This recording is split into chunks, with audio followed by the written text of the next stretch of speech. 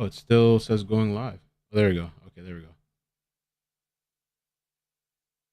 You guys, everything's good. Audio's good. You hear me good? Good morning. What's up? Welcome, Molly. I got to add. I'm surprised.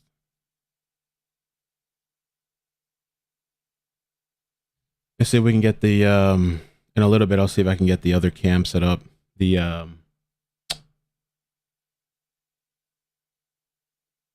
Amber cam, third cam.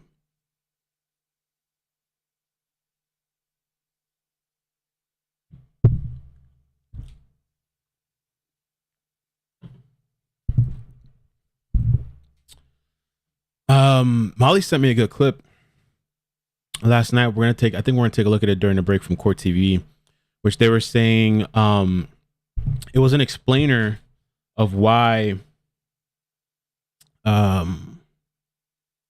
that witness, how they were allowed in, like the whole process of how that happened, the whole diagnosis with Amber Heard, which was like what was it? Bipolar? No, not bipolar. Canceled. Personality disorder, something like that. Multiple personality disorder, and then hysterensic or something like that. I'll get the terms.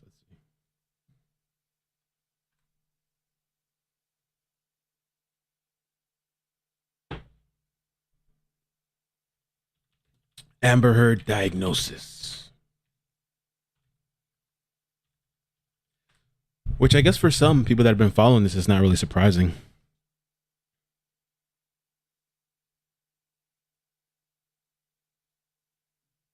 Daily Mail. Suffers from 2 personality disorders and grossly exaggerated her PTSD after split from Johnny Depp. I thought that was really good testimony yesterday. Histrionic, right? Borderline and histrionic. Thank you. And I got a couple of messages on Facebook as well. People were saying like, oh, you know, they're not all like that. We're just talking about Amber. Some people are getting like offended or taking offended. We're specifically talking about Amber. We're not saying everybody that suffers with that stuff does what she does. Is the stream smooth for you guys? For some reason, it's like lagging on my thing here. I have to restart the laptop. Oh, the battery's dying. That's why. There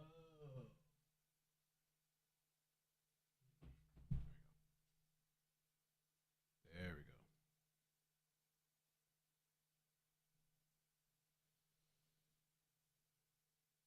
Yeah, that's true. Gone with the Gale says 98% exaggeration of PTSD. Holy moly. Looks good? Okay, good. Cool. They're doing some preliminary something. The lagging was just my laptop. It's not the actual stream. So you shouldn't be lagging unless you have like a connection problem. All right, are we ready for the jury then? Yes, sir. Let's do it.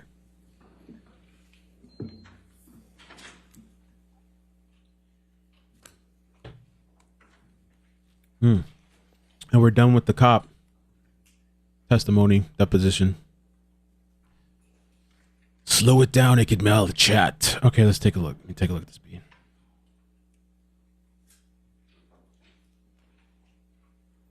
Good morning, and thank you for the moderators coming through. BL, Jasmine, Datset, Chris Cross. Appreciate you guys as well. Sweet tea, haven't seen you in a long time. Hope you're doing well.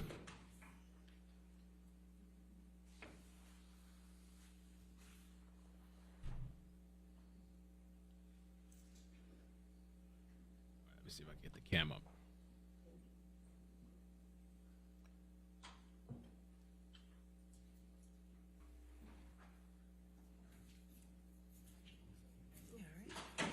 All right, good morning, ladies and gentlemen. Please be seated. All right, your next witness. Yes, good morning, Your Honor. Mr. Depp calls Officer Tyler Hadden. And ladies and gentlemen of the jury, the first part of the testimony you will hear is questioning by Ms. Heard's counsel, and then we'll let you know. when Mr. Depp's counsel takes over the question. All right, thank you. By deposition, thank you.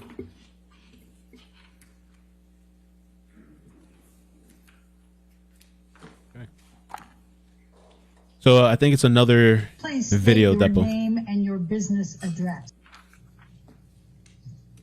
Tyler Hadden, 1546 West Martin Luther King Jr. Boulevard, Los Angeles, California. Sir, what is your occupation? I'm a police officer for the city of Los Angeles. And how long have you been a police officer with the city of Los Angeles? Another Approximately one, right? 5.5 years. Did you serve in any law enforcement capacity prior to coming to the LAPD? No. When you said approximately 5.5 years, do you recall approximately you started employment with the LAPD? Approximately November of 2015. Did you attend the police academy prior to November 2015, or did you attend it after you became employed by the LAPD Your in Honor, November of 2015? Could we turn I that began the volume? academy in 2015, that November. Turn it up. Turn it up. That volume's a little loud. Yeah, come on, man. I'm cranking this thing up. Mass And gate. how long were you with the academy? Approximately 6 months. I didn't do anything. And when did you start as a patrol officer with the LAPD? 6 months after November. Can you recall your date when you started patrol? I don't recall the exact date, no. And that would be end of May of 2016? Correct. And was the first training officer that you worked with on patrol Melissa Syons? Yes. Question, when did you first have body-worn video assigned to you? I'm not sure of the exact date. Approximately when? Approximately 3 months into working patrol. So maybe during the summertime. The summer of 2016? Correct.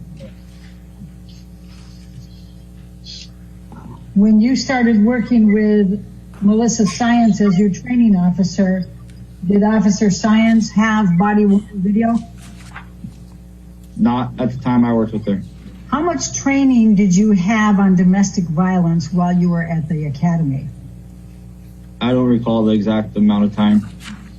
Approximately how much? 20 hours, approximately. Okay. So just to make sure that I understand, because we had a few disjointed questions and answers. So it was your understanding as of May 2016 that if you answered a call for domestic violence and there was evidence of a crime, even if the victim did not want to press charges, that you had to take a report. Is that correct? If there's evidence of a crime, yes.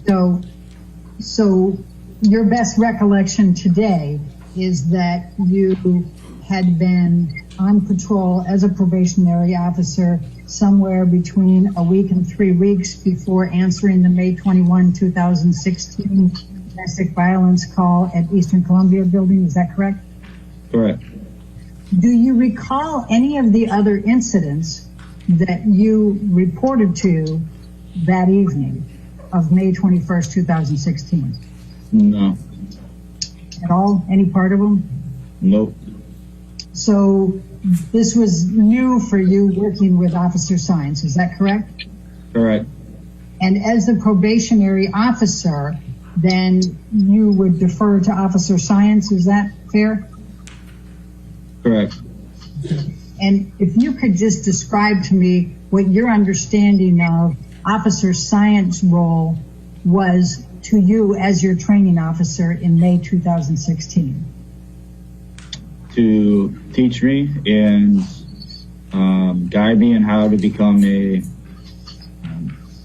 complete the duties of being a law enforcement officer.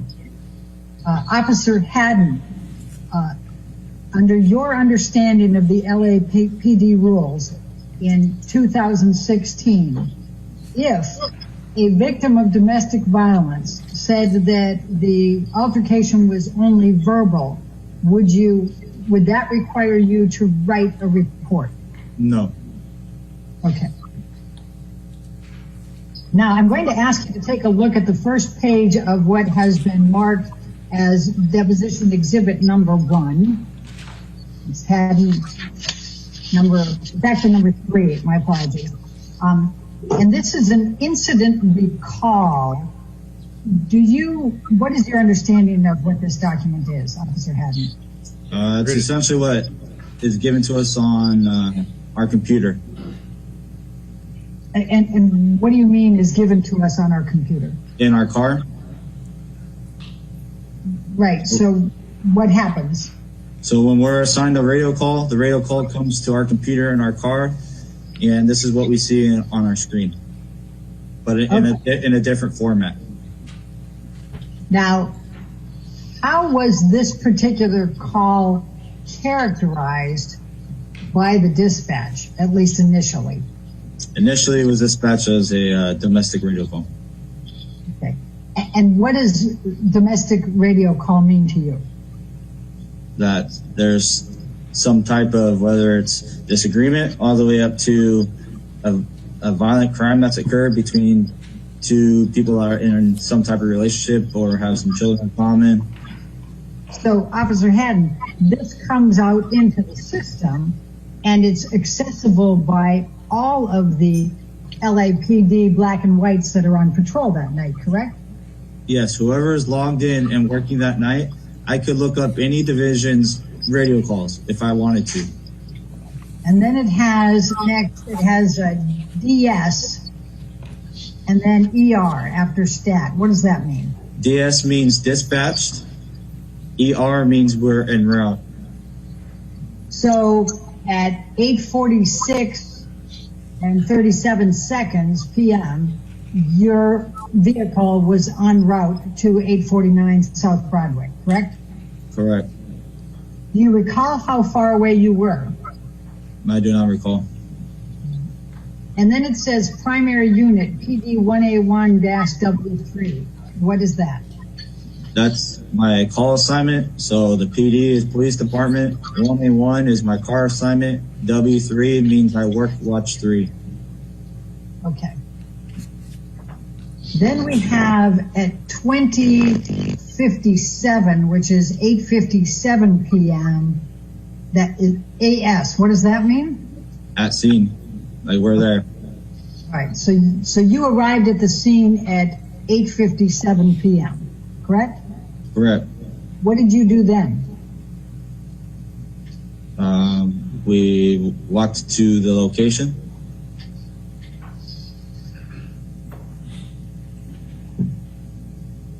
Do you recall anything that you did before you went up to the penthouse?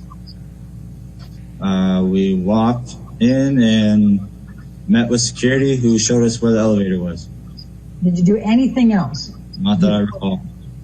But your best recollection is that you went in, you talked to security, and then you went on an elevator, is that right? Yes. Do you recall what time you arrived at the apartment, the penthouse? No, I don't recall. All right. Then your next entry here is 21:22. So that would be 9:22 p.m. and 57 seconds? Yeah. Okay. Met with victim, checked lock, verified husband left location, victim advised verbal. Do you see that?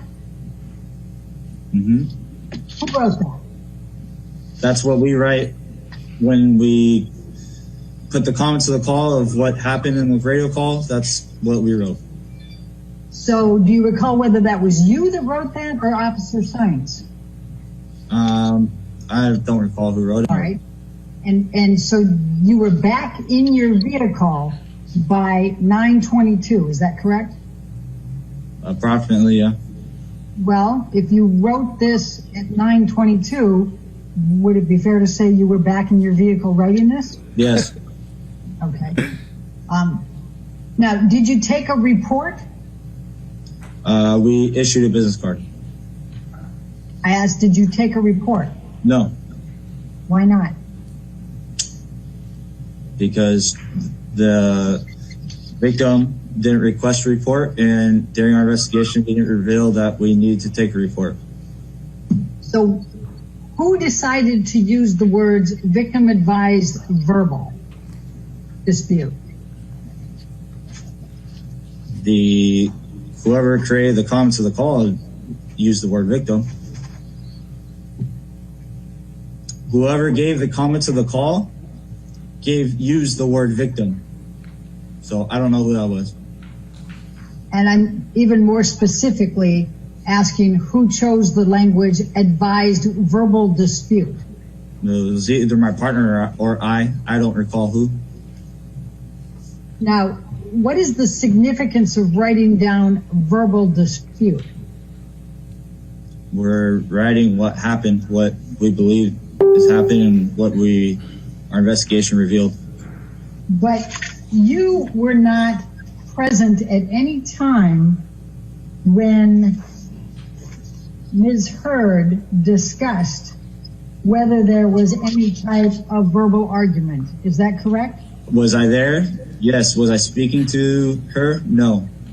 Was there any discussion of verbal argument in your presence when you were up in the penthouse investigating? Not that I recall. You did not hear Ms. Heard say that it was only a verbal dispute, correct? I did not. Now, I asked you a little earlier if it's a verbal dispute, whether that triggers having to write a report. And you indicated that it does not. Am I accurately characterizing that? Correct. Okay. Now, here, in addition to the victim advised verbal dispute, says and refuse to give any further information. You see that? Yes. Question, okay, so if the victim does not want to press charges and advises that it's a verbal dispute, then that would not trigger you writing a report. Is that your understanding of LAPD? Policies and procedures on domestic violence at that time. Correct. There were other circumstances that were also within this incident as well. What do you mean by that? During our investigation, we had other reasons to believe that this was true. I'm sorry, during your investigation, you had other reasons to believe what was true? That it was a verbal dispute. And what did you have during your investigation that created in your mind evidence that it was only a verbal dispute? After discussing the investigation with my partner at the scene, the Ms. Heard refused any medical treatment and had no visible injuries. There was no sign of struggle, and the victim, the witness that was there that I spoke with was uncooperative as well. Anything else? At this time, that's all. Okay. Now, you recall seeing that Ms. Heard was in tears and was crying and red-faced. Would you agree? Correct. From a distance. Well, from a distance, Ms. Heard was in tears, crying, and had a red face, correct? Correct. Why did you issue a business card? It's part of our policy. We're supposed to issue a business card, and it shows that we are there and completed an investigation. And if she would like us to come back, we offered that assistance that we can come back at another time if she feels like she needs us to come back. Did you take any notes at all? Notes of what? Notes during the time that you were investigating this call? No. Did you take any notes after you got back down to your car about the call? No. Did you take any pictures? No. Did you record anything? No. Would it be fair to say that on 5/21/2016 at 9:22 p.m., you and your training officer, Science, considered this incident closed?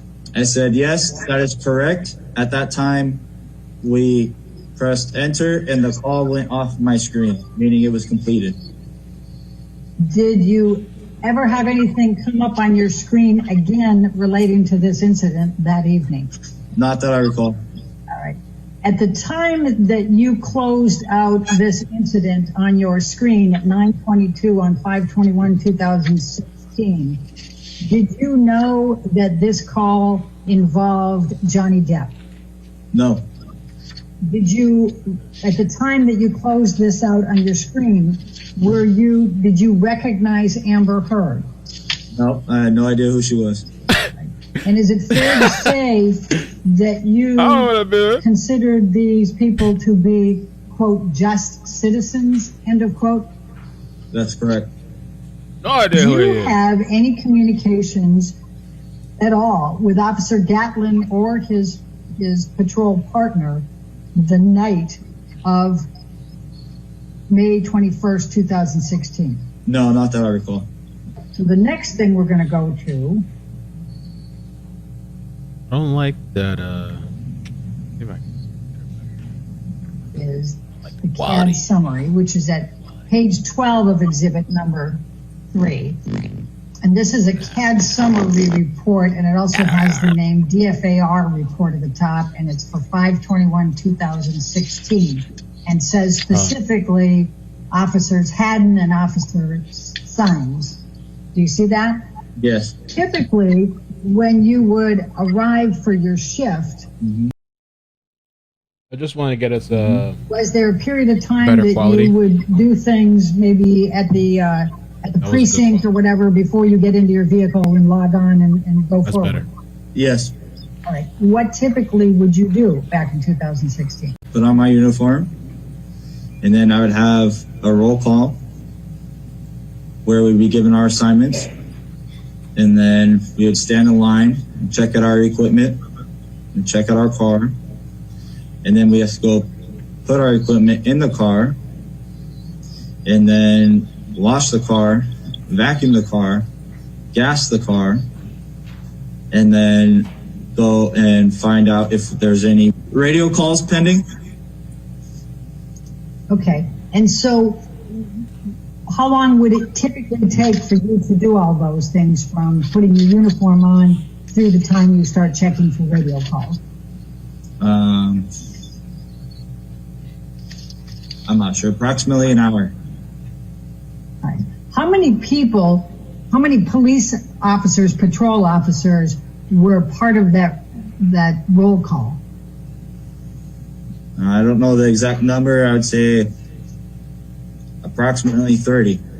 Okay. And when you said you had to stand in line to check out your equipment, was it all 30 of those patrol officers that would get in line and check out their equipment? Yes, and supervisors. Okay. And what equipment were you checking out that night? A shotgun, a less lethal shotgun, mics for our cameras inside the car, pouches for our mics, batteries for our radios, keys for the cars, taser. I think that's about it right now. Do you have a recollection of there being cameras inside your car back on May 21, 2016? Yes, I believe so. Now, when you arrived at the penthouse, you saw that there was a female holding and embracing Ms. Heard, correct? I believe it was when I was leaving the location, when we were getting ready to leave. Okay. Now, you believed that Ms. Heard was uncooperative because she was being emotional, crying, was refusing that she was hurt And she didn't know initially whether she wanted to file a report or not. And then she didn't want to file a report, correct? Correct. Now, you said that Officer Science told you later that Ms. Heard called the number on the business card. Do you recall when Officer Science told you that Ms. Heard called the number on the card? No, I don't recall. Do you recall approximately how much time you spent at the penthouse speaking with either the male or with Ms. Heard or looking at the premises that night? I don't recall right now. Do you recall roughly whether it was 15 minutes, a half hour, hour? I don't recall. I'm going to ask you to take a look at what has been marked as deposition exhibit number 17. I'll just scroll down so you can see that. Hold on. Do you recognize the person in this photo? I believe that's Ms. Heard. All right. Is this the same person you saw on the night of May 21st, 2016, when you arrived sometime after 9:04 p.m.? And do you recall seeing the red marks that are reflected on this exhibit number 17 on Ms. Heard? No, I was never this close to be able to examine her face. You were never close enough to Ms. Heard to be able to examine her face? Is that what you said? Correct. Okay. If you had seen this mark close enough to be able to see it, would you have believed you had an obligation to prepare a report? No, because I don't know what this is from.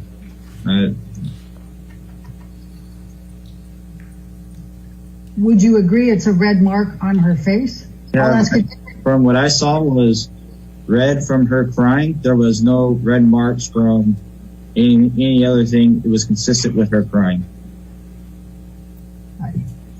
Does this look like a red mark that's from crying? Officer Hadden, in reviewing this picture, does it appear that there's an injury on Ms. Heard's face in this picture? No.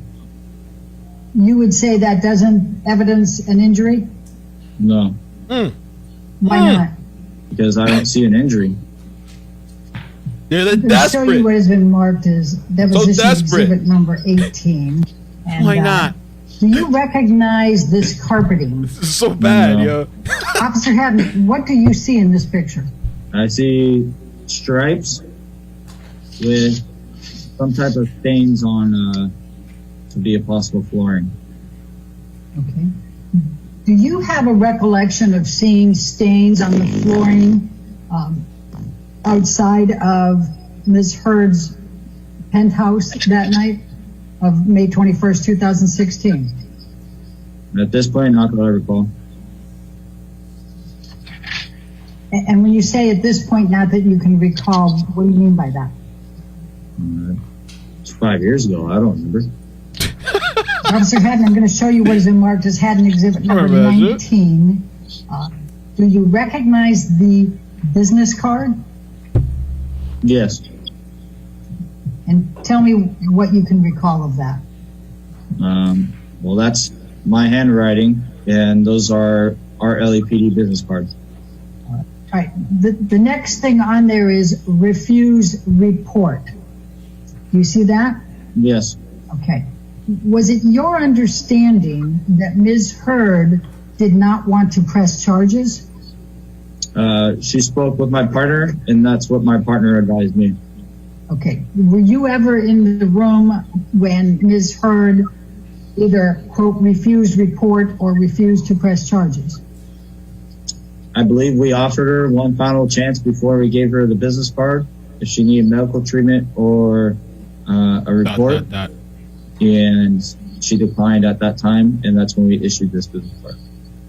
And what did you mean by report? An official investigative report. Is that the victim's choice to write, whether you write an official investigative report? Yes. A citizen can ask for a report for anything, essentially, with LAPD. But do you have an obligation as an LAPD patrol officer to write a report if you see injuries or property damage? If there's evidence of a crime, yes. And when you say if there's evidence of a crime, would injuries and property damage constitute evidence of a crime? If there's evidence of a crime, yes. Okay. Is there something different about what you're saying than what I'm asking? Well, I'm trying to understand when I say if you see evidence of injuries and property damage, is that evidence of a crime in your mind? Yes, if the person didn't do it themselves. I mean, I can damage my own property and it's not a crime. Okay. Oh! Did you have any reason to believe that Amber Heard created any injuries to herself or to the property at the time you were there on May 21st, 2016? No, because I don't recall seeing any damaged property or obtaining any injuries or having any visible injuries that I saw. Now, it says, advised can call at later time if changes mind. What, if any, discussion did you have with Officer Symes about what that meant?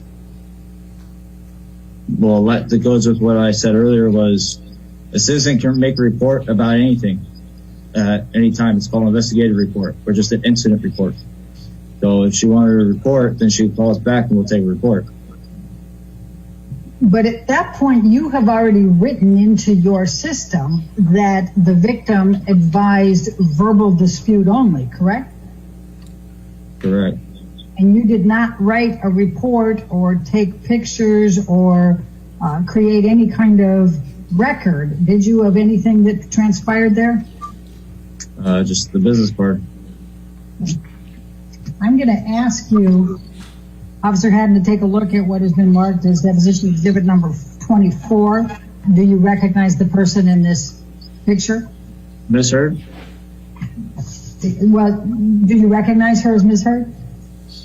No. I had no idea who she was. Do you recognize the person in this picture on Hadden exhibit number 24 as the person who was the subject of your and Officer Symes reporting to the Eastern Columbia building that evening? Correct. All right, so let's go to exhibit number 24. And what do you see in this picture with respect to whether there is any injury depicted on Ms. Heard?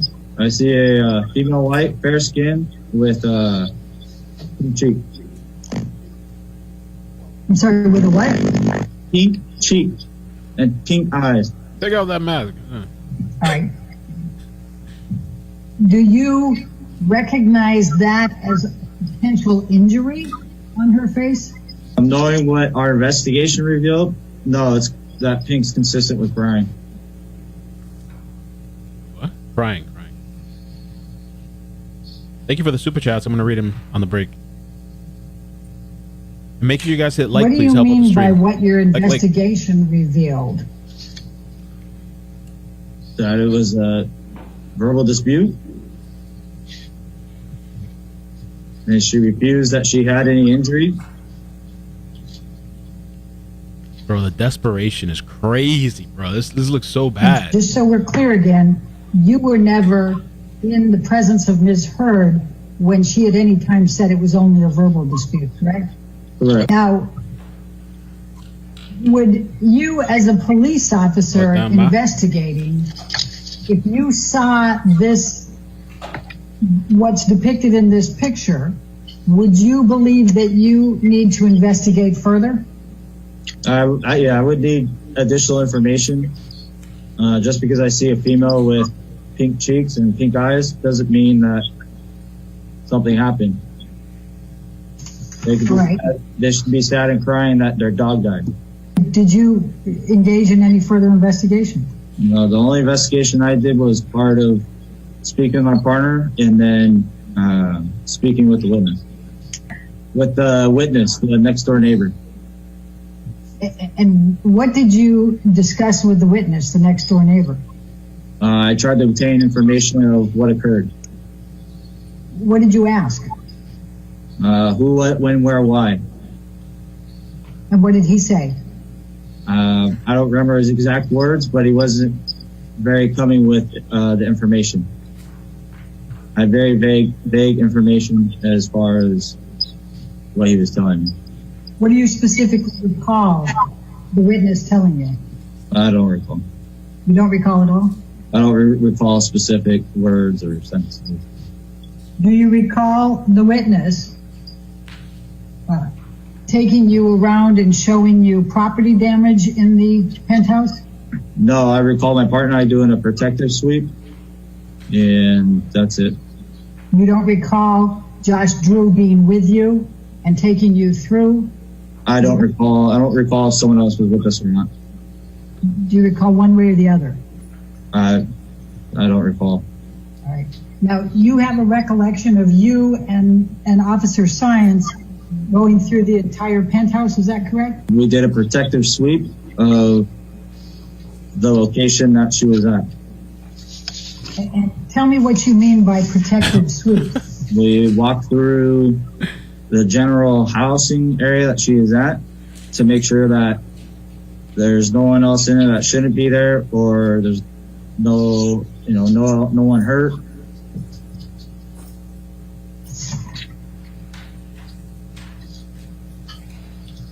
Do you recall how many rooms you went through? No, I don't. I'm going to ask you, the officer having to take a look at number 25. Do you recognize this as Ms. Heard? Yes. All right. And do you see any injuries depicted on this picture? No. I'm going to show you what has been marked as exhibit number 26. Do you recognize this as Ms. Heard? Yes. Okay. Do you see any injuries in this picture? No. I'm going to ask you the same question. Exhibit number 27. Do you recognize this as Ms. Heard? Yes. And do you see any injuries in this picture on Ms. Heard? No. I'm going to ask the same questions. Officer Hadden, I'm going to ask you to look at Hadden exhibit number 28. Do you recognize this as Ms. Heard? Yes. And do you see any injuries depicted on Ms. Heard's face in this picture? No. I show you exhibit number 29. Do you recognize this as Ms. Heard? Yes. Do you see any injuries on Ms. Heard in this picture? No. Now, you indicated that you and Officer Sines went through the apartment, correct? Correct. We did a protective sweep. Protective sweep. And in doing the protective sweep, you did go in the room, correct? I mean, I don't know exactly where we went, but we walked around what she claimed was her living quarters. Would you agree that if Ms. Heard displayed injuries at the time that you reported to her residence after the domestic violence call, that you would have had an obligation to prepare a report? If there was injuries or a complaint of pain, yes. I'm sorry, injuries or what? Complaint of pain?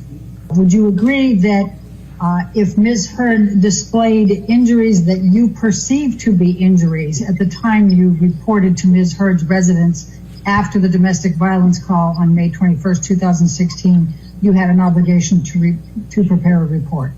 If I perceived them to be injuries, then yes. Okay. Would you agree that if there was property damage present at the time you reported to Ms. Heard's residence after the domestic violence calls, you had an obligation to prepare a report? No, because if she's living there, that's her property, and she's being uncooperative and doesn't say that someone else did it or anyone else did it, then I have no other information to go off of. She could have broken it herself. Officer Hadden, did you provide any pamphlets to Ms. Heard, you or Officer Sines, relating to domestic violence? I personally did not. Do you know whether Officer Sines did? I don't know. And ladies and gentlemen, at this point, counsel for Mr. Depp takes over the questioning. Well, at least that part was. Oh, this is a shorter video, I guess. Did you see Ms. Heard's When I was- face on the evening of May 21, 2016? Yes, Yes. On how many occasions did you see her face? I believe 2. And the first time you saw her face, how close to her were you? I don't recall exactly. I think it was approximately 10 feet. Did you perceive any, did you have any problems with your eyesight at that time? Objection. No. Did you have 20/20 vision as of May 21, 2016? No, I wear contacts though, so I can see perfectly fine. Were you wearing your contacts that evening? Yes, Did you have any trouble seeing the contours of her face the first time you saw her that evening? no, Objection. Did you perceive any signs of injury on her face or anywhere else on her body that was visible to you? no.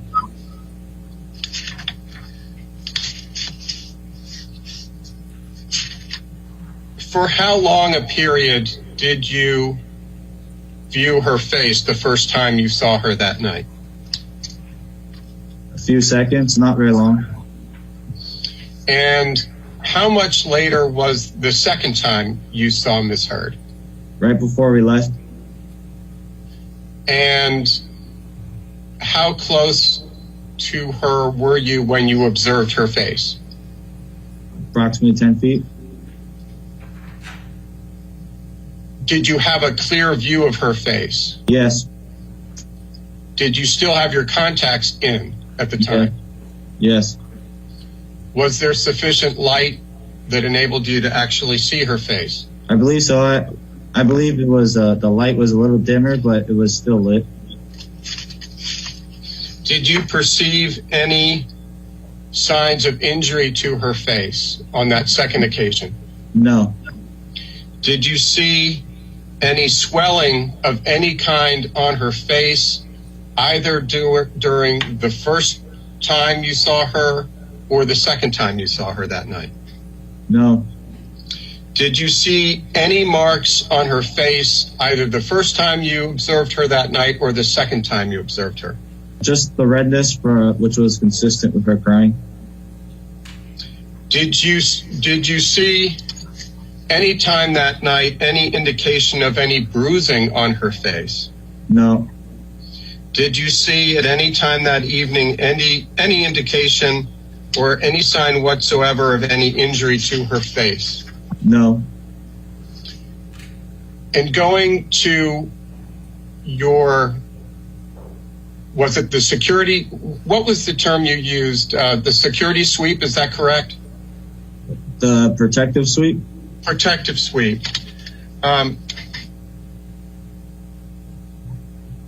During your protective sweep, was your access barred to any part of the penthouse?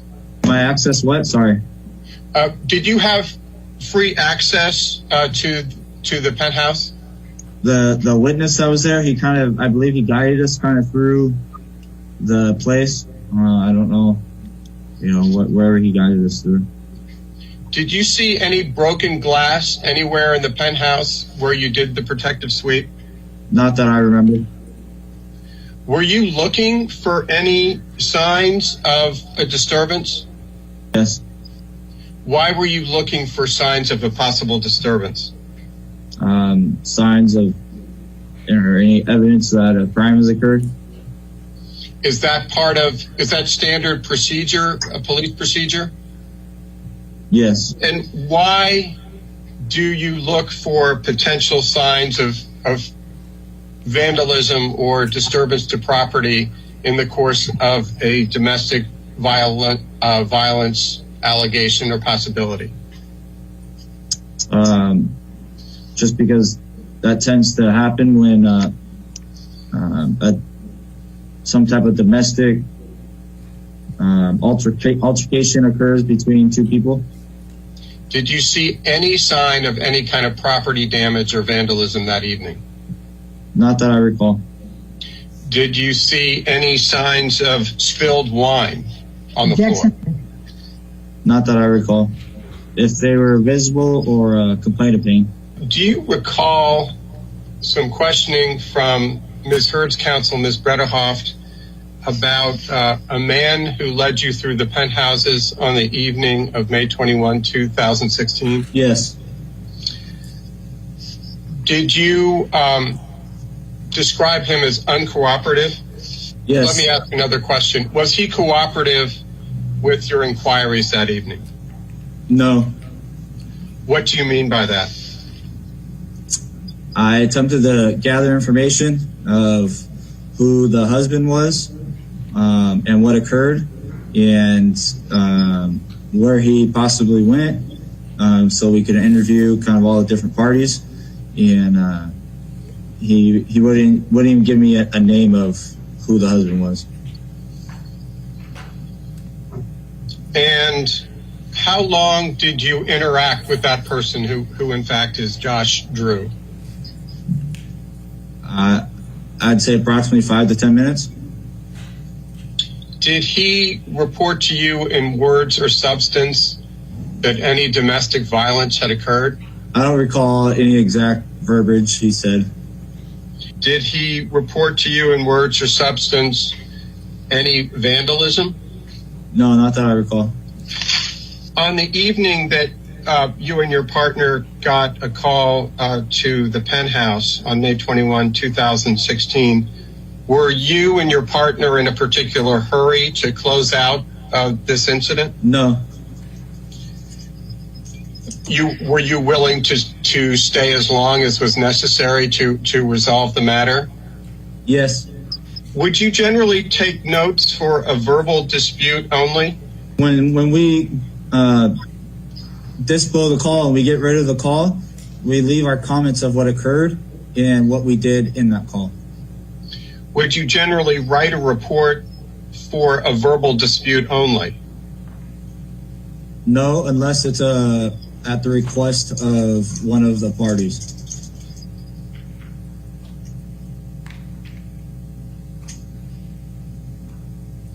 When you were typing in your computer to add text to a call, is it common to refer to the focus individual in the call as a victim, whether a crime has been committed or not? Yes, because that's how the call was broadcasted and created. Ladies and gentlemen, at this point, counsel for Ms. Heard completes the questioning. That's it.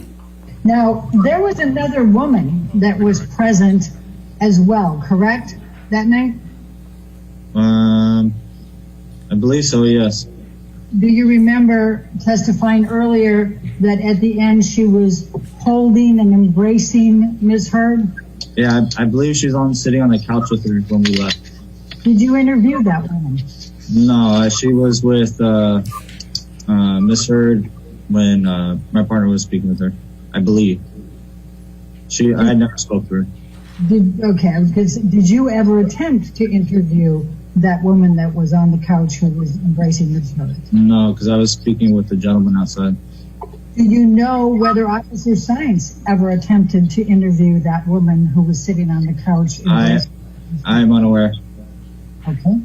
Now, let's go back to the description that you gave, and you responded again to it with Mr. Chu, that she was crying and had a red face, and you said the redness was consistent with crying. Do you recall that?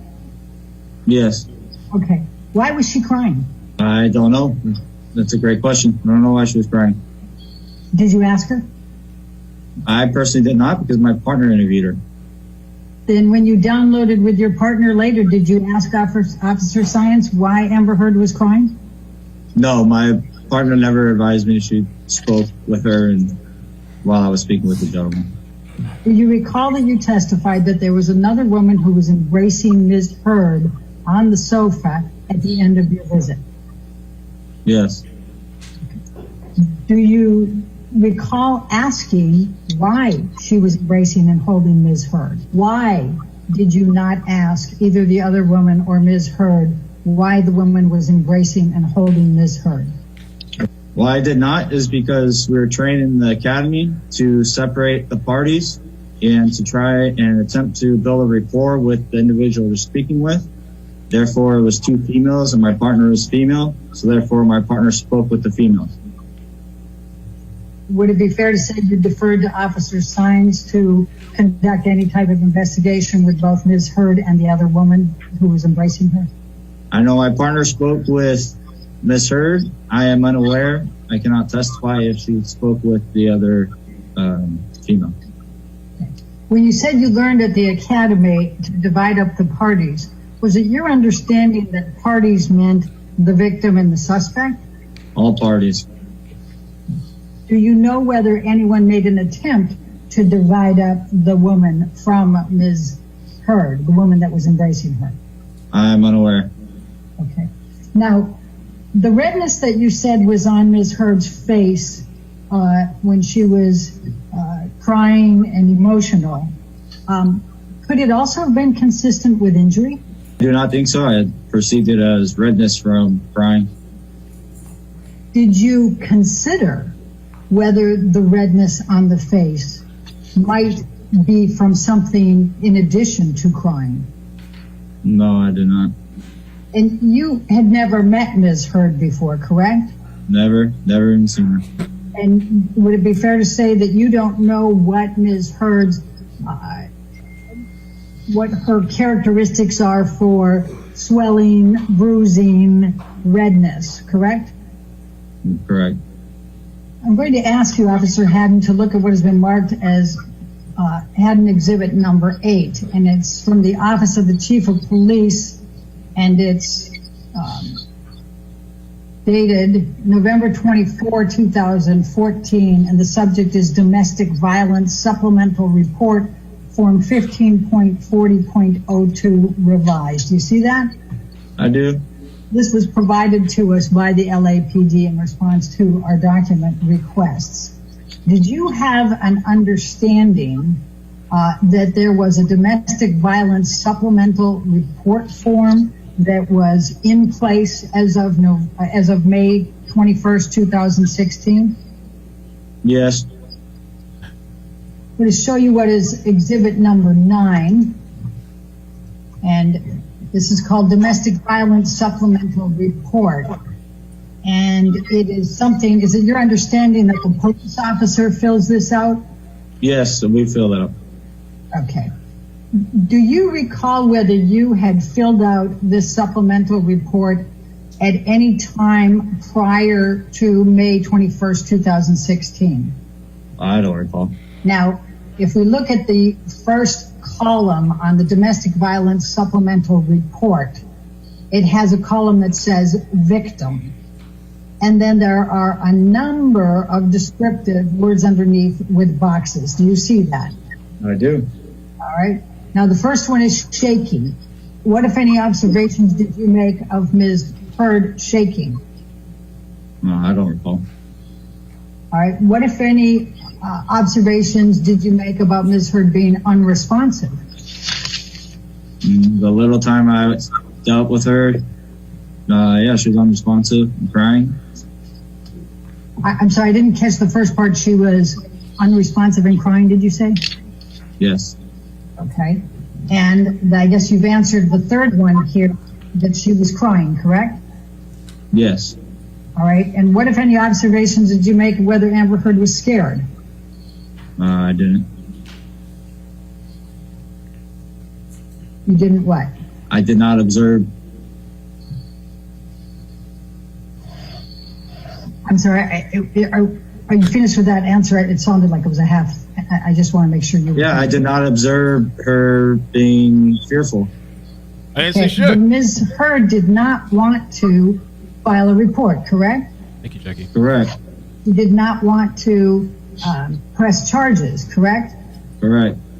And she did not want to tell you the name of her husband, correct? I don't know because I didn't talk to her. Well, do you recall testifying earlier that Ms. Heard was uncooperative? Yes, she was uncooperative with my partner. All right. And do you recall testifying that Ms. Heard was uncooperative because she was emotional, she was crying, she wasn't sure whether she wanted to file a report or not, and she was not, then she said she did not want to? Yes, that's what she had spoken with my partner about. Do you know why Ms. Heard did not want to file a report, or did not want to press charges? No, I did not. Officer Hadden, I'm going to show you what has been marked as deposition exhibit number 10, and I'm going to have you looked at it. It starts out with field notebook divider, domestic violence laws, LAPD form 18.30.02. And it has the date. This is date of January 31, 2010 at the bottom with the footnote. I'm going to just direct your attention here to case preparation, and this is relating to domestic violence laws. Case preparation says, note the complainant's emotional and physical condition. Do you see that? Yes. Okay. And then ensure all evidence is gathered and preserved, e.g. bloodied clothing, damaged bones, damaged property. You see that? Yes. Okay. Did you or Officer Shines provide any kind of notes relating to Ms. Heard's emotional and physical condition on May 21, 2016? No. Did you or Officer Shines ensure all the evidence was gathered and preserved, including the damaged property? I said no, and all these things would have been documented if there was a report. All right, let's go to the next. He looks bullet annoyed. point. He's Says, tired. ensure photographs are taken of injuries or lack of injury to complainant and accused, both the day of and day after. Did you take any photographs to show a lack of injury? No. Did you take any photos to show a lack of damage? No. All right. And then this next one is ensure photographs are taken of the scene and damaged property, etc. So I've already asked you that one, so let's go to the next one. Canvass location and interview all witnesses, including children, neighbors, law enforcement. Did you do that in this instance? Yes. Who did you interview? I spoke with the gentleman. All right, anyone else? No, that's it. Now, there were 2 females present in addition to Ms. Heard, were there not? Yes.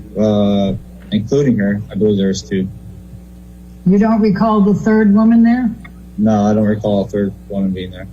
All right. Did you ask if there was anybody else that was present who had witnessed any aspect of this? I don't recall exactly, but Let's go to exhibit number 11. So what did you determine this call was after your investigation? dispute, a verbal dispute. It's not against the law to argue. I argue in my life. So you decided that there was only a verbal dispute, therefore it didn't constitute domestic violence? From the information or lack of information I was able to receive from the witness and the information my partner gathered, yes. Is it your understanding that a police officer can be brought up on charges of misconduct if they engage in neglect of duty? Yes. All right. Is it also your understanding that a police officer can be brought up on misconduct charges at the LAPD if they violate department policies, rules, or procedures? Yes. And is it your understanding that a police officer can be brought up on charges of misconduct if they engage in conduct which may tend to reflect unfavorably upon the employee or the department? Yes. All right. Thank you. Your next witness is by deposition also. I assume you need a few minutes to switch that out. Or are you ready to? Hopefully it's a We're good ready. one. We're Ready? think we still have an exhibit we're working on now. Oh, I think that's So far it's not looking Okay, why don't we good. go ahead and, it's early, but let's go ahead and take a morning recess for Okay, we take a 15 little minutes so break. we can take care of that and get it set up with the next deposition, okay? So don't talk to anybody, don't do any outside research, all right? Okay, man. So 15-minute break. So far, I mean, this stuff right now that's happening. We stop recording. It's crucial. It's important. You know what I'm saying? Yeah, it is kind of tedious and it's redundant. At least this video was shorter. I mean, it's super important for Johnny's case in the very least. And we're still, by the way, All right, which exhibit did you? I think we're agreeing on it, it's just that we have to do the action. Okay, who's the next, which deposition is next? Officer William Gatlin, Your Honor. Officer Gatlin? okay, Officer William Okay. Gatlin, that's next. I haven't seen it yet, so I All just right, need why to don't I go ahead confirm. and take the 15 minutes and when I come back, we can figure it out. So, Because I don't think we were disagreeing with anything else. okay, and how long is this deposition? 3 hours. I believe it's around 35 minutes, Your Honor. Oh, Okay, thank so we're God. going to start the next one. Thank right now. God. So, yes. So why don't you go ahead and get the exhibits for the next one after that as well, and I'll come back at 11:20 and we can do both of them, okay? All right, thank you, Your Honor. Thank God. So, okay, we have another Officer Depot coming up. If you guys could hit like, I'd appreciate it, man. Thank you guys so much for coming through and hanging out with me. You know, there's a lot of people streaming. So I appreciate you guys, you know, enjoying the chat, join the mods, join me all together. Makes it fun, especially the chat, especially when some of the things are dragging out. But yeah, this stuff is super important, I guess, for Johnny's case. Even though, because I was telling them in the little group chat that we have on Facebook that I was like, it is super redundant. I mean, yesterday's was like overly, at least today wasn't so bad. And I was like, they probably could have just chopped it. But I'm thinking maybe they just want to hammer in that these officers didn't see anything. Just hammer it in for 2 hours long, just saying the same thing over and over and over and over and over. And the attorney, the Pussycat attorney, she just kept trying, like reaching really hard. Somebody says slow chat. I think we're going to try something new. Brush that illustrious hair. Next officer has the body cam. Oh, okay. So is that the one where we see that these officers walk to, like, I remember seeing some sort of body cam video and they walk to the apartment and there's nothing really there. I mean, you see, I think somebody's standing, I think Amber. I thought it was hilarious too when this guy's just like, I never heard of Amber before. Like, I don't even know who she was. You know, let me get the super chats real quick too before I fall behind. And then I'm going to show you this Court TV clip that Molly Golightly sent me. And I have a setup for video. I don't know if she wants to call later, like video chat. We could video chat for a little bit. I haven't fine tuned it to set it up with Stream Labs, but we can do it. Linda, thank you so much for the super chat. Says this lawyer speaking is annoying. Thanks for the coverage, iCkEdMeL. That's Pussycat Lady. Carla, which is AKA Elaine. Carla Kimsey, thanks so much for the super chat. Some love for covering this with us and making the workday go a little bit faster. Thank you. Johanna, thank you for the super chat. Jackie, thank you for the super chat. Miserable cat lady is reaching. Useless badgering. Still because of you, I get excited to watch. Great job, Mel. Love you. Love you too. Thank you so much. And thank you for coming back. Appreciate the love. Johanna, love watching you from Israel. Oh, I was wondering what that currency was. Like I never seen that little logo before. I was like, what is that? From Israel. Great job. Thank you. That's cool. We got audience from everywhere. Jamie, damn those super stick. Oh, did I read? Oh, yeah, it was a few. Yeah, this was just recent. Super stickers are lame as hell. Anywho, thanks for all the hard work, Mel. Thank you. I wish the super stickers showed up like on the screen, but it doesn't. I don't know why. Like on my screen, so people can see that too.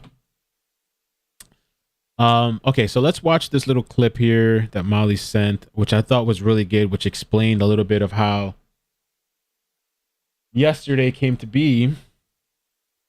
One of the primary things I learned was that she had a very sophisticated way of minimizing any personal problems.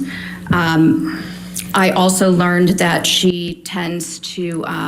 Left means well, family. there were a number of characteristics. What's up, bro? That's my Texas, right? You're in Texas, friend. Man, I hope you're doing well, man. I hope the family's doing amazing. Thanks for stopping by, bro. That were consistent with... We started, well, close to the same time or around that time. It was like a group of us when we were first starting YouTube trying to figure everything out. The eventual diagnoses, but some of the primary characteristics, and I'm going to try to condense 25 pages here, were essentially externalization of blame, tending to have a lot of inner hostility that is attempted to be controlled, a tendency to be very self-righteous, but to also deny that self-righteousness and to judge others critically against these sort of high standards for moral value, but also to deny doing that, essentially to claim that one is very non-judgmental and accepting and yet very full of rage, really. So this is that's Shannon Curry. I'm gonna fast forward a little bit. But this lady here, she went through the files and they found out how, because people were wondering yesterday, and I was kind of wondering myself, how did this like come about? Like people were even questioning, like, how could they even talk about her diagnosis? How could they just come out in court? And so this lady explains it here on Court TV. Court documents, the filings, and I see in the court file where Heard's team tried to have Depp have a mental evaluation, independent mental evaluation conducted, and the judge denied that. So let me hear that again. Defamation tonight. Yeah, I do, Vinny. Before every trial, you know, I scour through the court documents, the filings, and I see in the court file where Heard's team tried to have Depp have a mental evaluation, independent mental evaluation conducted, and the judge denied that at least once or twice. So I did some little digging, and a source close to the Depp team gave us this background statement, and it says, during the preliminary hearings, Amber proactively brought her mental health into question when she independently commissioned Dr. Hughes to do an evaluation on her for this trial. And in that evaluation, claimed she had PTSD. So she proactively brought her mental health. She brought it up herself into question. I was going to say something, but let me not do that because the people are already trying to cancel me. So she brings up her own mental health, and I guess she's trying to make the case for herself that she has PTSD. So she's like, you know, I'm bringing in my doctor. Here's my doctor. This is my evaluation. I have PTSD. And so then that opened the doors and the floodgate, I guess you could say, for Johnny's people to be like, well, we want to bring in our own mental whatever person, health expert or whatever, to evaluate Amber, an independent as well. So she kind of effed herself in a way. And that was granted the opportunity to motion for an independent evaluation of Amber. And that was Johnny's team, the opportunity to motion for an independent evaluation of Amber. And that was granted. Amber's team attempted to do the same thing to Johnny on 2 separate occasions, but they were both rejected on the premise that Johnny never willingly put his mental health into question. So she screwed herself. She screwed herself. I thought this clip was so good. Molly sent this to me and I watched a little bit this morning while I was getting ready, and I was like, oh shit, like that makes sense. That would actually be a good clip for Facebook, the explanation. I don't know. And that's Dr. Dawn Hughes, a forensic psychologist. She's on Amber Heard's witness list. So that is some background as to why we're seeing Johnny Depp's team having the ability to hire this expert to evaluate Amber Heard from that perspective, Vinny. I mean, it could still work. I mean, I don't know. To me, it looks bad, but then again, just like a reminder, we're seeing one perspective. It's both perspectives really, but this is Johnny's witnesses. So who knows what this Dr. Hughes, which is for her and her witness list. We haven't seen her witness list, right? I wonder what her witness list is and how long of a list, because Johnny has a pretty long list. I don't even know. Are they going to be able to get through all of Johnny's list? He had a long list. But this, you know, I don't think she was planning or they were really thinking this was going to happen. They're like, okay, we're going to bring a psychologist or whatever to examine you too, you know? Fascinating. Big question everyone was asking today. All right, how about the jury? How'd they react today to this testimony?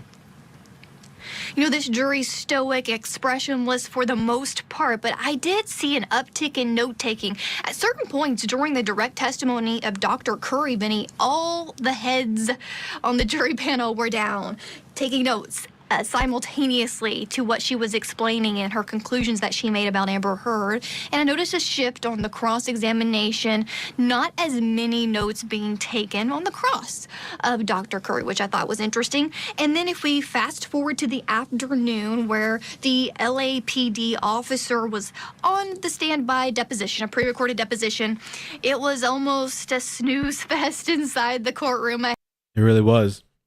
It was super important, but yes. Snooze fest for sure. Kasi, thank you so much. 16 months member. Damn, you might be like the longest one. I appreciate that. I thought you're supposed to have like a fire icon or something. I don't know. Maybe I didn't do that. I thought one of them. I guess you got the gold one. The gold one is the last one. Show him some love. Hit the like and subscribe and share. Buy him a muffin or a mega pint. Love your channel, mods and supporters. Thank you, Kasi. You have been around for a while. I really appreciate that. Miss May, thank you for becoming a member. I hate to say it that way, but it was the end of the day. It was tedious, and sometimes it seemed repetitive, and you could just tell the jurors were pretty much checked out at the end of the afternoon. Damn, you see that? The jurors are checked out. But still, I mean, it was important for them to hear it, I guess, you know. But that video could have been chopped in just to a quarter. They really could have edited and chopped it, but I guess they wanted to let it play. Some yawns. All right, speaking of the end of the day, how did Johnny Depp and Amber Heard look as they exited the courthouse today? A big crowd outside for Johnny Depp to exit court today. They leave the courtroom early, I noticed today, to go to the backside, to be out on the other side of the gate so they could watch him depart. And of course, he rolls down his window, he waves at them, they yell wonderful things towards him. Hear that? Absolutely. Those are his fans. Way in the distance. Not the same there. reaction, They're though. back behind the fences. Right. You can see them there. You can see them in the distance. Yep. The alpacas were out there yesterday, Vinny. But not. And she goes on to say that because Amber Heard got booed yesterday, they didn't boo Amber. Although she got booed the day before or something, but they didn't boo her. I think yesterday or something like that.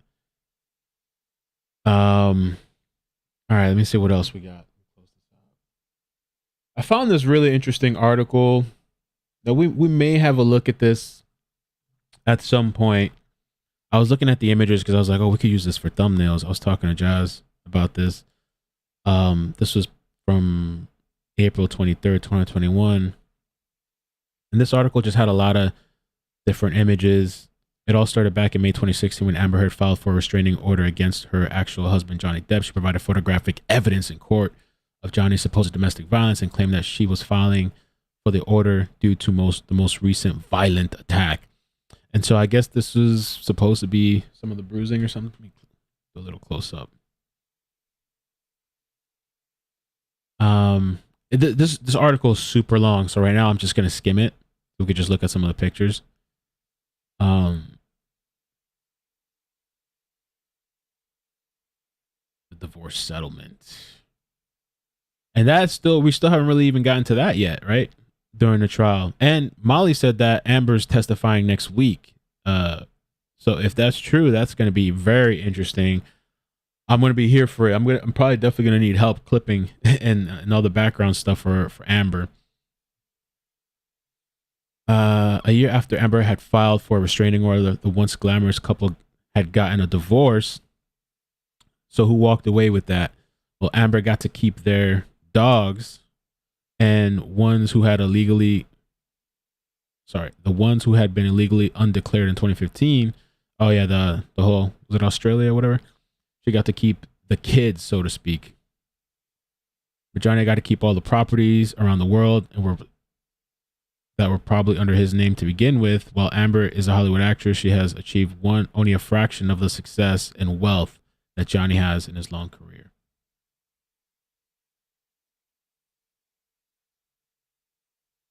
There's another one. Oh, can anybody tell me where this is from? I saw this last night and I was like, what is this? Is this Amber? It looks like her, I guess.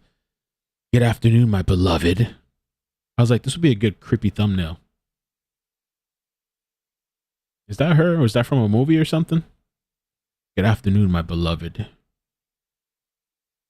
My beloved man. Maybe somebody in the chat knows. Barbara says she got $7 million from the divorce, but then they were saying she was gonna donate that, and there was questions about the donation because they're saying she didn't, but she and her team are claiming that they were making payments, and then not all the payments had been made, and that they had to pause making payments because of the trial.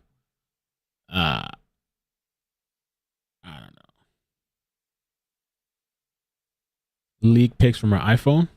Is that what that is? What is this? I was like, yo, this is creepy. We gotta use this for a thumbnail.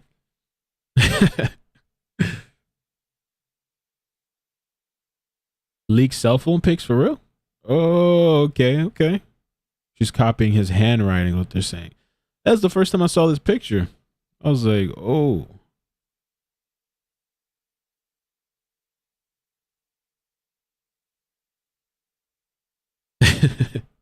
Yo, yesterday, if you caught the end of the stream, you might have missed it because I know a lot of people probably left.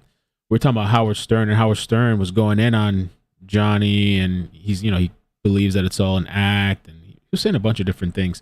But anyway, when I had him up on the screen, right as I entered the stream, because my daughter like kind of walked behind me, and then once I ended it, I had this picture up on the left side on this screen right here, and my daughter's like, "Daddy, what's wrong with his hair?"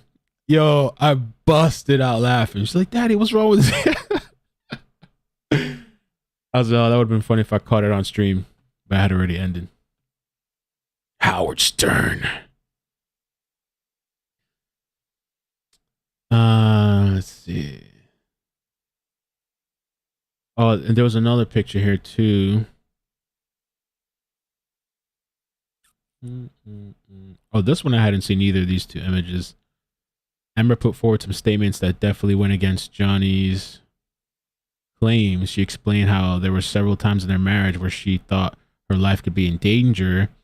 He explicitly threatened to kill me many times, especially later in our relationship, which, as much as she recorded, I'm surprised she never caught the threat to kill her.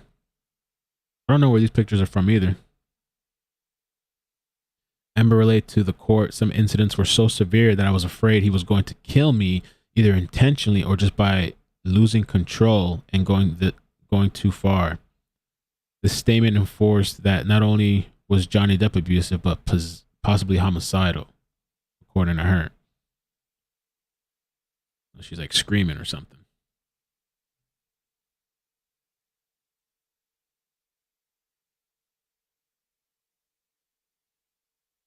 Oh, and then this was another one too. I had never seen this before. Amber's written testimony went in on what she described as post-narcotic amnesia.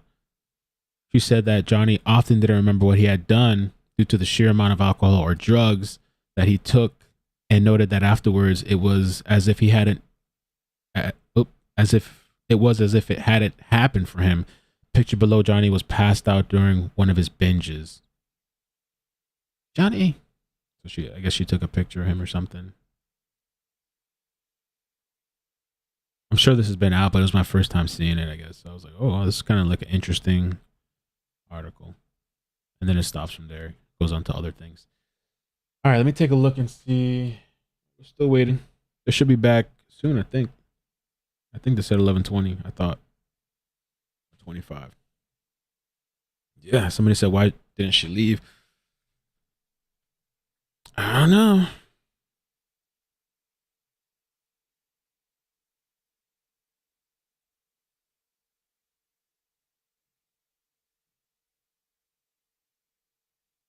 And I wonder if Johnny's team is going to turn up once her people start taking a stand, or they're going to be kind of laid back.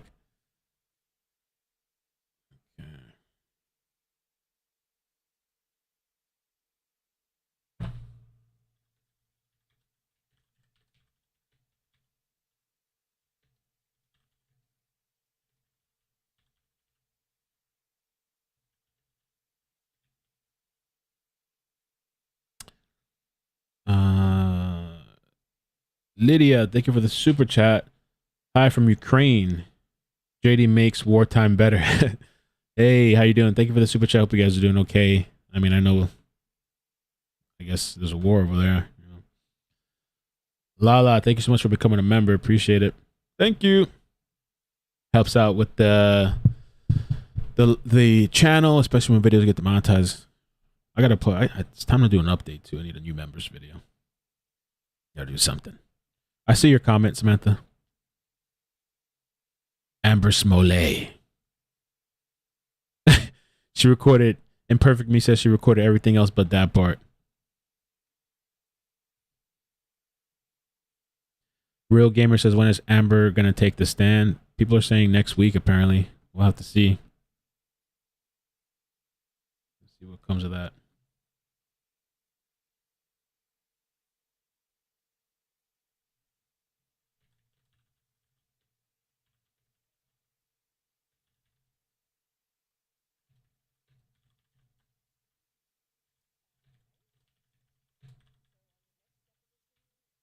Which evidence do we have? Yeah, okay.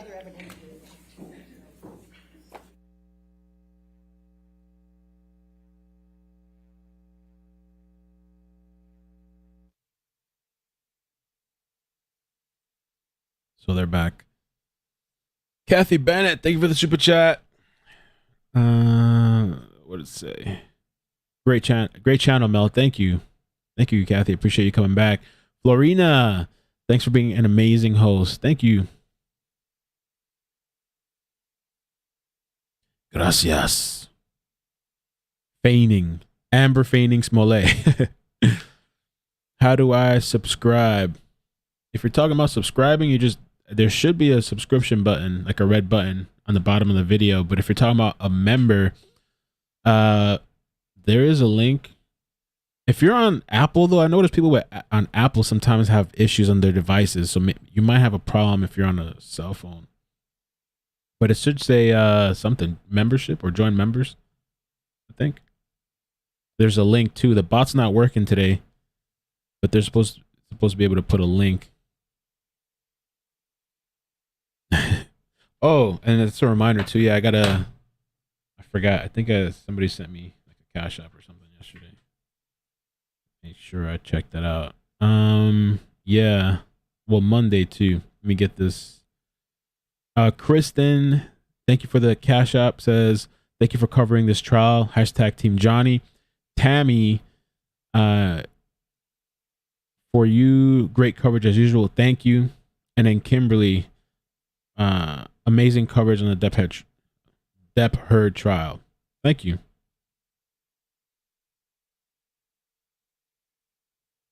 Good morning. So now when we come back, we're going to be watching another officer, but thankfully that thing's just 30 minutes long. So hopefully we kind of breeze through that and then we move on to the next thing. Yeah, I don't know what's going on with the bots. The bot is gone. Again, the bot's done with the trial. Bot's canceled. Yeah, membership. Well, Discord, everybody's welcome to join Discord. There is a members area on Discord, but the public chat, you can just join Discord and there's a public chat. You don't have to sign up to anything. I mean, unless you don't have the app, you might have to like download the app or whatever, make an account if you've never been on there before.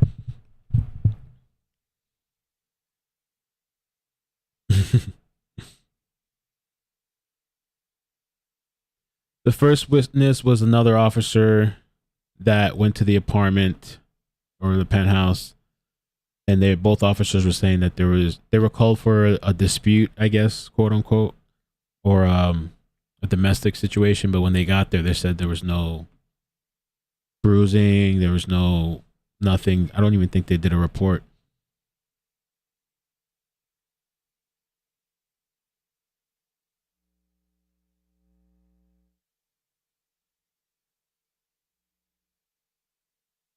Ooh, you're on Discord? Yeah, Discord's been it's been taking off. I haven't been too active. I mean, I'm usually active on Fridays, but lately I just been hyper focused.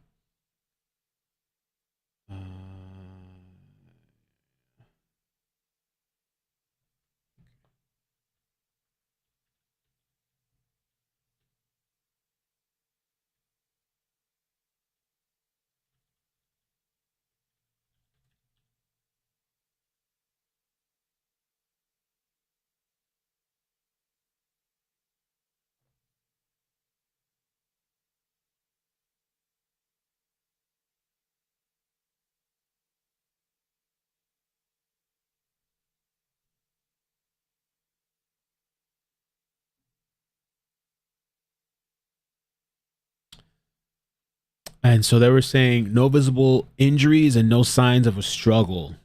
So the person we just watched is Officer Tyler Hadden. And they arrived at the building at 8:57 p.m. on the night of May 21st, 2016. At 9:22 p.m., the notes say the officers had met with the victim, quote unquote, and the victim advised verbal, which would have been written when they were back in the police vehicle. The court hears the documents refers to as a verbal dispute. Under questioning, Amber Heard's lawyer, Elaine, Mr. Hadden says the officers did not take a report. He says Amber did not request a report, and their investigation showed no need for one. Victim, let's see what else. From a distance, he says he could see Heard was crying and had a red face. He gave her a business card so that she would have contact details should she need them in the future, he tells the court. I mean, that's basically all that was. And kind of yesterday was the same thing too. Yesterday was Melissa Sainz, I think, and she was basically saying the same thing. Oh, we do have a list of people joining today. All right. Are we ready for the jury then? Yes. Okay. Yes, Your Honor.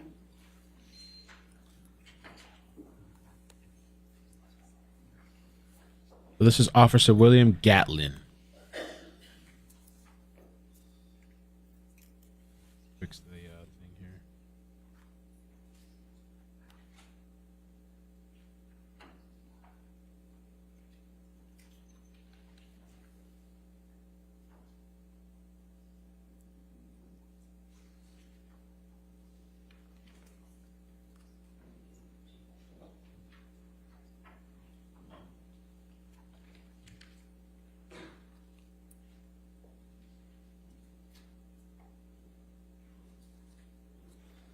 Okay, so I just put that right there. And I do have a list now that I see it for today, at least so far, that we're going to be seeing. All right. Thank you. All right, your next witness.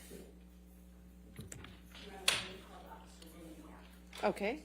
Officer Gatlin. Could you spell the last name for me and for the court reporter? Gatlin. Okay, thank you.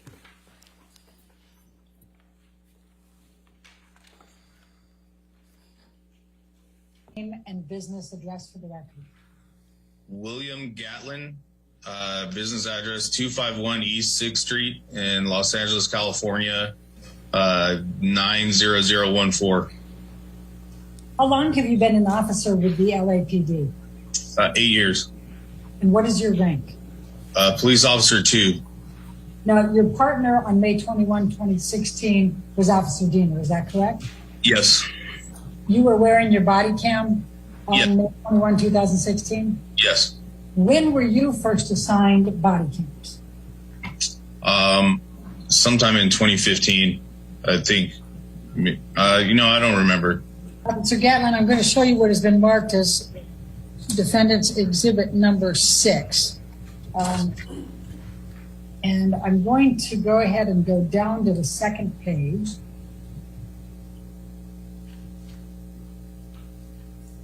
And this is the incident recall for you and Officer Diener for May 21, 2016, in connection with the call at the Eastern Columbia Building, 849 South Broadway.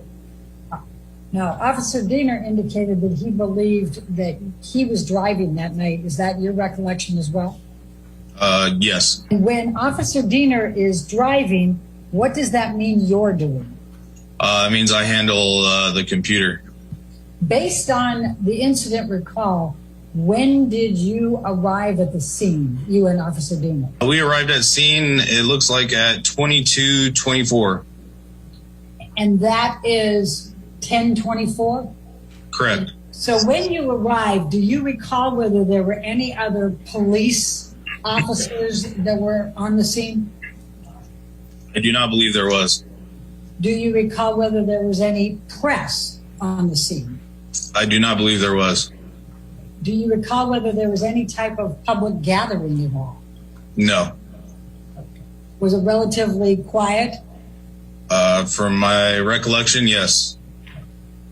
Did you see very many people in the lobby when you came through? Not that I remember. Okay. And then tell me what you recall of this incident once you got there and you were shown to the elevator. I remember we went up the elevator, exited the elevator, walked down the hallway till we found the unit number, knocked on the door, a male answered the door. And at that point, I really didn't know whether this guy is potentially the suspect, if this guy is involved in the altercation, or who this guy was. So we kind of talked to him for a second, and he advised us that the police had already been there. He had a business card from them. And we told him that we still needed to step inside to check on the subject or potential victim, just to make sure that she's okay and that this is indeed related to the previous incident and not a new incident where the suspect had potentially returned and caused there's another new issue at hand. So do you recall that you already knew that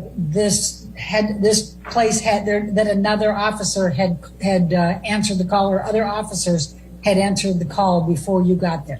Yes, I already knew there was a previous caller. And how did you know that?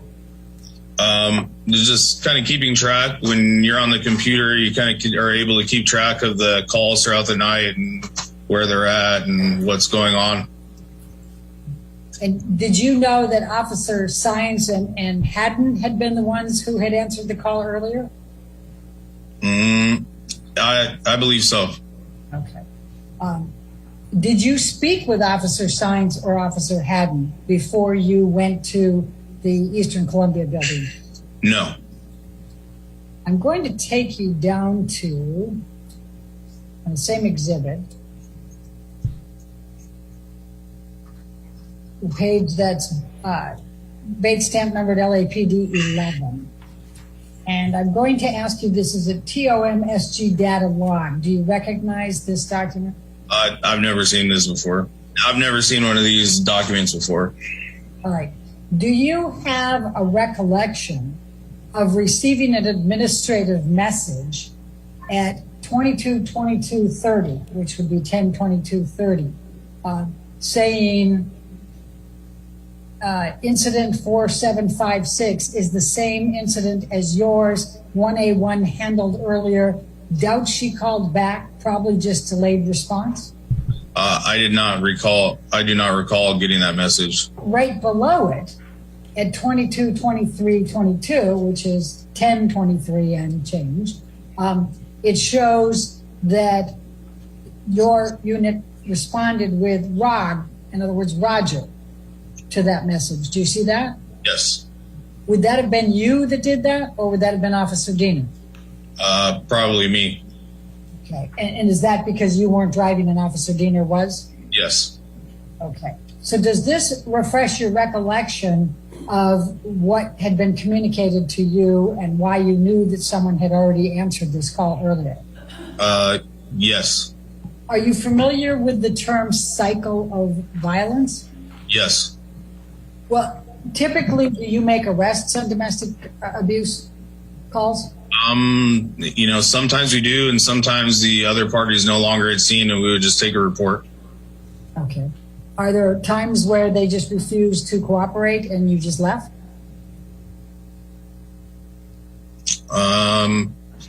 Yeah, there are times like that. You were going to say, but what?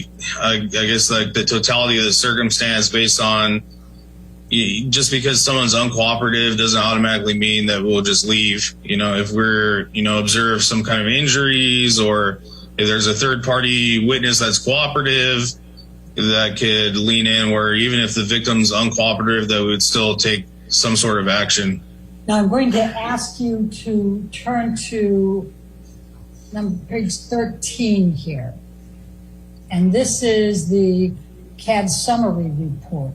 What, if any, involvement did you have in this? So I would be the one that kind of closes out the incidents on the computer. So the writings over to the right of the screen would be what I would type into the computer to close out the call. And so you would have typed in related to previous incident, verbal argument only, checked residence? Yes. Who told you that it was a verbal argument only? Based on the knowledge I had of the previous call, I'm able to see potentially how they closed out the call, and I could have seen it from there. So you could have gotten this from A1A. 1A1. 1A1, yeah, their report, Officer Science and Officer Hadden, and then just repeated it here. Yes. Okay. Do you have any recollection of anyone in the apartment up in Penthouse 3 saying that there had been a verbal argument only? Not to my recollection. Well, let me just jump back to the events of May 21 for a moment. Were you aware that that was the apartment of Johnny Depp and Amber Heard? No. When did you first become aware of that? I don't remember. Are we talking months, days, hours? I think it was a couple days. And do you remember how you learned of it? No, I don't. And did you know who Johnny Depp was at that time? Yeah. And were you a fan of Johnny Depp's as of May 21, 2016? I guess I liked a couple of his movies. I don't know. I'm not like rushing out to go see him or anything. I don't know. Are you a fan of Johnny Depp's today? I can remember the last movie I saw of his. Did you know who Amber Heard was as of May 21, 2016? I was aware that there was an actress by the name of Amber Heard, but I was not totally familiar with her or any of her work. When you saw the name Amber Heard on the incident recalls, did it register with you that she was an actress? No. Did you recognize Amber Heard when you came to the apartment on May 21, 2016? No. How close did you come to Amber Heard while you were in the apartment?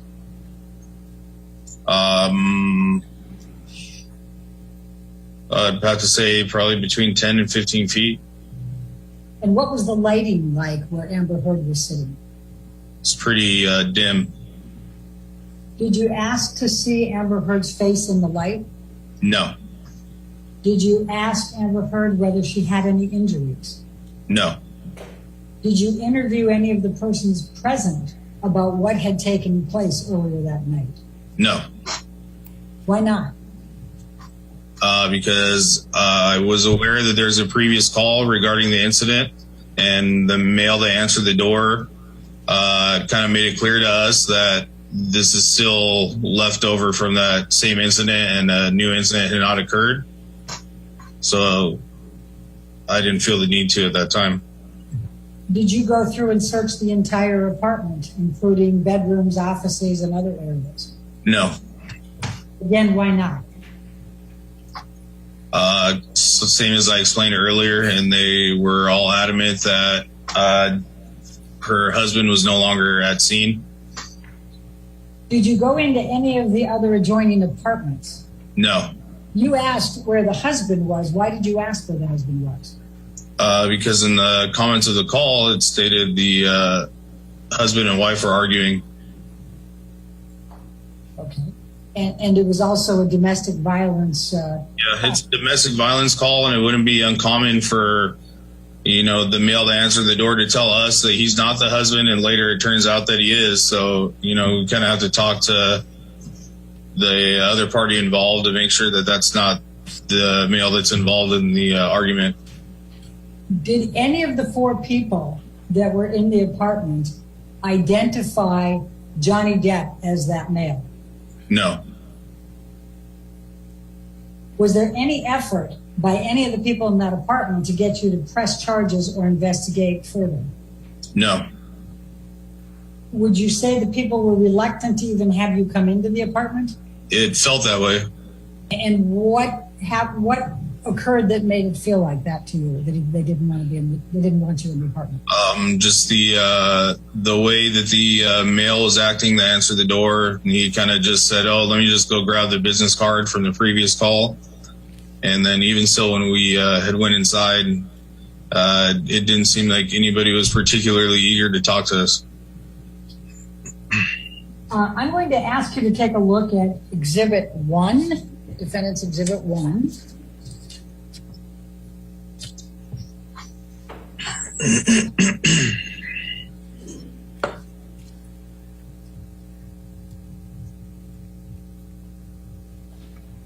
And this is the Daily Mail, Mail Online, July 3rd, 2020. And I'm going to go down to the 10th page.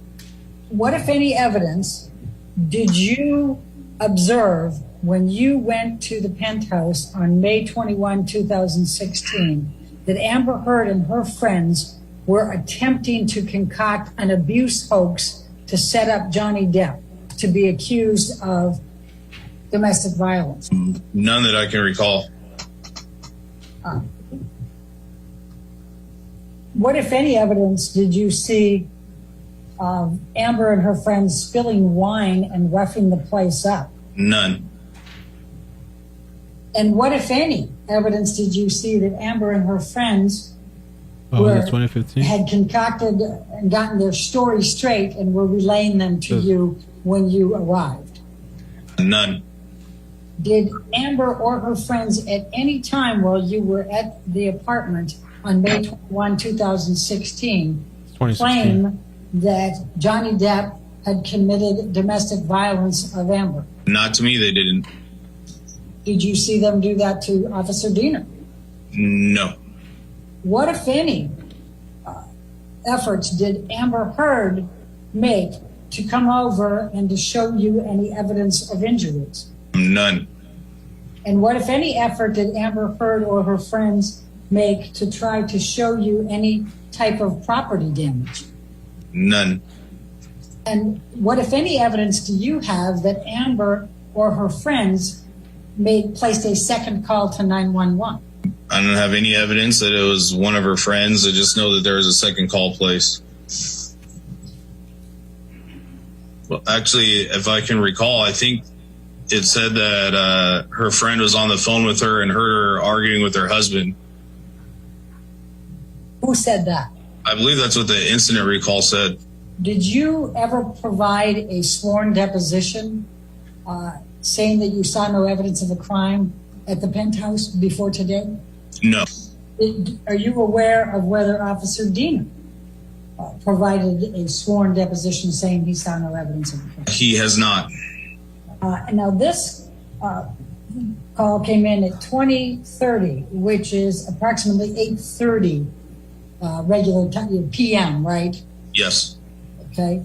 And then a little bit further down, just 7 minutes later, comes a duplicate call that appears to come from the New York Police Department. So yes. there were roughly 7 minutes of each other, correct? Yes. Did you see that when you were looking back at trying to look at the history?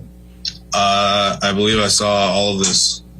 Did you see in any of the incident recalls or any of the documentation that you reviewed that the officers, Officer Science and Hadden, reported to the scene, left the scene, closed out, and then another call was made to come to 849 South Broadway?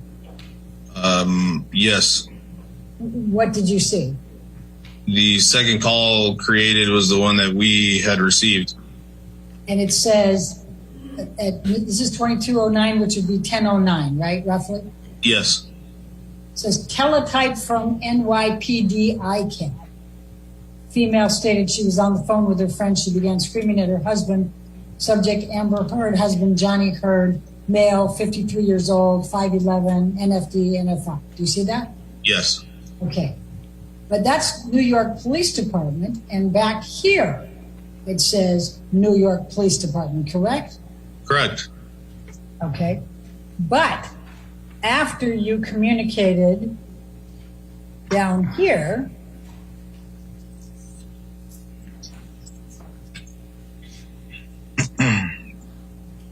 on the administrative text messages, and I'm now on LAPD 11, this is 2222, you now know it's the same incident as yours and 1A1 handled earlier. Doubt she called back, probably just delayed response, correct? Yeah, this is just a message from another unit. So, I mean, just because they're basically just sending me a message that it's related, you know, it doesn't mean that it's exactly the same call. By the time you showed up at the door of Penthouse 3 at the Eastern Columbia building, you already knew that Officer Science had handled this call, and you were just double checking to make sure that the perpetrator wasn't there and that everybody was okay, correct? I was aware that Officer Science had handled a call at that location earlier, but it doesn't mean that I treat it as if it's handled already. We still have to get there and speak to them and make that determination that it's not a completely new incident. Okay. And you did that, right? Yes. And you put in the system. Yo, you saw his eye roll? For this call. Did he roll his eye? I'm looking at the delay right now. I was kind of on the screen though. 2046 to 2122. Met with Vic, checked location, verified husband left location. Long ass delay. Victim advised, verbal dispute, and refused to give any further information. Actually, that was Hadden and Sons, right? That wasn't me. I didn't put that in. And then what you put in, that was why I couldn't find it. You put in he eye rolled 17, and I'm sure you weren't there to one, but we talked about some deeds about that. You put in related to previous incident, verbal argument only, checked residence, correct? Yes. Okay. And your putting verbal argument only was based on what you had reviewed with Signs and Hadden, correct? Yes. I'm going to show you what has been marked as defendant's exhibit number 2, and it's a picture, it's a portion of a video clip from the ECB building, and it has 5/21/2016, and the time is 22/28/14. Do you recognize the person in this picture? Yes. And who is in this picture? Officer Diener. I'm going to ask you to take a look at defendant's exhibit number 3, and that's reflecting a video clip again, and it's dated 5/21/2016 and says 22/28/15. Do you recognize the person in this? Yeah, that's me and Officer Diener. I'm going to show you now the video cam footage. I've got the 2. It was a hard roll too, man. I was like, damn. Diener, so I'm going to go through and show those to you. Did you? All right, cool. Poor Billy. I went back and took a little recording too. I was like, oh, that was funny. He did it hard, man. I wish it wasn't on the screen. Is his eyes closed right now? Oh, they're not playing the. Oh, they're just showing us the evidence, maybe. Yeah, they paused it. Okay, I was like, damn, he just fell asleep. Let's say he's out cold. So they paused him, and I guess they're showing us the video.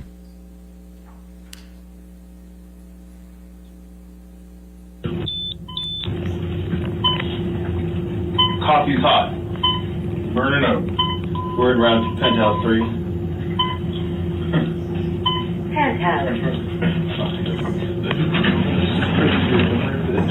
Be advised, we're stepping out onto the Penthouse floor.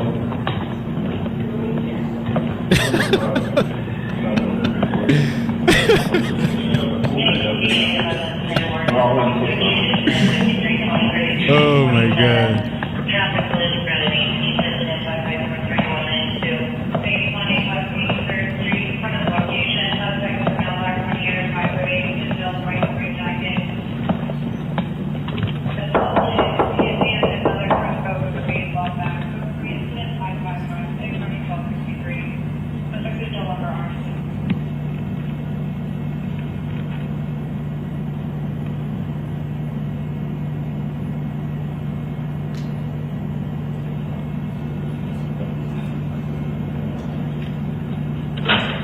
No, they paused the screen. Hello. Officers, how you doing? Doing all right. You guys had somebody come out here earlier Yes, already? we did. Okay. I can't remember their names offhand. We have the card inside. Cyan, maybe? Yeah, we got another call. I don't know if it's related to the same call from earlier or if somebody called again. Probably. We just need to check. One of you guys know someone in New York or something? Yeah, she probably called twice. Okay. Yeah. You just talk to your wife just to make sure. Oh, it's not my wife. Okay. Whoever. Different conversation. Oh, okay. Yeah. Well, whoever it is, you know, step out. We just gotta check on them, make sure they're all good. I'll go get the business card from the cops. Yeah, I don't know. Just because we got another call and we came again, we still gotta make sure. Give me 1 second. Another call. Back up, please. Back up. Can we just we'll just come in and just check. We just need to make sure everybody in here is okay, and then we. I called twice. Yeah. I don't know if she called twice or whoever called, but we just got another notification. So we just need to come in and make sure that everybody's okay. Yeah. They're all good. Nobody else is in here. No. The other officers came by and checked the apartment and the other apartment as well. Yeah. It must have been like a double call. Okay. Who's Amber? Okay. And Johnny is definitely not here. He's not here. Okay. Left probably like 2 hours ago. Okay. Yeah. All right. Cool. Everything's all good then. Now it's good. All right. Thank you. Well, if you guys need anything else, just call us back. Okay. Thank you very much. Yeah, have a good night. Yeah, who was that guy? He's the generic white male? Remember that? Yeah, the generic white guy.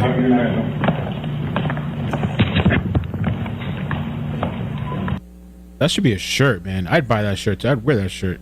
Generic white male or a generic white male. So this one is defendant's exhibit number 4. Oh Lord, look for the block list. Coffee's hot. Burning up. We're around penthouse 3.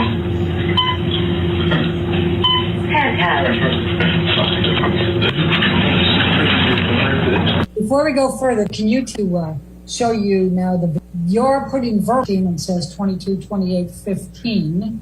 Do you recognize the person in this? Yeah, that's me and Officer Diener. I'm going to show you now the video cam footage. I've got the 2 from yours and from Officer Diener. So I'm going to go through and show those to you as we go. So this one is defendant's exhibit number 4.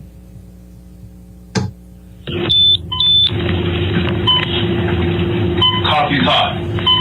Burning up. We're around penthouse 3.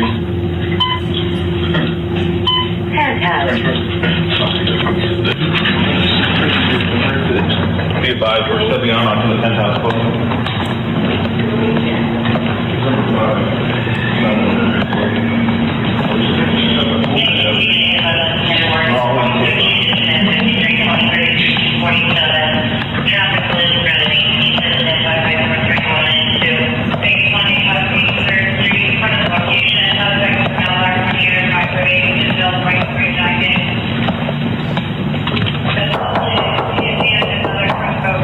Before we go further, can you tell whether this one is your video cam footage or it is Officer Diener's?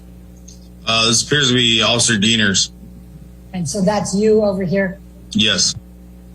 Can you tell whether it's you or Officer Diener that's saying Officer Signs? I cannot tell. Okay. How did you know that it was Officer Signs who'd been there? Because I was aware which unit had responded to the call there, and I knew that she was working that unit. I don't know if it's related to the same call from earlier or if somebody called again. Probably. We just need to check. One of you guys know someone in New York or something? Yeah, she probably called twice.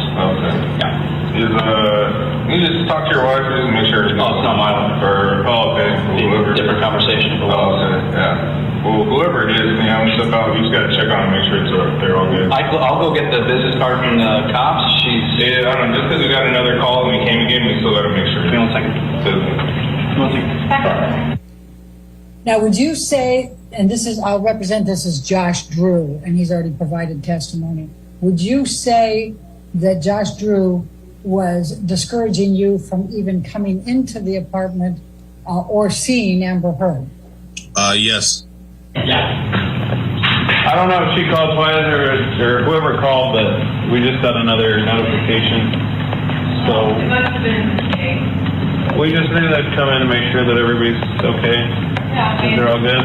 Nobody else is in here. no. Okay. The other officers came by. All right. Officer Gatlin, can you tell which one of these people is doing the talking, of these three girls, women? I can't tell for certain, but it appears to me it's the girl in the middle. That's the one that's leaning forward with the white shirt.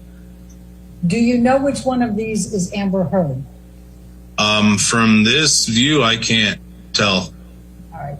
Do you know what color hair the person that's the most forward, that's in the middle, has? I can't tell from this. Okay. Can you tell what color hair the woman, the furthest right is, that's in front? I can't tell. It looks like her head is in a shadow. Okay. Can you tell what color hair the person that's middle but in the back? No, same. Everything looks like the tops of their heads are in shadows. All right. And you believe that the one to the left is Amber Heard? No, I believe that that's the one that's doing most of the talking. I had checked the apartment and the other apartments as well. Yeah, okay. It must have been like a double call. Okay. Who's Amber? Okay. And Johnny is. Did you see anybody acknowledge that they identify themselves as Amber? It looks like it was the girl sitting furthest away from me, or furthest away from the camera. Okay. And how would you describe the lighting in there? Pretty dim and dark. You said earlier you thought you were 10 to 15 feet away. How much would you estimate now that you are looking at this on body cam? How far away are you from the three women? I would still say it's in that range. Did you get a clear look at any of these three women? I can't remember. And did you ask to have any of them come out into the lighting so that you could take a better look at them to see if potentially they might have injuries? No. What perception did you have about the level of cooperation of these four individuals with your answering this call? Pretty low level of cooperation. Okay. Now can we bring up exhibit number 5? It's the other video. I just want to run through both of them because there's a little bit of a different angle in the two.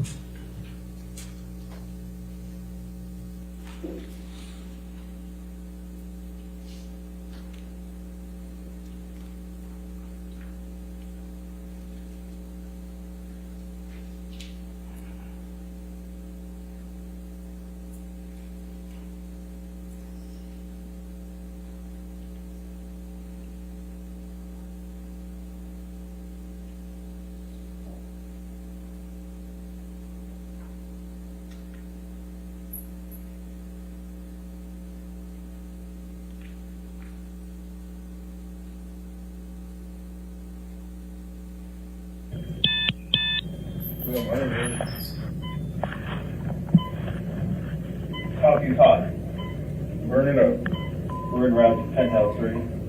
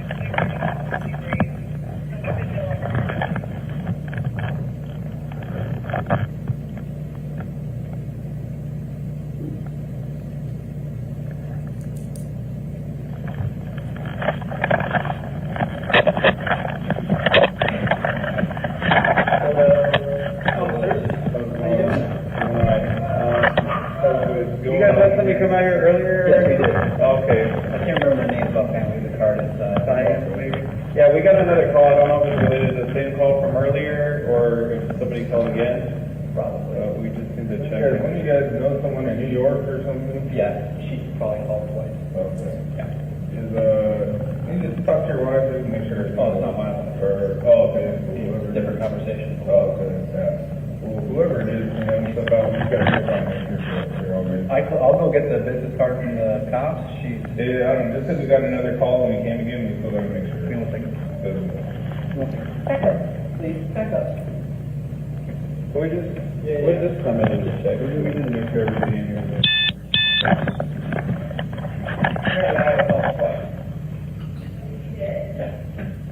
I don't know if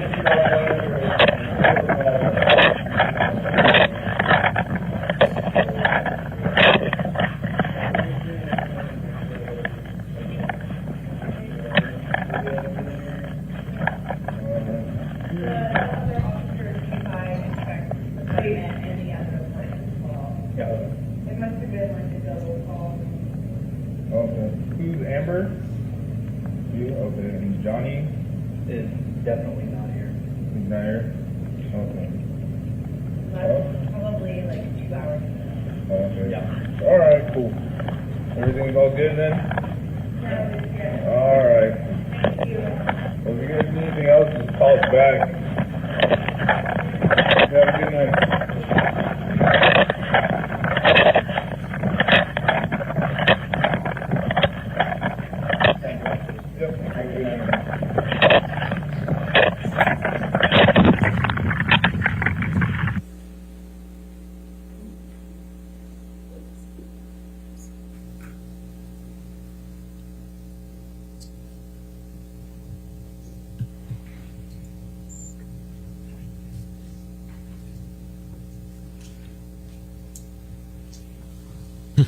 Right. Now showing you defendant's exhibit number 5.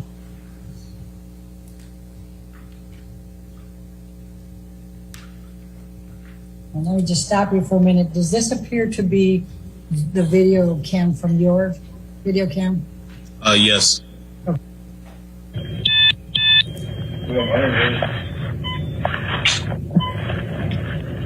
he's hot. Burn it up. We're in route 10 L 3.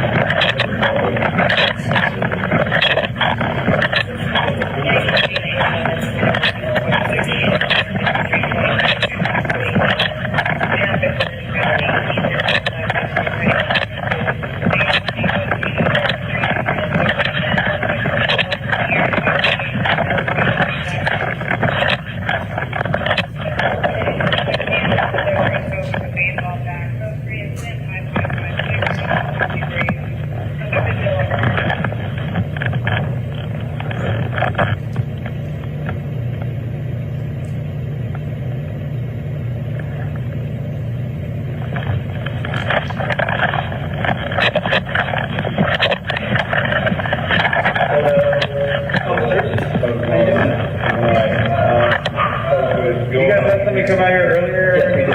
Okay. I can't remember the names offhand. The card is Diane, maybe. Yeah, we got another call. I don't know if it's related to the same call from earlier or if somebody called again. Probably. We just need to check. One of you guys know someone in New York or something? Yeah, she probably called twice. Okay. Yeah. You just talk to your wife and make sure. Oh, it's not my wife. Okay. Whoever. Different conversation. Okay. Yeah. Well, whoever it is, stuff out. You guys work on it. You're already. I'll go get the business card from the cops. Yeah, I don't know. Just because we got another call and we came again, we still gotta make sure. You want to take it? Back up. Please, back up. We'll just come in and just check. We need to make sure everybody in here is.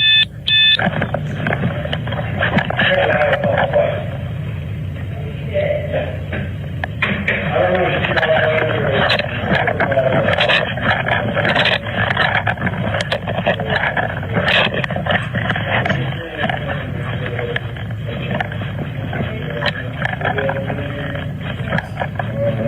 The other officers came by and checked the plate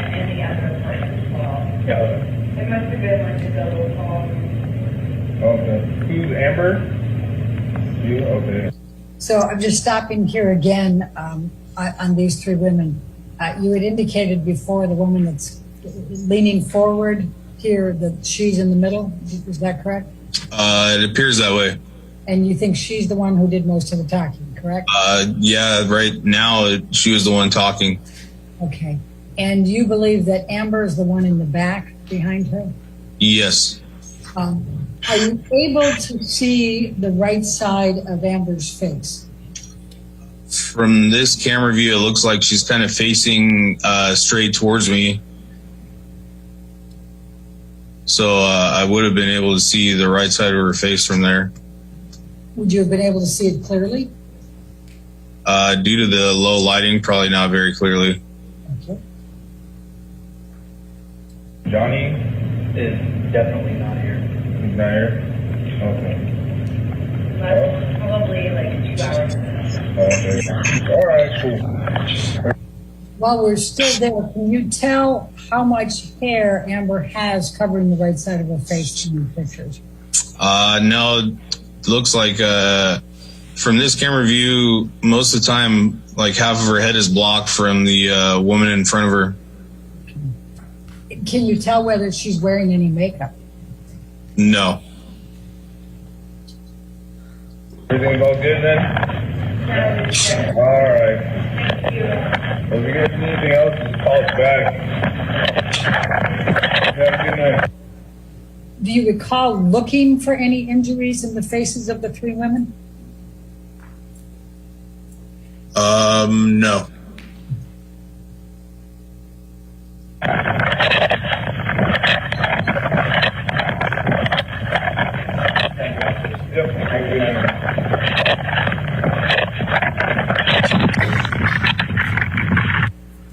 Now, Officer Gatlin, do you recall seeing two dogs in the house? Yes. They were running around pretty freely. Yes. And when you say that, would you be able to, sitting here today, say that the person in these three photos, defendants 7, 8, and 9, is the same person that was sitting on that sofa in the back? Are you able to draw that connection? No, I don't recall. Do you disagree with my description of what's in this picture? No, I was stating that I didn't observe that when I was inside the apartment. Are you able to testify whether Amber Heard was the victim of domestic violence by Mr. Depp on May 21, 2016? Based on our investigation, it appeared as if she was not. Your investigation of what? Based on her refusing to give any statement on what had occurred. And at the time, we did not observe any any visible or verifiable injuries to her.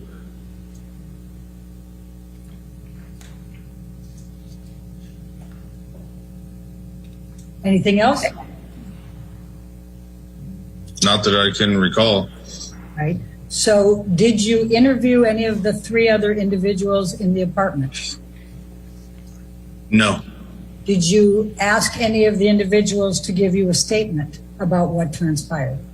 I believe the female that was sitting in the middle of the three told us that everything was fine and that the other officers had already conducted an investigation on the incident prior to our arrival. Did you ask that individual to give you a statement? Outside of that, no. Did you take that individual aside and try to interview her without the others present? No. Why not? As I just stated, everybody there had told us that the officers who had responded a couple hours before us had conducted the investigation, and this is our call is still stemming from that incident, and there had been no change in the circumstance since then. Do you know whether Officer Sines and Officer Hadden took any of the individuals aside and interviewed them? No. Did you at any point ask Amber Heard to come forward and examine her in the light to see if she had any injuries? No. Did you take a flashlight just to see if she had any visible injuries to her face or her body? No. Did you ask Amber Heard if she had any injuries? No. I'm asking whether you're in a position as a police officer to testify under oath that Johnny Depp did not commit any abuse of Amber Heard on May 21, 2016. I don't believe I'm in the position to testify whether he did or did not, because I was not there when the incident potentially occurred. Okay. And you didn't conduct your own independent investigation, correct? Outside of the female telling us that everything was fine, and the male that answered the door that told us that the other officers had already came and talked to everybody, and she told us they checked both the 2 apartments. So I felt at that time was sufficient that, as I stated, there's no change in the circumstance from the previous call. So we did not go further into investigation. And that's the extent of your investigation, correct? Correct. Did you do that night on May 21, 2016? Did you do anything other than what we have looked at on the video camera in connection with investigating whether Johnny Depp committed domestic violence with Amber Heard on May 21, 2016? No. Do you know whether Johnny Depp committed domestic violence of Amber Heard on May 21, 2016? No.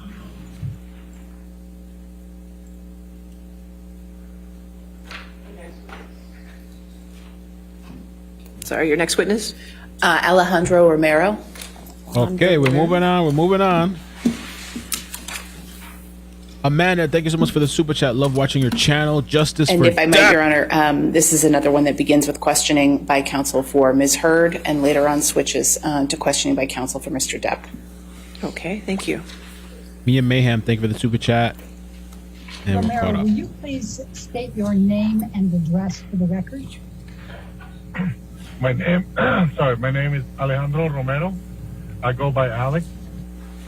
What is your current occupation? I work at the front desk of the Eastern Columbia building. And is that for the Action Property Management Company? That's correct. How long have you been employed at the Eastern Columbia building? Approximately 13 years. And could you please describe what kind of work you do for the Eastern Columbia building? Most of it is just access control, and I deal with a lot of residents regarding their packages and food deliveries. Okay. And have you done that pretty much the whole 10 years? That's correct. I'm going to take you back to 2015 and 2016 for a moment. How many people would you say would go through the building on any particular day in that time? I'm talking tenants and visitors. I cannot say a number because there's 147 units in the building, and there are visitors, guests, friends. Actually, we used to send delivery people up. We don't send it anymore because of the COVID. But I cannot tell you a number. There's thousands of people probably. Have you ever met Johnny Depp? I saw him a couple of times. Okay. Do you remember what Mr. Depp was wearing on any of those occasions? Nope. Do you remember what jewelry he had on? Nope. Do you remember what headgear he was wearing? If he was wearing a scarf or a hat? No.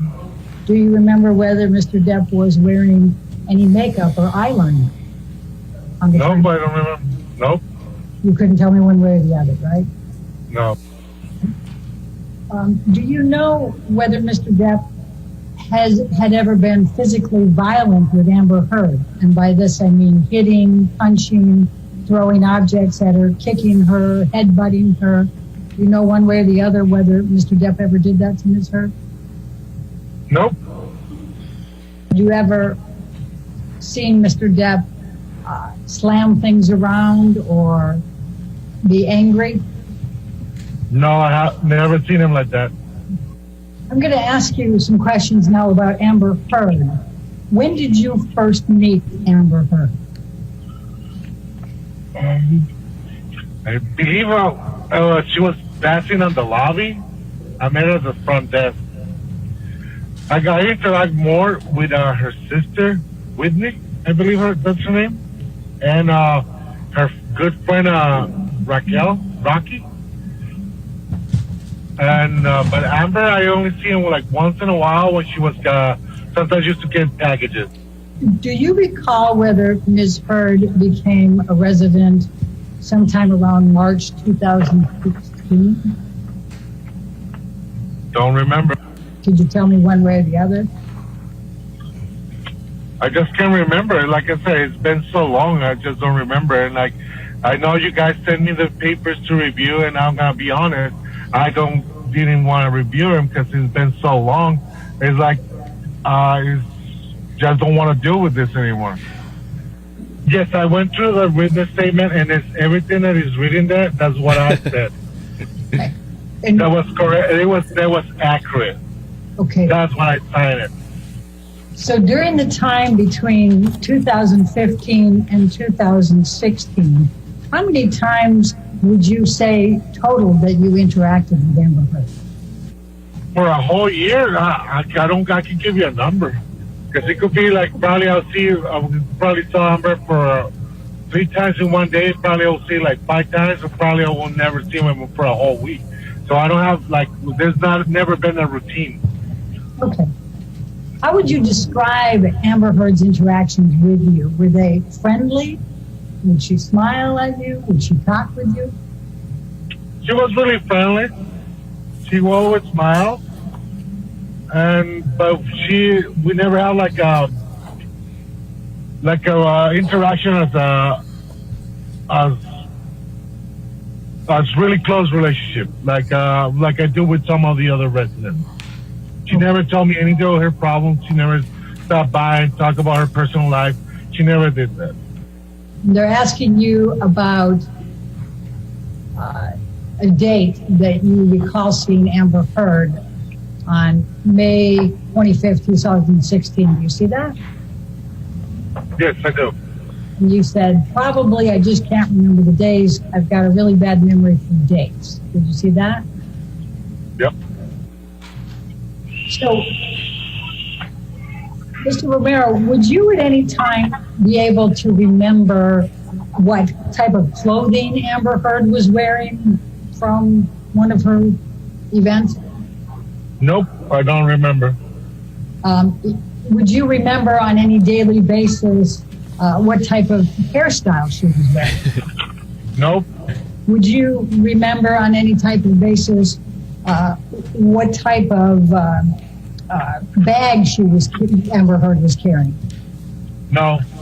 Would you be able to say whether Amber Heard was dressed up or casual on any given day? No. Would you be able to say whether what type of makeup Amber Heard was wearing on any given day? No. Would you be able to say, for example, whether Amber Heard had on concealer or foundation on any given day? No. Would you be able to say whether Amber Heard had on blush or powder on any given day? No. Would you be able to say whether Amber Heard had a mascara or eyeliner on any given day? No. How about eyebrow pencil or lip pencil? No. Do you have any memories of Amber Heard wearing a particular type of makeup with a type of outfit? No. If you were asked to describe any characteristics of Amber Heard from 2 days earlier without knowing you were going to be asked, would you be able to testify to any of those? What she was wearing, what her makeup was, what her hairstyle was? No, I probably won't remember. when is the first time that you recall anyone saying anything to you about the police being called at the EC building because of a domestic dispute between Mr. Depp and Amber Heard? Well, to answer your question, whatever happened, it happened on a Saturday. I don't work Saturdays. When I got there on Monday, they asked me, "Oh, you heard what happened?" And I said, "No, what happened?" So that's how I find out. Then I went to the cameras and see what was going on. Then as soon as I saw Johnny Depp on the camera on the elevator, just walking back and forward on the camera in the elevator, I said, "Okay, I know that was Tim," and that's all I knew. But I was not there on that Saturday when that happened. I believe that whatever that happened, they say it happened, and when they called the police, I believe it wasn't a Saturday, and I was not there. Isn't that amazing? Do you recall who told you that on that Monday following the Saturday? Okay, Don, as a matter of fact, I think it was one of the residents that they approached to me, and they said there was a lot of noise because the person was working out on the gym that's next to the penthouse. They heard a bunch of noise, and that's it. And that's why I checked the camera and when I looked at the cameras and I saw Johnny, like I said, was just walking back and forward in the elevator. And I said, like, okay, all right, okay, no, I'll try to figure it out. And I didn't say anything more. I turned off the camera, and that's it. So the first part of that, somebody was working out and heard noise? Someone was working out on the gym and heard the noise. They heard a lot of noise on the hallway.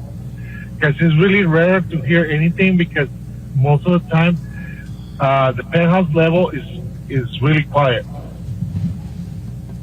Okay. Do you remember who the person was in the gym that heard a lot of noise in the penthouse that night? That's correct. I do remember the person. Who is it? I remember the person. It's been a resident in the building for a long time. I just don't remember. I don't remember her name. And where is the gym in comparison to the penthouse that's owned by Mr. Depp? Like I said, Johnny Depp owns all the penthouse on below the clock. The gym of the Eastern Columbia building is just in front of one of the penthouses. You actually can see it through the window. You can see the gym through a window of the penthouse, or you can see the penthouse through a window of the gym? You can see the gym through one of the windows to the penthouse, and it has a patio that leads to the gym. Penthouse has a patio that leads to the gym. Okay. And this tenant, if you think of her name while you're, even if we're asking another question, please let me know. This tenant, this is a resident there, right? That saw this? Yeah, I believe her name is Shauna. And so she told you she heard a lot of noise. That's correct. Did she describe anything, voices, any objects, anything like that? No, she just said it was a noise. Just noise. And she was just surprised because, like I said, it's always really quiet.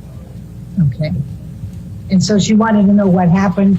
And so you went to the video cameras to look at video. How did you know when to look for them?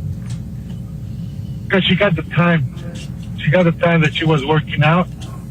That's what I figured out to track the time on the camera and looked. And then when as soon as I saw, like I said, Johnny Depp walking back and forth in the elevator, I turned off the camera and I figured out, okay, this is what happened. I figured out if we wanted to together, so I was okay.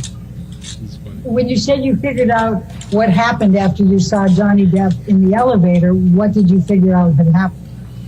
I figured out that's why they call the cops, the police. Because why? Because of the noise that was on the penthouse level. Mr. Romero, I'm going to ask you to look at, this is a video clip marked as Romero Exhibit number 8.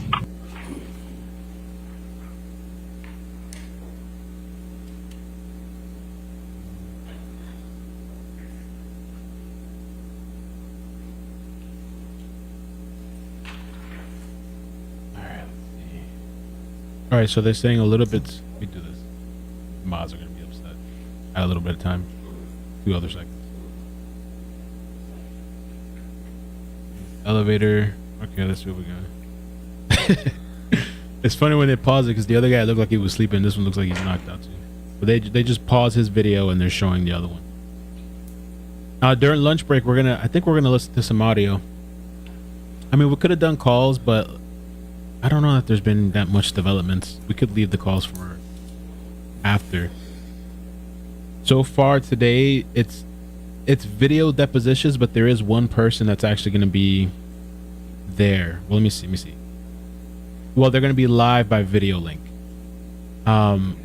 We already saw Officer William Gatlin, Tyler Hadden, Alejandro, we're watching right now.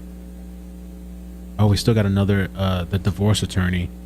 So we got Laura Wasser, that's the divorce attorney. We have by video deposition. That's video deposition. Terrence Daughtry, he's the American Civil Rights Liberties Union. And then there is a former shows agent. a date and time stamp Live by near video. the bottom. Do you recognize this as the elevator at ECB building? That's correct. Mr. Romero, you're nodding. Is this the video that you remember looking at after Shauna told you that she heard the noise that night? That's correct. That would be funny, Pauline, if I could do that. And that's Mr. Depp? Correct. Do you recognize the other 2 men in the elevator? I recognize the guy in front of the elevator button. That's his personal bodyguard. The other guy, I've seen him before, but I never interact with him. If I did, I don't remember. You said he looked agitated. Yeah, he looked agitated. Like he was walking back and forward. He took his jacket. His body language was different than before. Most of the time, he's really calm. He's just like really happy person. Yeah, like this is the first time I saw him like that. And then you go to the next, so then you say Wednesday, May 25th. At approximately 10:30, Ms. Heard walked into the lobby accompanied by Ms. Raquel Pennington. That's the person you called Rocky earlier. Do you remember her? Yes, that's correct. Okay. And you said that Ms. Heard approached you to ask you for the key to her unit, which you gave her. And you said we did not discuss anything else at that time. Correct. Ms. Heard stood approximately 3 feet away from you. I did not notice any bruises, cuts, swelling, red marks, or any other injuries of any kind on Ms. Heard's face. Do you see that? Correct. Okay. But you weren't looking for bruises, cuts, swelling, red marks, or any other injuries on Ms. Heard's face that night, were you? I was not looking for any marks or bruises or anything. But something like that, it will be really noticeable. But I guess, I wasn't not looking. I was more focusing on what my job duties was, like getting the key. And also I gave them the key and they were talking about, I told her, you know what, your dog, I was talking with Raquel because her dog got out of her unit. And that was one of my concerns. I would tell her, you know what, I saw your dog was outside. You didn't want me to get too close to it. So it's still out there. On the penthouse area, the dog will be fine because it's not, like I said, it's always really quiet. And Mr. Depp owns everything up there, so it'll be fine. So that was one of my concerns. That was my job. I was just taking care of that. I was not trying to say, oh, let me see your face. No. So, and that's where I'm going to follow up. Do you remember what Ms. Heard was wearing that night? Nope. Do you remember whether she was dressed up? No. Do you remember where she was coming from? That she was coming home at 10:30 at night with Miss Penny? No, I don't remember. They didn't mention to me. She was on the phone. She was with Raquel in front of me. We were talking about it, and then she left to the lobby, where she was still on the phone. So I was focusing more on Raquel because I was telling about her dog. Okay. Do you remember what hairstyle Ms. Heard had that night? No. Do you know what type of makeup Amber Heard was wearing that night? No. Can you tell me whether she was wearing concealer or foundation? No. Could you tell me whether she was wearing blush? No. Could you tell me whether she was wearing any kind of eye makeup? No. Come on, man. What do you think? I'm be looking Who for that? wrote the sentence, "I did not notice any bruises, cuts, swelling, red marks, or any other injuries of any kind in Ms. Heard's face"? I'm pretty sure if I would have seen something like that, I would have said something. Mr. Romero, I didn't saw any marks or bruises on her face. I don't recall. Just don't saw anything. She was just standing in front of me. I'm asking specifically, I did not notice any bruises, cuts, swelling, red marks, or any other injuries of any kind to Ms. Heard's face. Who wrote that? That's what I said. I didn't saw any marks or bruises on her face. That's what I said. But they asked me if I remember seeing anything, and so I just don't recall seeing any marks or bruises because she was just sitting in front of me. I just don't remember seeing anything. Just don't remember. If it would have been so obvious, like someone had like a black eye, I would have like, whoa, I would have seen that and I would have remembered because it's something that you will see. Like so noticeable, like you will remember.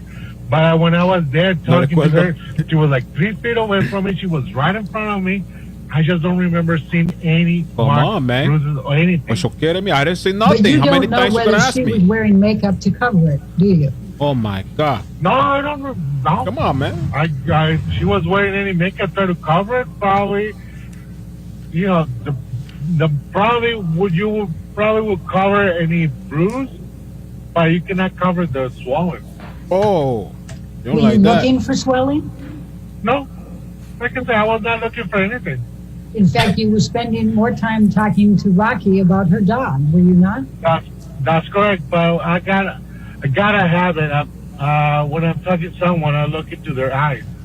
And when I was talking to Amber and Rocky, I always look into their eyes. Okay. And I wouldn't notice like any swelling or bruise. Like I said, he's smiling too. I probably wouldn't notice. It's fair to say, Yeah. Mr. Romero, that you can't say that Amber Heard had injuries or did not have injuries that day on the 25th? I don't remember. Okay. And like I said, I would probably remember the swelling, but I didn't saw anything. I just don't remember. And Damn, bro. you don't remember seeing anything, right? But do you remember even looking? I remember. I'm really sorry, but I remember. I gotta tell the whole story how it got there. Before they went and get the keys. They come down. They say somebody tried to get into my unit. There's scratches on my door. And like, I'm really sorry, but who will think is gonna get into your unit because they saw some scratches on the door, like 4 inches above the door, because the dog was scratching the door, was trying to get in, and they thought about someone trying to break into their unit. I said, on my head, I was like, you think someone's trying to get into your unit? There's scratches like 4 inches above the floor and your door. That was the dog trying to get into the unit. And they were so afraid. Oh, someone's trying to get into my unit. They're like, oh, come on, really? And I actually, when they asked me to go inside the unit just to check room by room to make sure that no one was there. So I did that, It's part of my job. Make sure they're safe. But I didn't understand why they want me to do that. I don't know.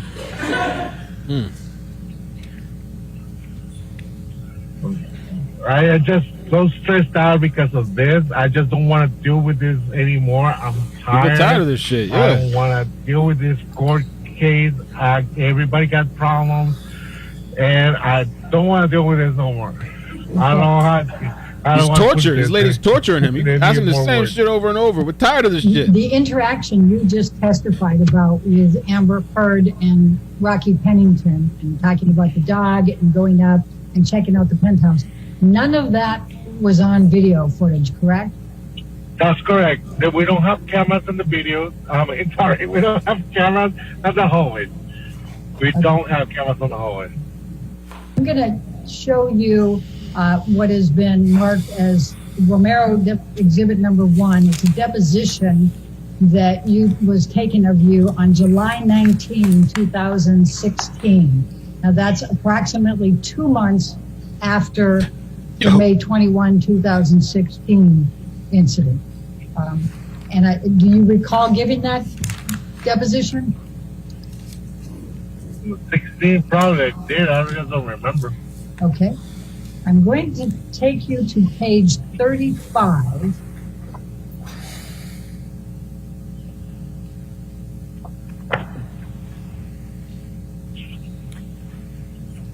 It's ready for that to be over. Let's go a little bit more. When you were asked, this is the same incident that you're talking about now, okay? And it's talking about, okay, you spoke with Amber at the front desk, later saw her in the lobby, later went upstairs with her. It says the question at line 6. I just want to go back for a second here. You said several times in answer to my questions that you didn't recall seeing any marks on Amber's face. When you say you didn't recall seeing any of those marks, did you mean that you didn't see any marks on her face? And your answer then was, I say that because when I saw Amber, I was not looking to see anything on her face. I was not looking to see anything. Do you recall giving that testimony under oath back at that time, 2 months after the incident? Yes, I remember, because like I say, I always make eye contact with someone that I'm talking to, but I'm not looking to find something like oh, your makeup is wrong, you haven't have changed your eyebrows, or your eyelashes are not even, or I'm not looking for anything. Yeah, it's ridiculous, yo. Come on. And I'm not looking for anything else. But if I see something, I probably will remember. If you saw something, right? Yeah, I would have probably would see, like if she had a swollen, if she was wearing makeup, probably would have seen the swollen. I probably would remember that. But I was not looking for anything. I was like, oh, you know. How swollen was Amber on the 25th of May? How swollen was her cheek? According to the pictures I've been seeing right now that you're showing me, it was pretty swollen. I probably will remember that. How many days later did you see her from that swelling? That was on a Wednesday. That was from Saturday to Wednesday. Right. How many days would it be fair to say that you cannot testify one way or the other whether Amber Heard was domestically abused by Johnny Depp on May 21, 2016? I cannot say that. I would not agree to testify against anyone of domestic violence because I was not there. I didn't see anything. I didn't hear anything. I was not there. I was never there. I was probably hundreds of miles away and got no idea what happened that day. And do you remember that there was pictures of wine, a glass of wine and bottle of wine stains on the floor outside of the, in the hallway of the penthouse from May 21st, 2016? I remember turning to Mark. I'm not going to say it was wine. All right. Well, I'm not an expert. Ladies and gentlemen, the next portion of this deposition contains questions asked by counsel for Mr. Depp. Hey, that guy was funny, man. He's kind of like, Sit here come on. today. When you saw her at the front desk on March 25th, you didn't see any bruising, correct? Correct. And you didn't see that, correct? That's correct. I didn't see any marks or bruises. You didn't see any swelling either, did you, Mr. Romero? That's correct. No swelling at all. And she was only 3 or 4 feet away from you, correct? Correct. And you were looking right into her face squarely, correct? Correct. And the lighting was good at the front desk, correct? Objection? Correct. It was so good that had she had any bruises, swelling, or marks on her face, you would have noticed that, correct? That's correct. And then later that same day, and you've testified to this already today, later that same day, you went up the elevator with Ms. Hurd and Ms. Pennington in connection with their request for you to check the penthouse, correct? That's correct. And during that entire period of time, taking them up to the penthouse, walking through the penthouse, and then finally you leaving and going back to your desk, you looked at Ms. Hurd during that time period, correct? That's correct. And you looked her in the face, squarely in the face, correct? Correct. And you didn't notice any swelling, correct? Correct. I'm sorry? Correct.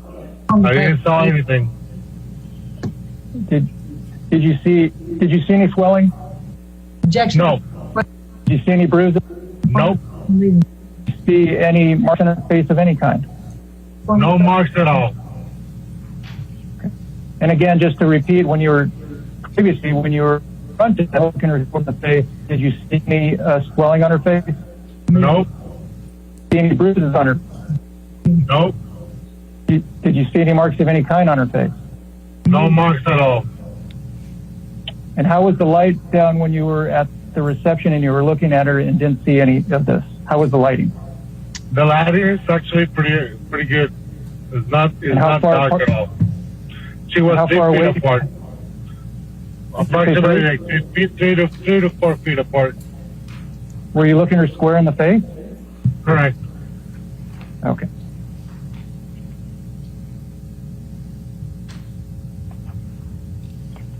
And when you were up in the penthouse and you were looking her square in the face, how far apart were you from her then?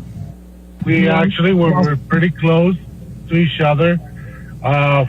She was probably just next to me. She was telling me like, go into this room, so I need to pass right in front of her.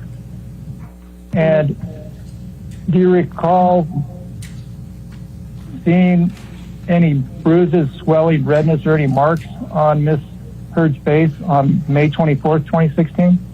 I don't see anything. Ladies and gentlemen, at this point, the remainder of this deposition of this witness contains questions by counsel for Ms. Hurd. I'm going to talk a little bit about the video clips that Mr. Depp's attorney showed you. I'm going to ask you, first of all, Mr. Presidio showed you a number of video clips from May 24th. Do you recall that? May 24th? Yes. Yep, that's Tuesday.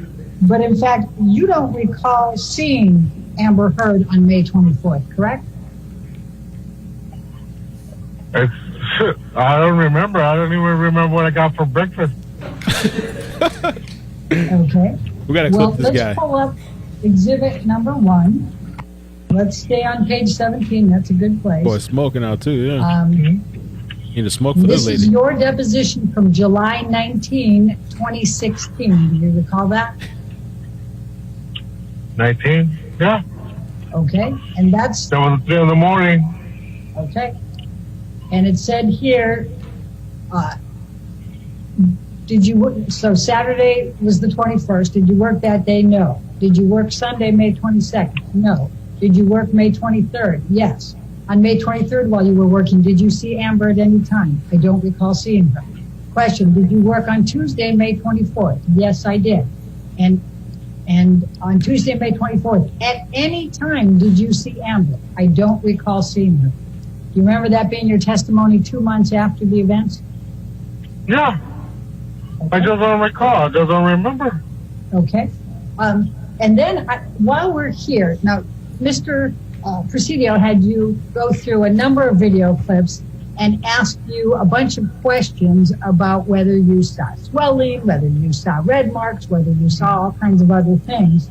But in fact, I'm going to ask you, and tell me if you need me to bring up the videos and replay them. Can you tell me what type of makeup Amber Heard was wearing in any of those videos? No, I can't tell you. Come on, I man. didn't even know she was wearing any lipstick. Can you tell me? Know. Can you tell me whether Amber Heard was wearing concealer in any of those videos? No. Can you tell me whether Amber Heard was wearing any foundation in any of those videos? No, I can't tell you. Can you tell me whether Amber Heard was wearing any blush in any of those videos? No. Can you tell me whether Amber Heard was wearing any powder in any of those videos? No, but she looks really pale. Well, do you know what shade of concealer or foundation or powder Ms. Heard uses or used at that time? No. Okay. So you don't know whether Ms. Heard was wearing makeup in every one of those video clips, correct? Correct. I want to try to move along. So the incident was May 21st, 2016. You saw her the night of May 25th, correct? Correct. You said that you saw Amber Heard hundreds of times while she was there. Did Amber Heard treat you well, and was she friendly to you in each of these hundreds of times? Yes. I'm not going to say no because she was really always nice. All right, this is my last. Be nice. All right, this is my last question. You testified in response to Mr. Presidio's questions that you testified truthfully in all of these occasions. Did you testify truthfully to everything that you testified in response to my questions today? That's correct. All right. I did. All right. It's a good time to break for lunch. We'll just break a little early, so just don't talk to anybody, don't do any outside research, and we'll see you at 2 o'clock, okay? Hola! Thank you. That guy was good, huh? I feel like we could get a couple of clips from that guy alone. He was kind of just fed up. Alejandro, come on, man. Yeah, concealer. Used to have, what do they call that stuff? I don't even know what they call that stuff. The eyebrow stuff and whatever else. Come on, man. What you think? I don't know that. Are you sure? I don't know. I didn't say nothing, man. What you want from me? All right. It just shows how That was the first. I'm sorry. I will say, Your Honor, that is the most bizarre deposition. Okay, all right. I was gonna say, I've just never seen that before. I've seen a lot of things, but I've just never seen that. Driving that. Yeah, that did it. All right, so You we will started come driving? back at 2. Is there anything preliminary before we get to the next deposition? You work through them, and then if I come back at 2, we should be able to take care of it pretty quickly? Yes. Okay, all right, great. We'll come back at 2 then. Thank you. Alejandro was just done with the BS. Yo, I'm going to run a poll. You guys tell me what you want to do. You guys decide. Do you want to do calls or do you want to listen to some audio from, there's that umbrella guy on YouTube. He's been covering the case for a long time. And somebody sent me a video that I could play in the background. I think he put various audios together. So I guess it's like, I haven't listened to it yet, but I guess it's, I can't even think of the word that I'm looking for. It's in chronological order. And so instead of bits and pieces, it's all together. I guess, I don't know if he took it from the trial. We could listen to that in the background or we could do calls. So let me type it in here. Lunch break activity.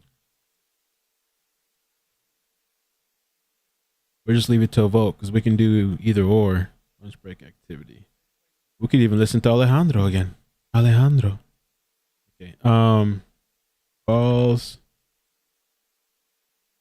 or audio.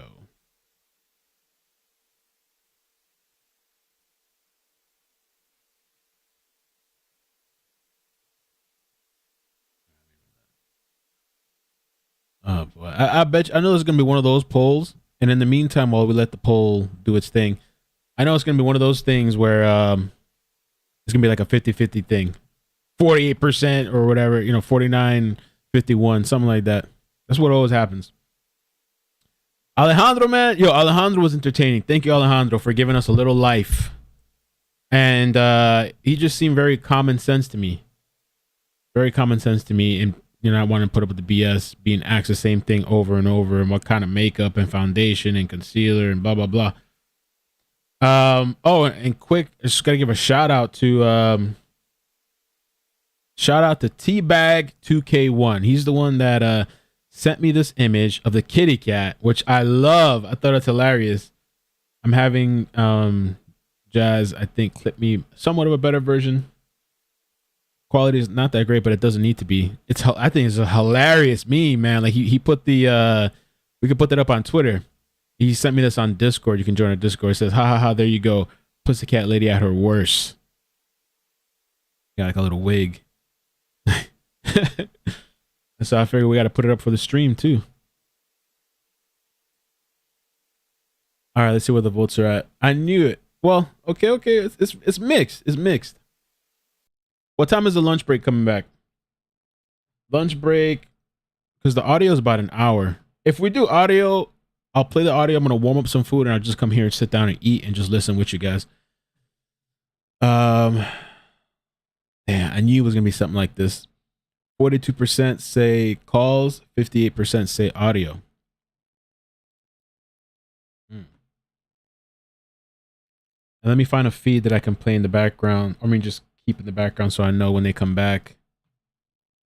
And make sure you guys hit like. And at the chat, I could slow it down again, but I think it gets to a certain point.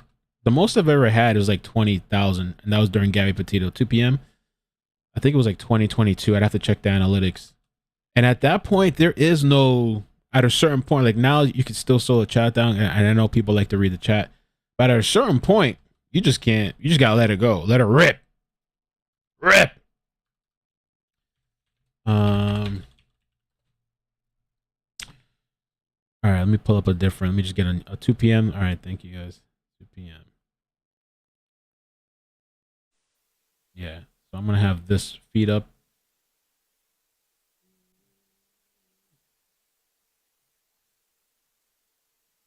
I have one feed up for when they come back. Let me put lunch break. Alejandro. What you kidding me? I didn't say no mouse. What do you want? Kidding me? What you want me to say? Lunch break. Official return. Official return. 2 p.m. right? So people voted for the audio. Okay. We can do calls after the stream, so we can always do it at the end. Doesn't have to be now. And this way, I guess it gives me a little time to... People, what I noticed with the numbers is people like it when I'm actually here instead of just walking away. But, okay.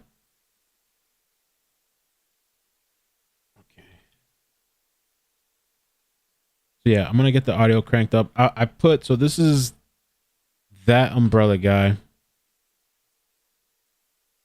We put the audio together. I plugged in his channel in the description. I'll put some like a donation too. Oh, I didn't put it in yet. I thought I did that. I did it. Oh, I did.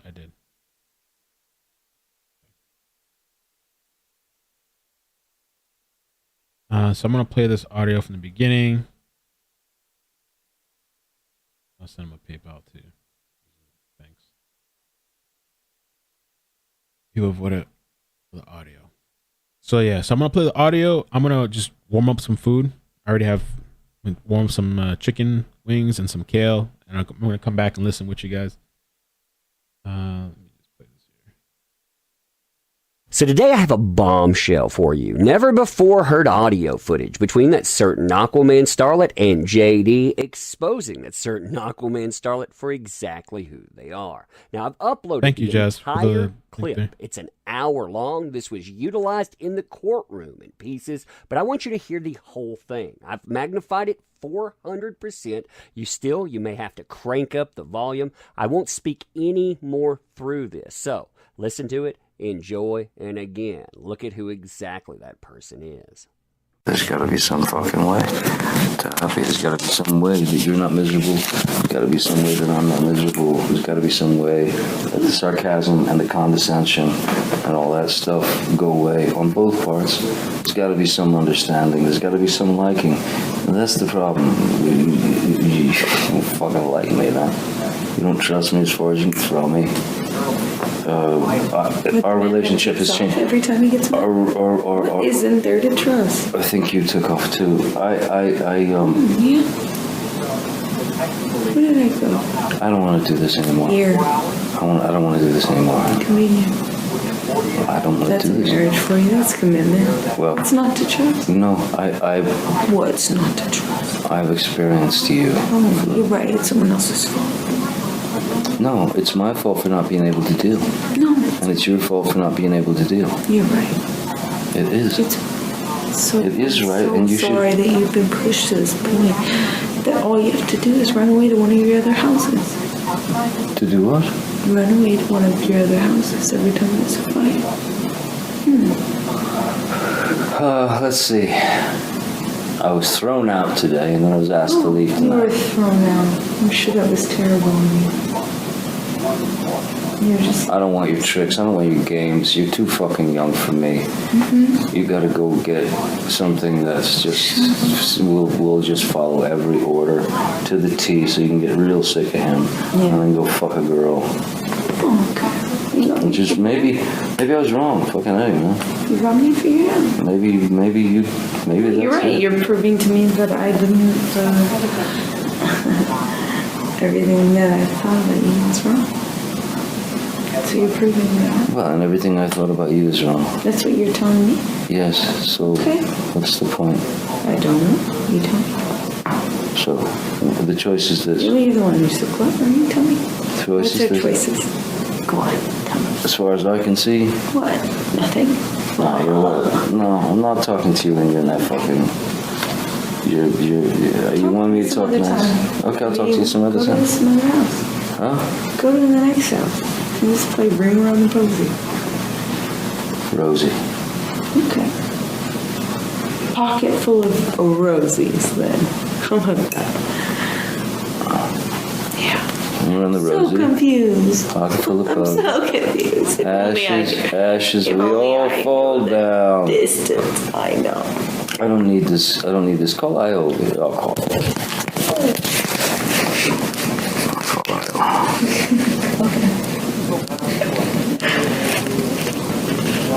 What's Io's real name? Io? It's Io. Iho. Yeah, that's it.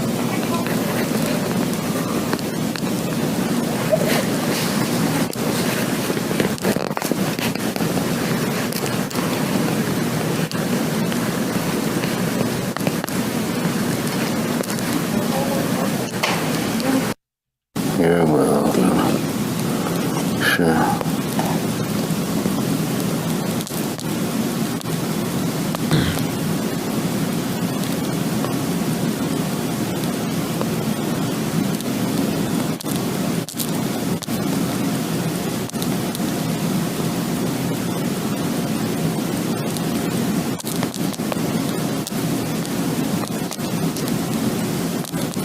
So I'm gonna grab some food. We could listen in for. I mean, if I'll run a poll again, like in 20 minutes or something, 30 minutes, maybe 20, something like that. 20, 30 minutes. I'll run a poll again, and then you guys tell me if you still want to keep listening, or if you've heard enough and you just want to take some calls. All right, so we can do that too. So I'll rerun a poll. I'll keep playing this for a little bit. We don't have to hear the whole thing because it's an hour long. All right. And then the link is in the description, his channel and all that stuff. You can check it out.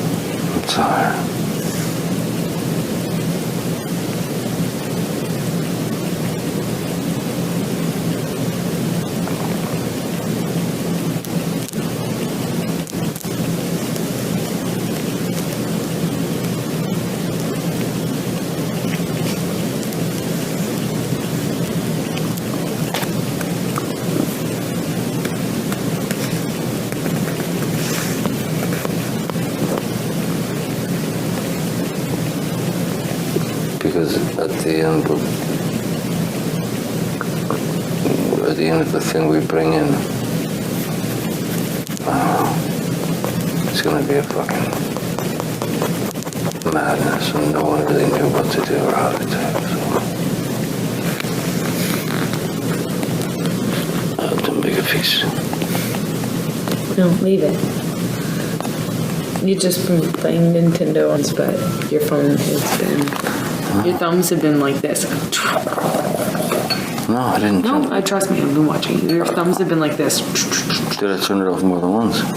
Off, on, and then it kept popping up with this like white message, and you'd do this on your phone like this. Your thumbs were moving like. Yeah, I'm trying to play Sealy Kazan's number. No, you were sound asleep and you were doing this. Oh well, I'm sure it's fine. Not worth it. Huh? Not worth it. Do you need your glasses, though? Yeah, I want to look at the phone, yeah. Do you look at your phone? Do you need to look at your phone? It just basically has our recordings. But it can record, right? Without you looking at it, so I can, like, look at your eyeballs?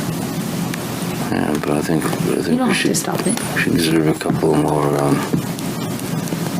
moments where... I think you should just leave it recording and then just like maybe pick up your eyeglasses for a minute so I can like see your eyeballs once in a while when I'm speaking to you. You know what? Pardon? Why are we pretending? Who's pretending? You've grown to dislike me. I came over here, didn't I? You to get your shit. Yeah, but also to see you. So, can you remove your Johnson glasses? I can look at you. Thank you. You know, the idea of the whole Grammy thing, it should be fun. I'm not talking about the Grammys. What are you talking about? I'm talking to you. About? Seeing your eyeballs. Yeah, I think you should. Before that. I think you're dreaming a little bit. And what? No one's talking about the Grammys, hon. No one's talking about the Grammys.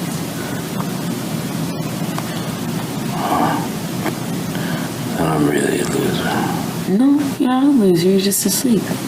Or sleepy. Sleep? Sleepy. It plays great. Just do the close. Hey, let it play. I play right here. No. Let it go. It's doing it. Oh.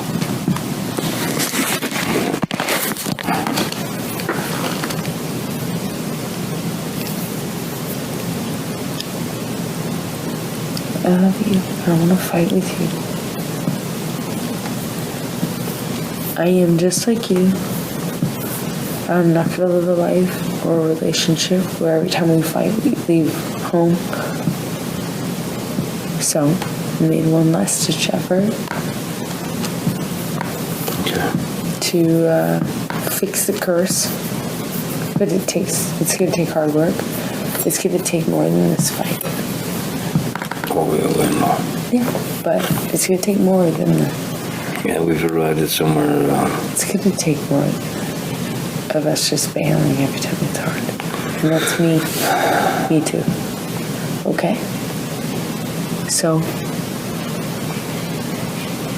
either you come home because you want to be home, or you want to just split up because you want to split up. But it's up to you. I'm not going to live my life where I'm separated from my husband more than half the time because every time we fight, hey, go into a different home and run away. You awake? Okay. That was set up to be a very nice experience, and it wasn't so bad. It was just small and weird. Okay. Well, judge me all you want. At least I'm making the effort as a man to say what I claim to care about. That's more than what you can say. Keep running away from it all you want. You're not going to find better.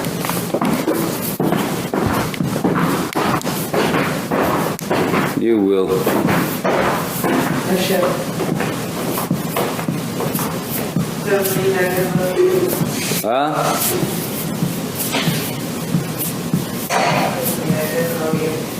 Doesn't mean I didn't try. I can't hear you.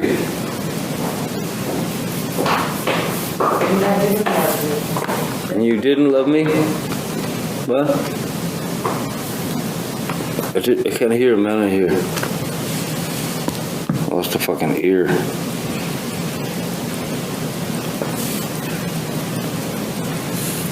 Can you repeat the question? Think about it. Sorry.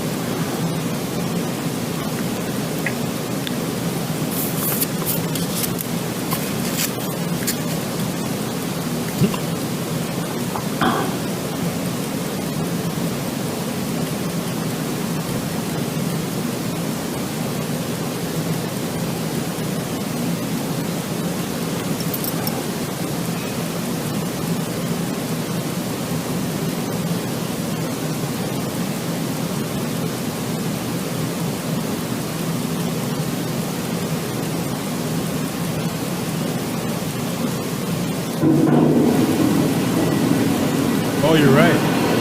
You're right, Mo. Mo says make it a little bit faster, 1.25. That's true because there's a little dead space. We're 13 minutes in. We'll listen to like 10 more minutes maybe or so, and then I'm just gonna run a poll, and you guys tell me what you want to do. Continue listening, or we could do calls. Okay?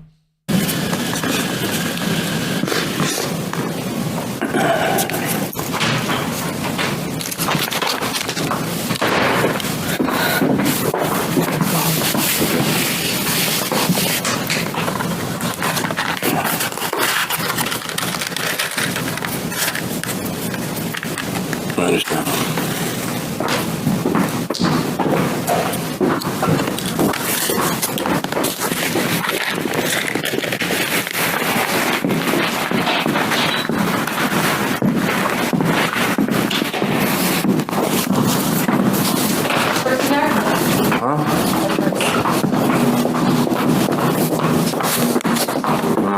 you up.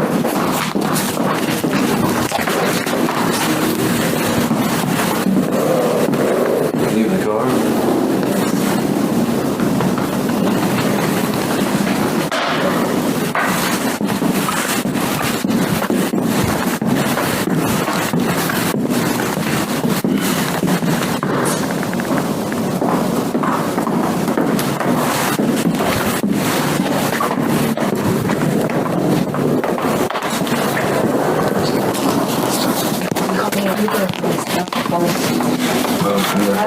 I don't want to write a text, sorry. Don't worry about Travis. Nope. You don't get said words from that. I'd rather take an Uber. I can call myself, but I don't have my cell phone, so it'll make it hard on me. I'll have to go fucking find a phone. All right, here, do that.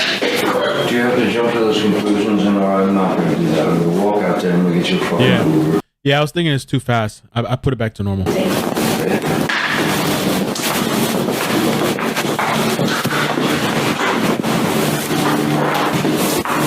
I think the only thing is like, you know, you continue to think fucking just shit things about me. Shit things about me.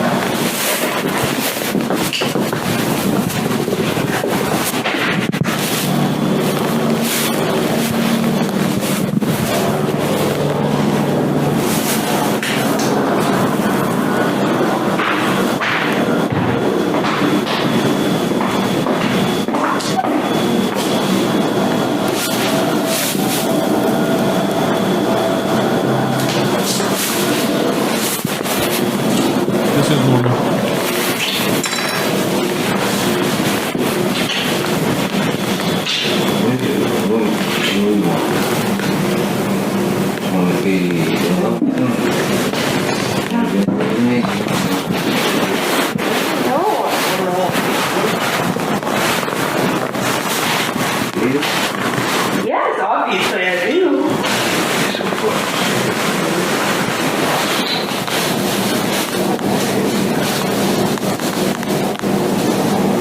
Well, you react up something.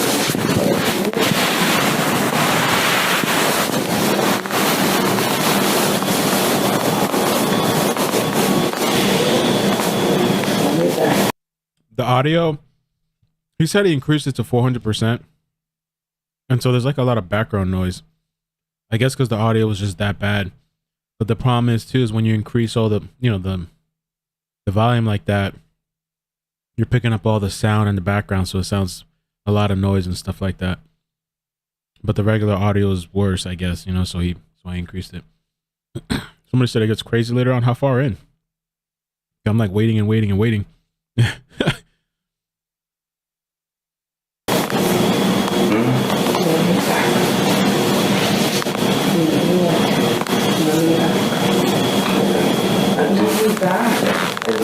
Love me back. Stop fucking forcing it on your time. Back.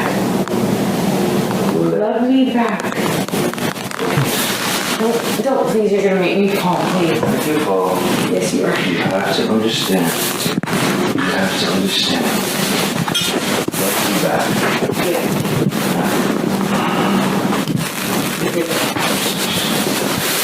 You're not. Just call me breakfast. Huh?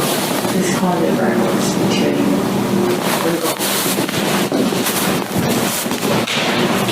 You don't need your notes. It's called Uber. Please love. I'm bringing it. Thank you. When it's here, I'll be out there.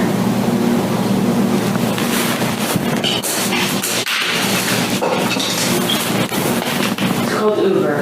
4 letters. Please go. I got the 4 letters. You like the website. Amber, come on, let's get you out of here because you're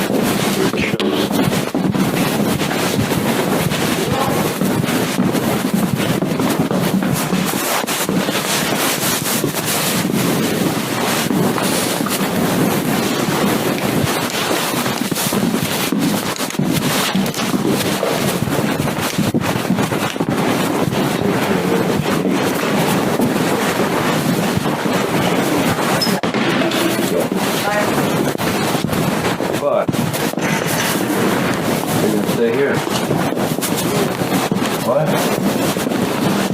What do you want?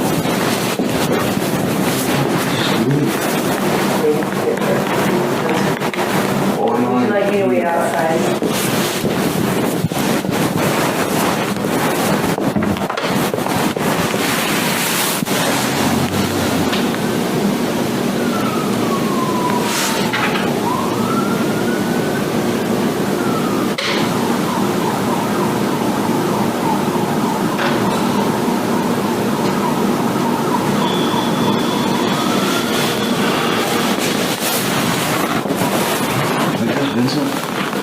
David, hey man, it's John. Listen, I need an Uber sent here, please. And I need Travis to, or you, or whoever, can put some dough in the pocket of the Uber car that she can pay it when she gets there. No need. Not needed, thank you. Just give it to the driver. Don't Not listen to the needed. fucking drunk girl. Just listen to the driver. Not needed. Thank you though. Driver. Not needed. Well, you know what? I don't care. Let him take her to Guatemala. All right, man. Just get an Uber here. Thanks. Oh, shit. What is it? Trying to help you. Trying to help you. Trying to help you. You're such a good dog. You know what? I don't want to help you anymore. Just fucking. He said, take her to Guatemala. What's it? Guatemala. I don't care. Don't. Get out of here. Try. Oh, you really did. You really did.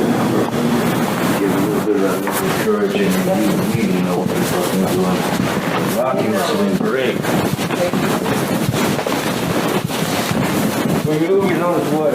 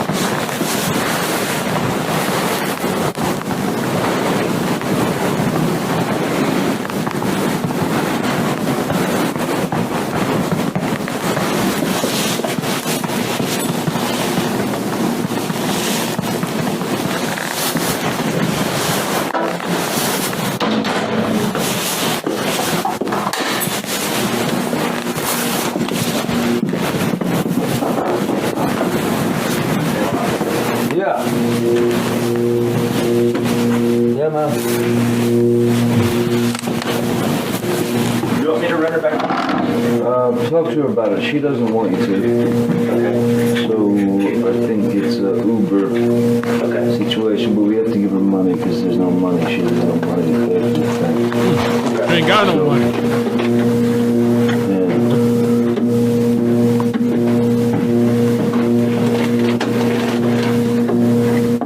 Where is she outside?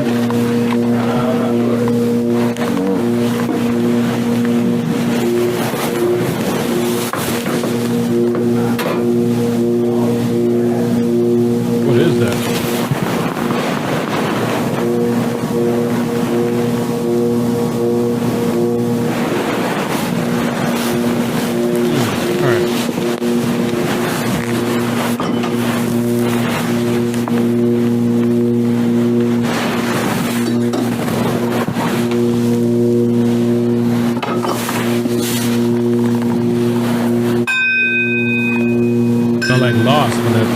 bunker's about to blow up.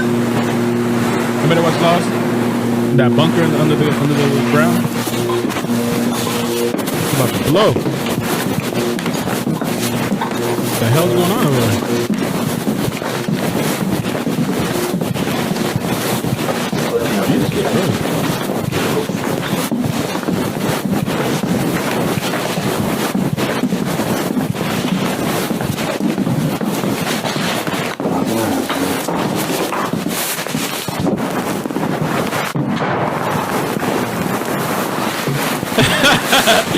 Four, 8, 15, 16, 23, 42. Was that the combination, bro? That's just how I was gonna blow. Oh shit. Push the button. Push the numbers.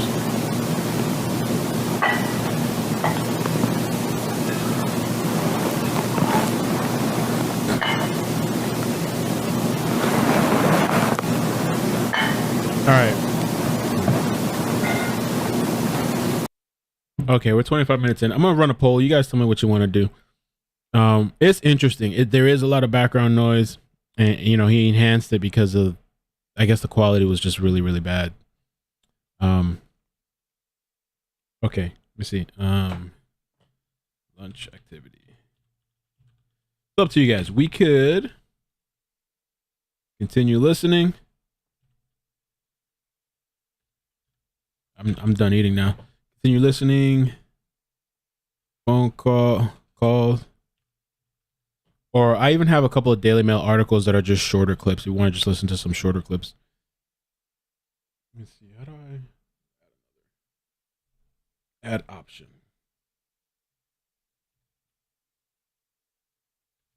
A few, and we've probably heard them too, but the Daily Mail is just shorter clips. We could do that. You're on that poll. You're listening calls. And I'm going to wash my hands. I'll be right back.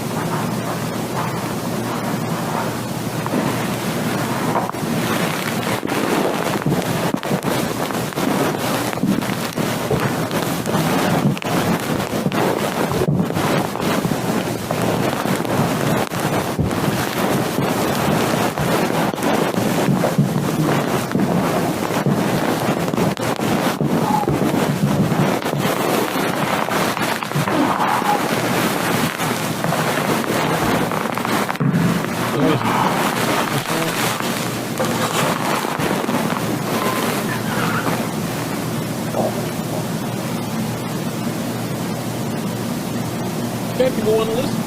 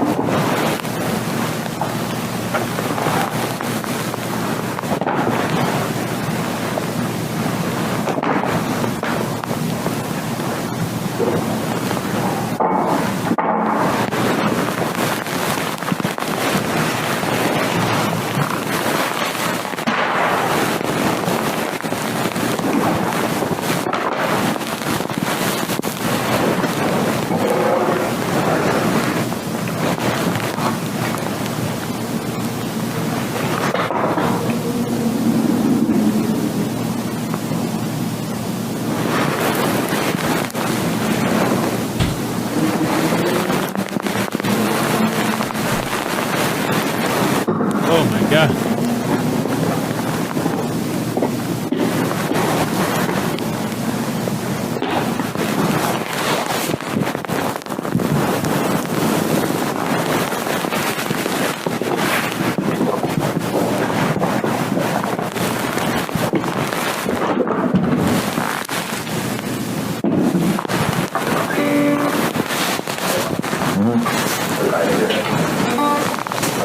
You guys voted for this. Yeah, I think no. I'm gonna make a call, man. All right, we're gonna move. I'm sure it gets better and stuff. I can't right now though. I'm sure it does get better. That's the audio better than the original. Yeah, for sure. Yeah, that's what they're saying is better than the original. Trigger warning. What? Something's coming up. I think we should change it up.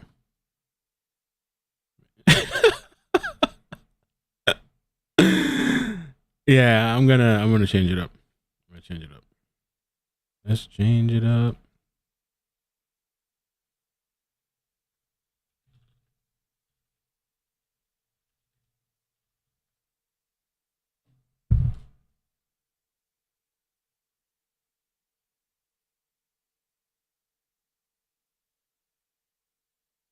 All right. I got an updated version of the kitty too. A little bit better structure. You miss shit fast forwarding. It's all trigger warning. Okay. It gets good. It gets good. 2.5 speed? Somebody said 2.5 speed.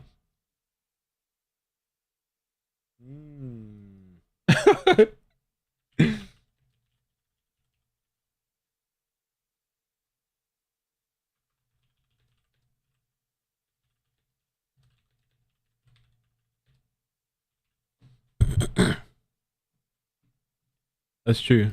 Let's see what the votes at. The votes are at continue listening. So I guess we gotta continue listening. Just fast forward it. We wanna all right, let's listen. We'll listen.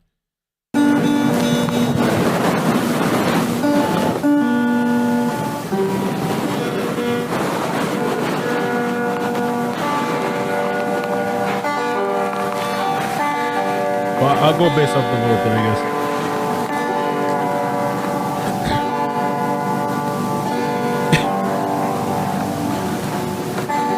Yes, we want to hear it. Yeah, tripping, man.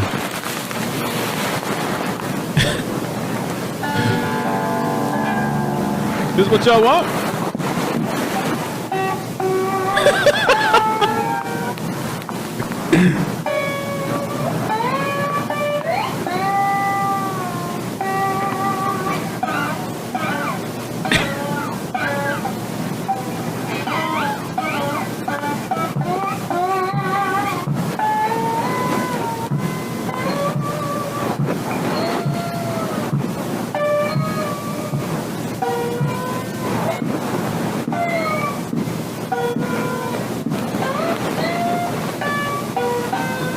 See, can we fast forward a little bit?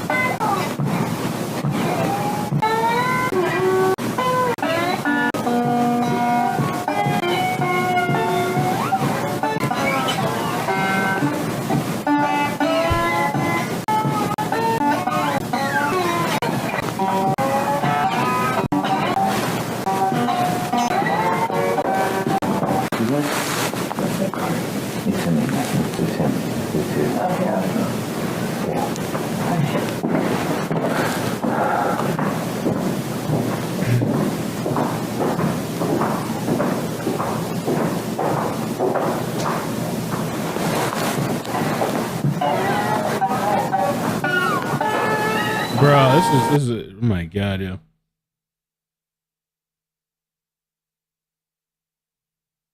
Somebody says he can actually play well. He is tuning.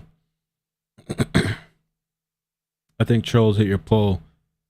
It's supposed to be really good audio, but yeah, I don't think I can anymore. I mean, I missed the beginning part too.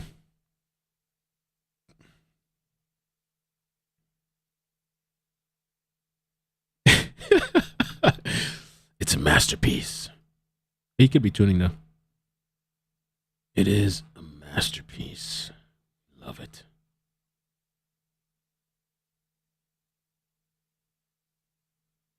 How much time I got left? We still got 30 minutes.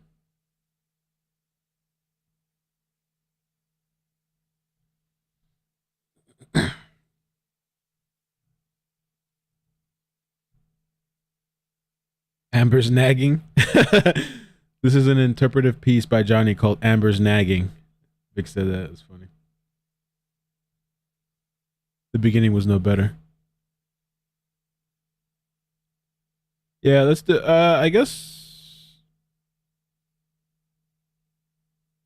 Yeah, there's no point. I don't know how, I don't know why the poll said that, but yeah, I don't think, I put the link to his channel though in the video.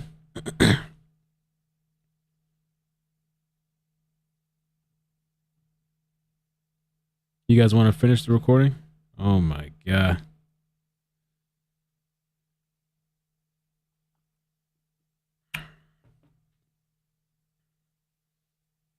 So they're saying just finish, but fast forward past the music. Timestamp. Okay, thank you. So Marlena saying timestamp 35:45 is clear. All right, man. Well, maybe we can skip ahead a little bit then. Let's see. She's like torture. You gotta follow. You did the poll. You gotta follow it now. You're stuck. Okay, skip ahead. Oh my God, look at this shit. I'm sorry. I mean, I don't think I'm ever gonna do a poll again for the lunch. I'm just gonna pick whatever it is. 35, 34. Okay.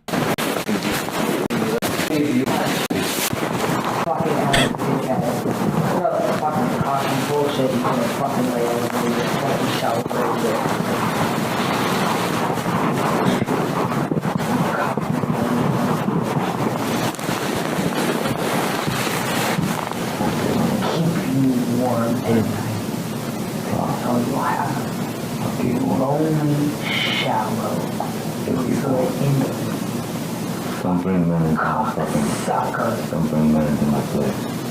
Fucking cock sucking fucking child. Don't fucking do it to me. Came over here for fucking nothing. You're embarrassed.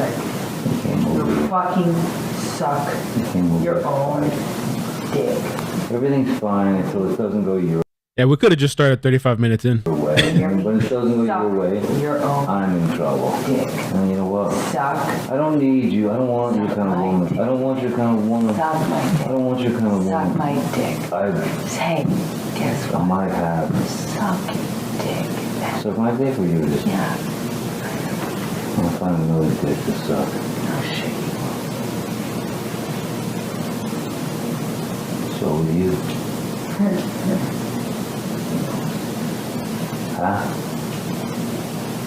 What'd you say? You wait? Huh?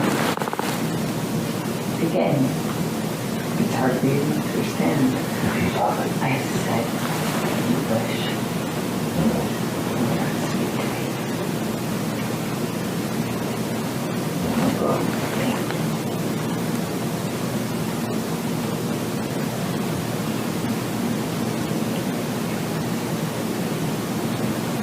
You had no reason to come over here. Yeah, no shit. I made a big mistake. I wish I had fucking hadn't. Oh, yeah. I wish I fucking hadn't. I wish I fucking hadn't bought into any of your fucking lies, your bullshit, your sober fucking presence, your fucking goodness, your sweetness, all the lies. I wish I hadn't bought into the months of you being you. I wish I hadn't bought into the promises. I wish I hadn't fucking thought I could have kids with you. You're a fucking kid yourself. I wish I hadn't bought into any of the lies you sold. Talk about fake bill of goods. You're the biggest you're the biggest fucking seller of fake fucking bill of goods. Talk about presenting yourself as something. I did myself as a fake Suck my dick. goods. Suck my dick. Fucking you've left nothing and I've left everything. So suck your dick. Yeah, go on. Which is probably your next move, which is what you fucking need. No, I don't want to suck your dick. I don't want nothing to do with your fucking midsection. I need something you want. Well, go get it, man. Because I need something you want. Go on. Huh? Fucking fuck yourself. No shit, I don't. Go suck your dick. I don't want to. Try it. It's gonna be the only thing you have. No, it's not really true, Amber. Actually, it kind of is. It kind of is? Yeah. What are you talking about? You've been doing some No, research? no. What? Oh, is it? What is it? No, I'm sure Rochelle's available. Call her up. I'm sure she's available. Maybe she is. But I'm sure she is. we'll see. I'm sure she is. I'll let you know. Oh, I'm sure she is. I'm sure for her yoga blog. That fake laugh is too much to take. No, I'm sure she's. That fake laugh is so disgusting. I'm sure she's great. I'm sure she's great. I'm thinking that you've been giving me some of the best performances in the hour. No, you're right. I don't. It's all about performance. It's all about performance. Amber, I don't regret. I don't regret. Oh, what else? What else that you do? Oh, come on. Be words. Come on. Lay it on me. What else? What else other thing do you want to add? Can't talk You to you when you fucking sound lying like piece of shit. Fozzie What? Oh, no, I want to know. Get out. I want to know. Get out your Ubers out. I'm kind of waiting. You go get it. Yeah, I'll be in. Wait, is there no other place for you to run in your 15 other houses to go run? Come on, go be a real married man and go deal with your shit the way that a man does. Go run to the next house. I wish I didn't. Every man does. Yeah. Go. Run away. I know it's hard to look at yourself. Fucking ridiculous plan. Your panicked fucking plan. It's hard. It's hard. Screwing everybody else over to get You're your right. fucking. I tried. That's what I do. You're the most spoiled fucking brat. And you got everybody out here almost full, but it don't last long. You're right. I've been here a lot longer You're than right. You gotta figure it out. You don't have to figure out what you have to offer as opposed to going out and get your tits out. You're right. That's what I do. Well, yeah. Okay. London Fields is excellent. You're right. You're Excellent right. choice. Back to that. Well, I wonder what we else. I wonder what else we can reach for in the last 6 years. Oh no, it was 4 years ago. You're right. I'm sure there's other things you can. Go laugh. No, I'm not laughing. Or, no, matter of fact, I'm not laughing. I'm not. It's serious. I'm sure you can find other things. I know. And stripping. Well, there's always that. You can always go back. You can write a book. You can write a book. I know you can write a book. Oh, is this going to be good for your book? Oh, should I have you sign an NDA for your book? You don't need your book. Is this going to be good for your book? You won't even Is this going to be good for your book? Hey. I'll write what I want. I'll write what I want. Good idea. How about you sell more of your journals? You don't want to sell out or anything. Let's sell you journals. Oh, wait. Hey, you're not watching. No, you're not selling out. You don't want to sell out, Magic Mike. No. You don't want to sell out. No one does 21 Drunk Street when they're in their 20s. No, you're right. That's not selling out. No. When you're in your 20s, you should really know what you want. Like selling your journals. If you didn't know who the fuck I was. You're right. Go sell your journals like a real non-seller. 55-year-old. Or, I'm sorry, 56. 51. I don't know. It doesn't matter at this point. No. I don't think so. I don't really think so. But you're right. I mean, hey, at least I didn't do like a TV show where I was heartthrob in my 20s. God, that would be like embarrassing. If only I was with someone in their 50s that could point that out to me. Magic Mike, you're right. When you play a non-sexualized object. Oh, okay. Yeah. Wow. You're right. You got me. You got it all figured out. You don't even know what movies I've done. You haven't even taken an interest. If only I could be like but I had to you. If watch only your I could be like I had to watch your fucking direct and you trying to like You're a joke. spew out these fucking lines. You're a joke.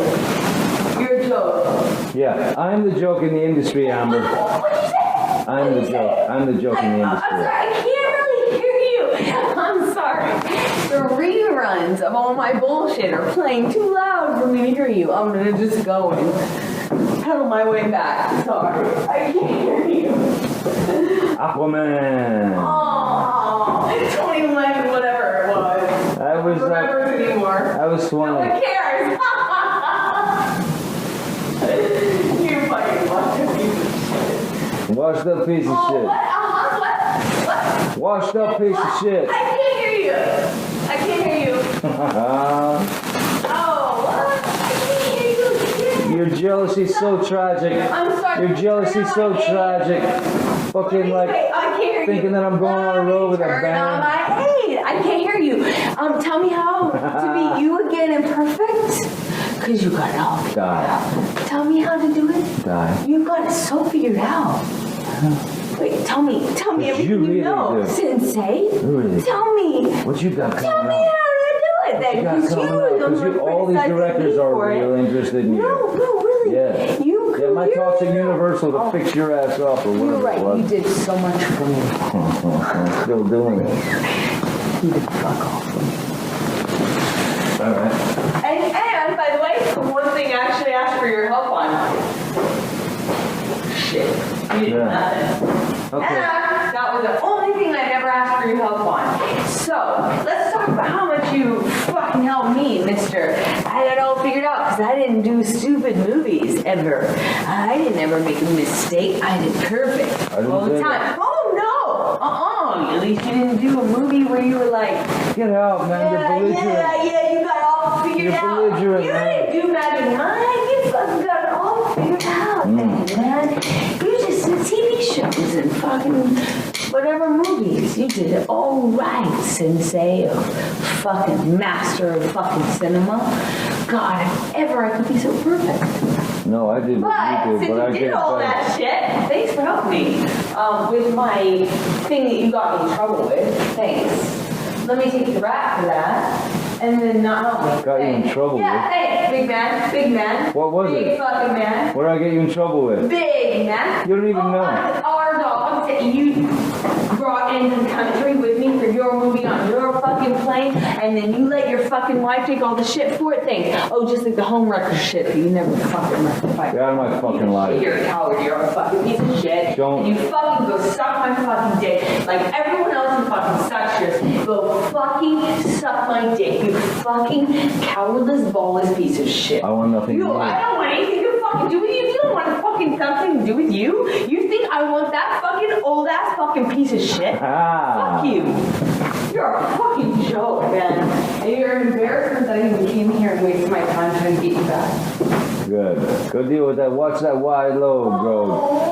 What do you want to say? What do you want to say? I was thinking that poor little Amber, all she wanted to do. No, I want to hear what. No. Hey, what was the posters on your wall when you were a kid? Rosie the fucking Riveter. What were yours? Rosie the Riveter too? Or you want to know because you're interested in me? Well, I think Mom had some different ideas of what you had. Ask her. Call her. Call her. Let's see what she says. I want to know. I've spoken to her. Ask her. Ask her. Call her right now. No, I think you should go. She's out. You think we should go? Call her. Oh, you can't understand me. That's okay. You can't understand me. How about you call her? C-A-L-L. Call her. Why don't you pick up the phone? In my own time, I will. F-O-N-O. Why don't you pick up the phone? F-O-N-O. Yeah. El-Phono. And call her. God, if only I could spell it out for you. No, I wish you. Well, words are so hard for me. Let me try again. F-O-N-N? F-O-N-E, sorry. Silly me. When you pick up the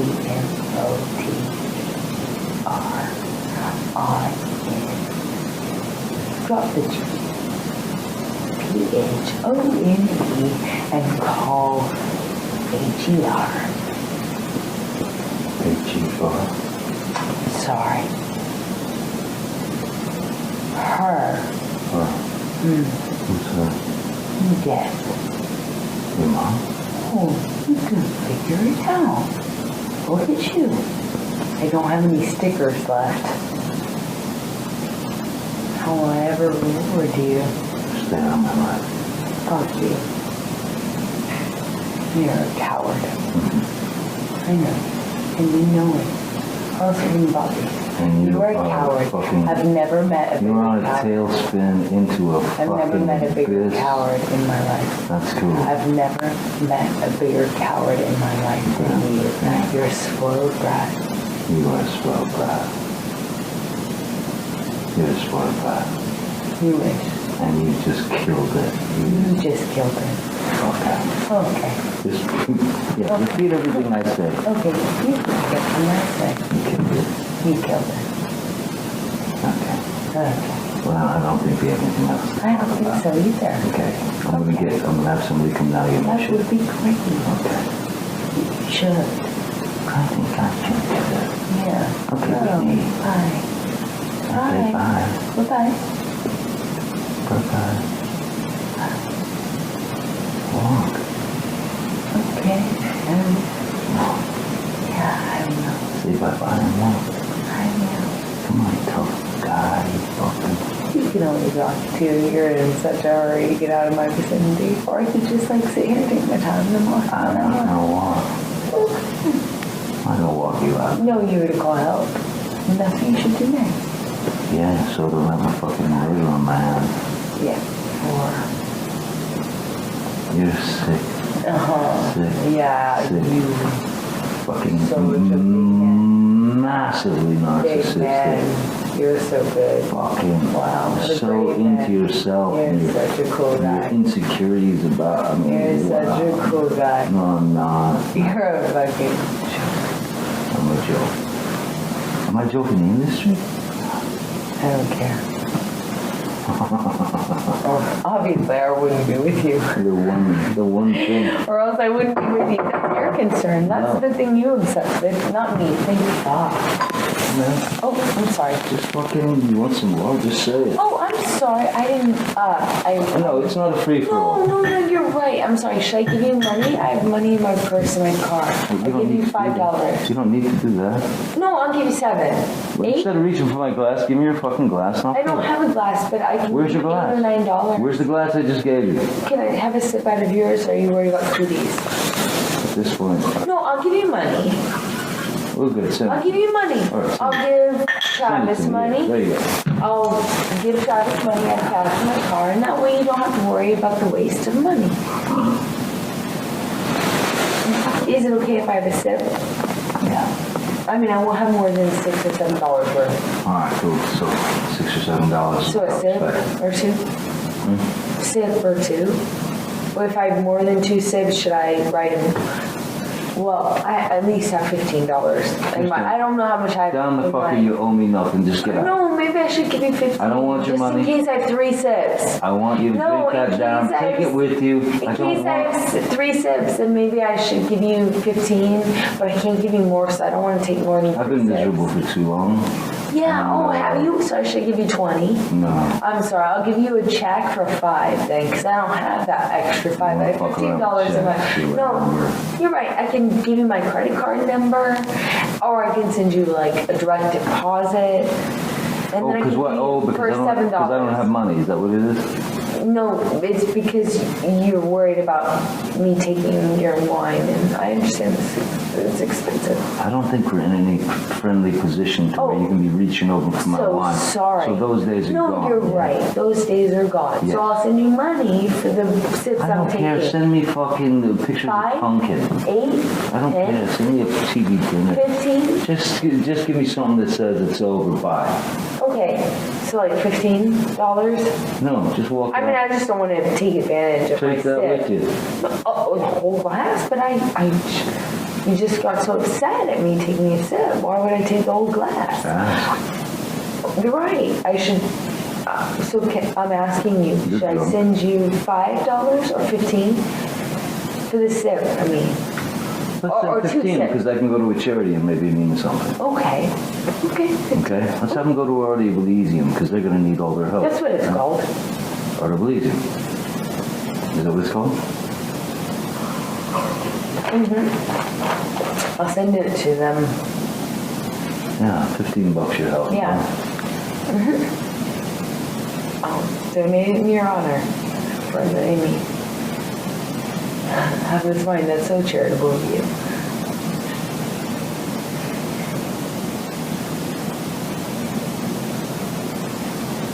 I will not mention you in any interviews. I will not mention you in any interviews. And I will, ask the question, no longer I will reach for say, a glass that you touch because, God, let's not be sleazy or sleazy. Stingy. Get out. I will leave when I want. If you do not want me to call the cops, I will leave. I'll call the cops. Good luck. Do it. Yeah. Do it right now. Okay. Do it. I'm waiting. Go.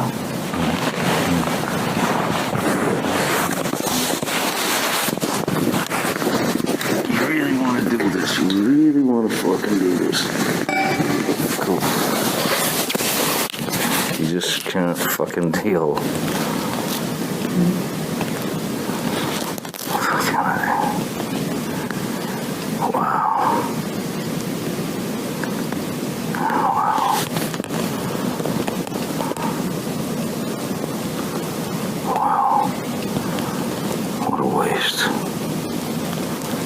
Absolute fucking waste.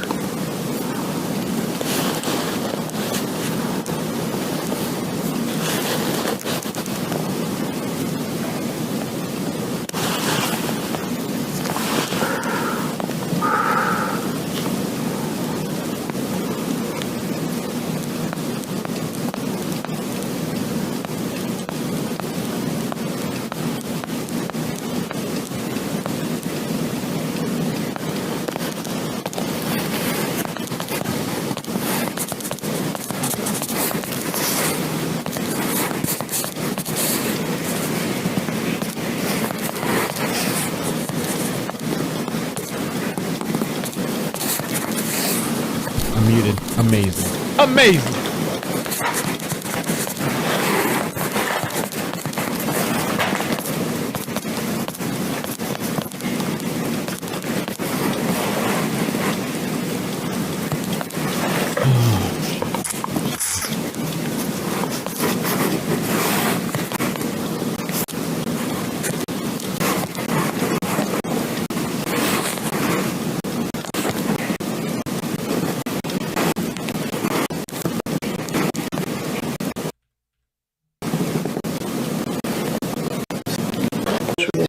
What do you want to say to me, you fucking piece of shit? Those wishes What won't come else true. do you want to fucking say to me, you piece of shit? What else? You don't have anything else to say to me? Cool. I wish you the best. Hey, why don't you fuck yourself? Go suck your own dick like you're used to. I'll write you a check for the extra sip I took. Is that okay? Stingy old fucking piece of shit. You're the one that brought it up. You did. You said don't drink my wine. That's mine. I didn't say that. Oh, you didn't? I said I didn't think you were looking for anymore. Rewind. Rewind.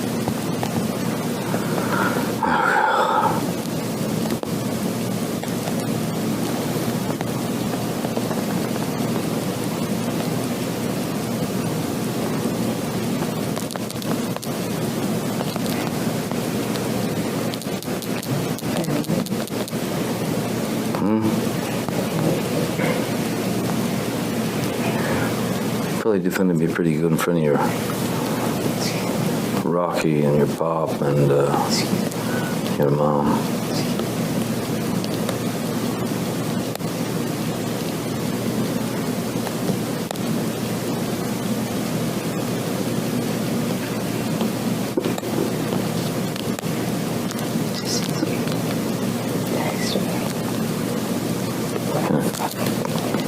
Hope one day you can teach your son how to be a man. Because you're so good at it. Fantastic. You. You're a joke, man. I've tried so fucking hard with you. I've tried so hard. Text it away. Hey, if you ever learn this shit in 50 fucking something years, you're never gonna learn it. Oh, to God. Oh, to God. Jack's stepfather teaches him more about being a man than your fucking left nut. Hey, that's good. You gave me some shit about my kids, just like in London that you desired.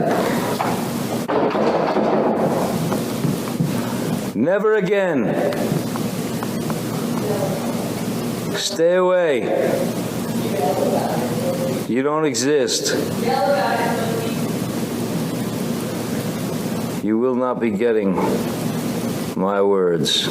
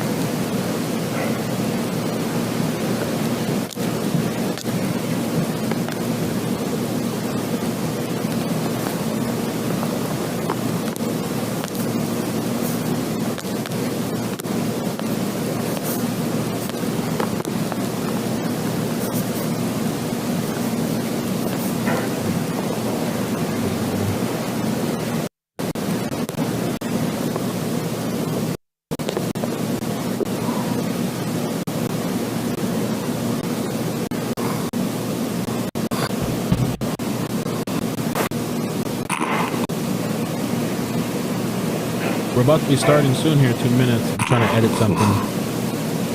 Facebook.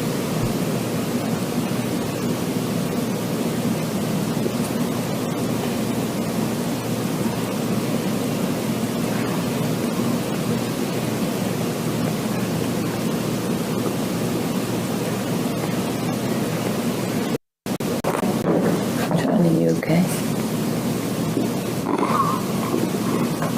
You okay?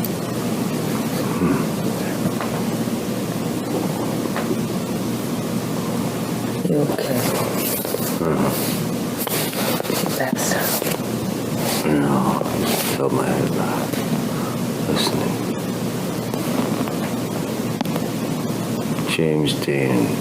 James Brown gets booed off the stage.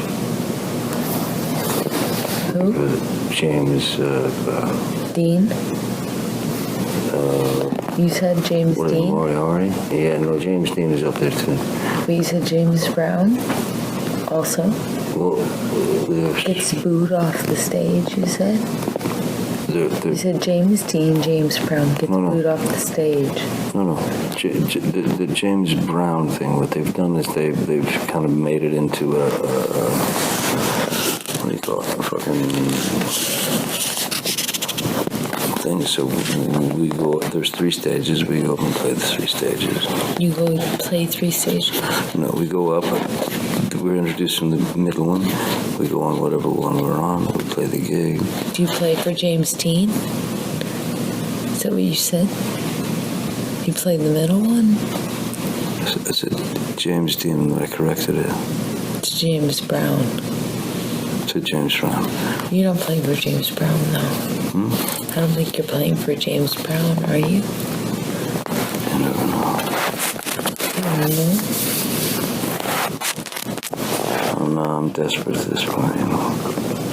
Okay. You know. It's not really making a lot of sense. Okay.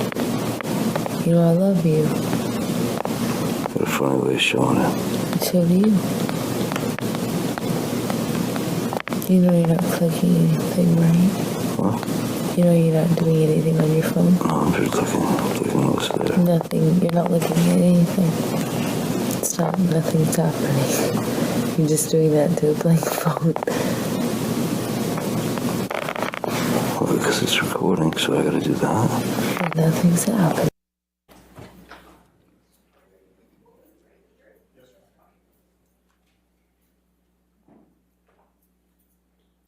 That was the end of that. I think that was the end of that. Yeah.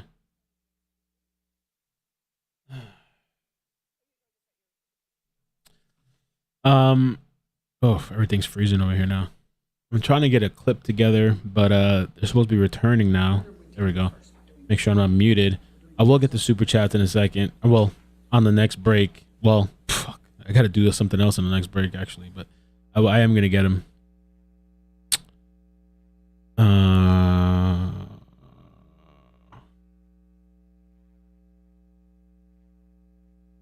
it's kind of difficult, almost blind editing. Like, I mean, I'm listening, but it's like a.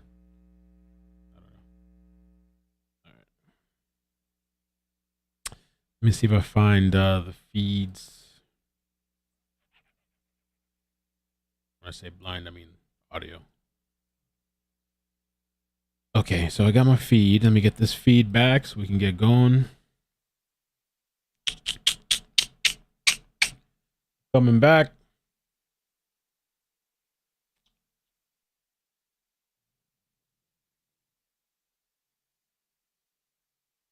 Make sure we got the good quality, good audio.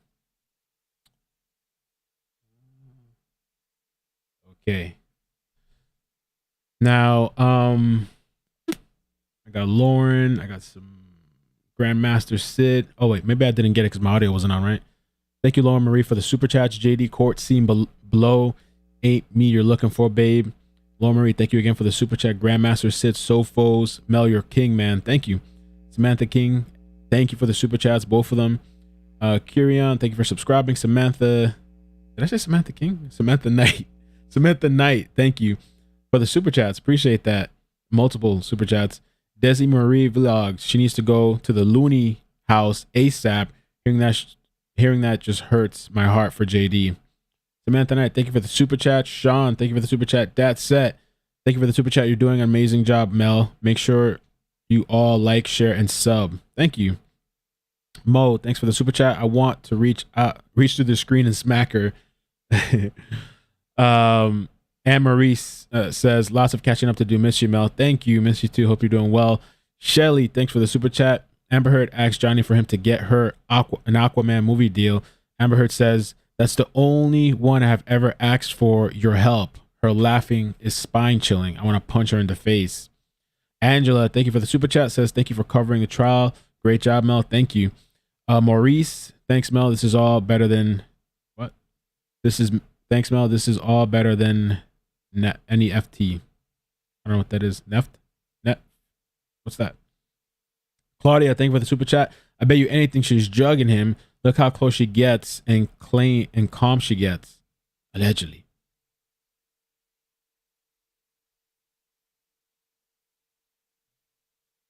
There's a link in the description. Just hit the box. There's a link to the channel. I mean, there's literally the name is right on top of the screen, but then there's also a direct link to his video. So you guys, you can, you want to listen to its entirety without skipping or anything like that, you can go to the link. It's directly, literally posted in the description box, okay?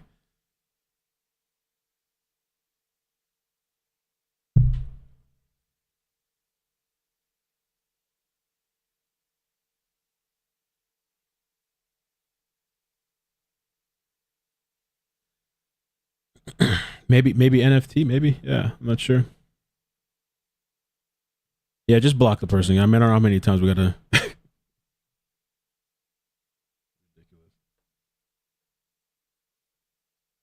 Oh.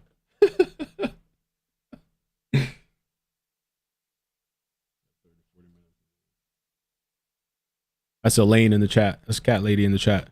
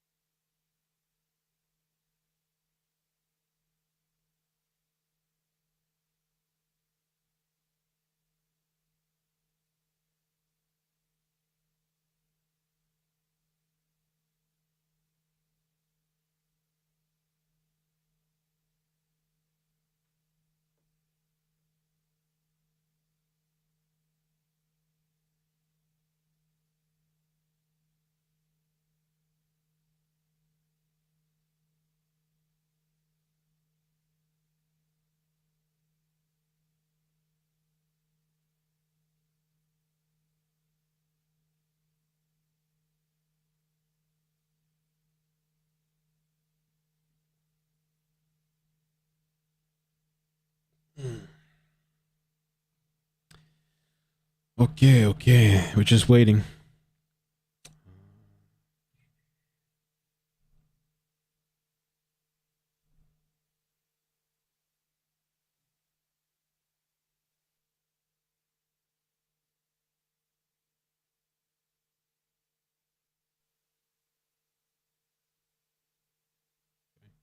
Audio's on. They're just waiting. They got it muted right now.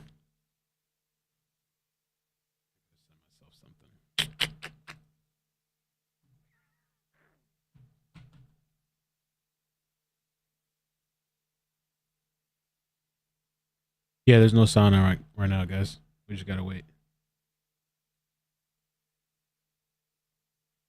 Gotta wait.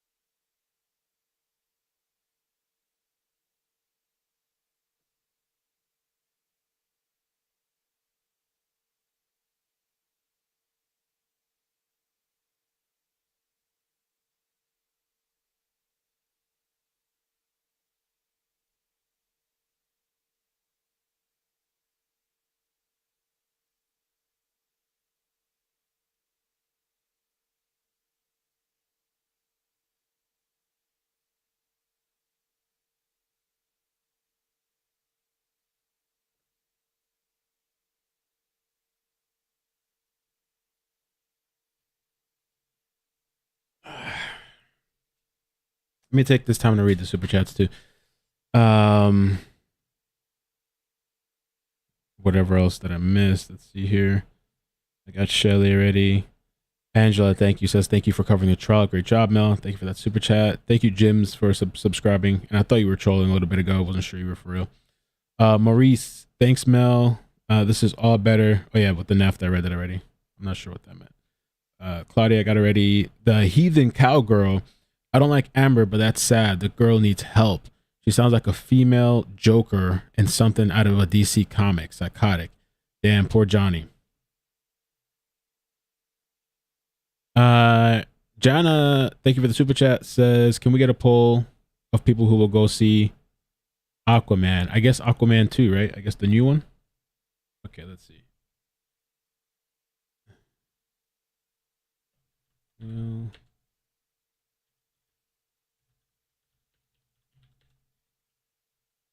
Might have to take her out of the movie, eh?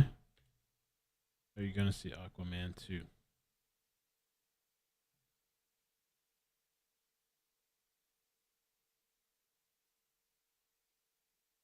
Sandy, thank you for the super chat and a beautiful message. Doing great, Mel. For more and more in love each day with you, the chatters and the mods. You all work so hard. You're gonna be a big star. Thank you. Thanks, Sandy. Appreciate the support. And I don't know. Did they say who's next? I forgot. Who this is next. I got a list here though. Let me see what we've gone through today. So far. Oh, that was from yesterday. So far.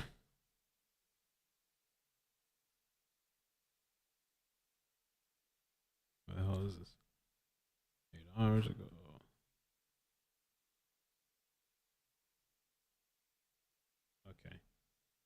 So far we did Officer William Gatlin. We already got Officer Tyler Hadden as well. We got Alejandro Romero, which is what I'm working on. There's still 3 left, possibly for today, which is Laura Wasser, the divorce attorney, Christian Carino, which is the former agent for both Depp and Heard, and that one is supposed to be by live video link, so that could be interesting. And then the other one's another video deposition by an American Civil Liberties Union. So, and so far the poll, which my Chrome screen again freezed out. I don't know what's going on with Chrome, and I did update it. I did the latest update last night. Don't seem to help. 92% say no, and 8% say yes. I am going to see Aquaman 2. Yes.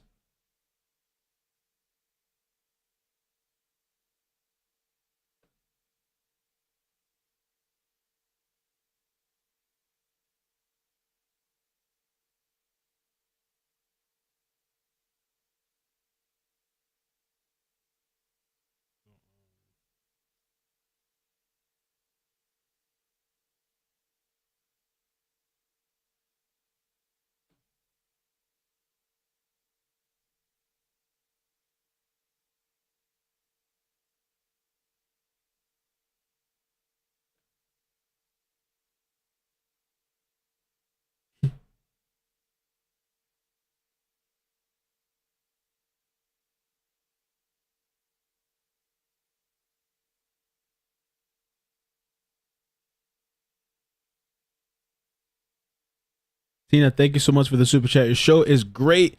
Listen all day while I work. Thank you so much for your hard work. Thank you. Thanks. Appreciate it. Sorry, I'm a little distracted. I got thrown off. Well, I'm trying to work on this, but I got the other thing throw me off too. Alejandro. Alejandro. How's this one go?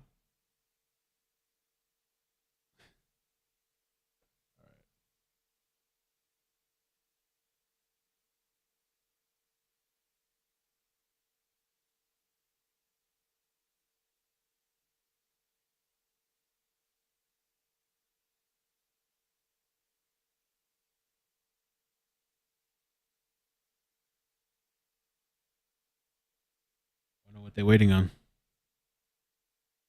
Oh, Jason Momoa is in the movie. Yeah, so that movie still might have quite a bit of support.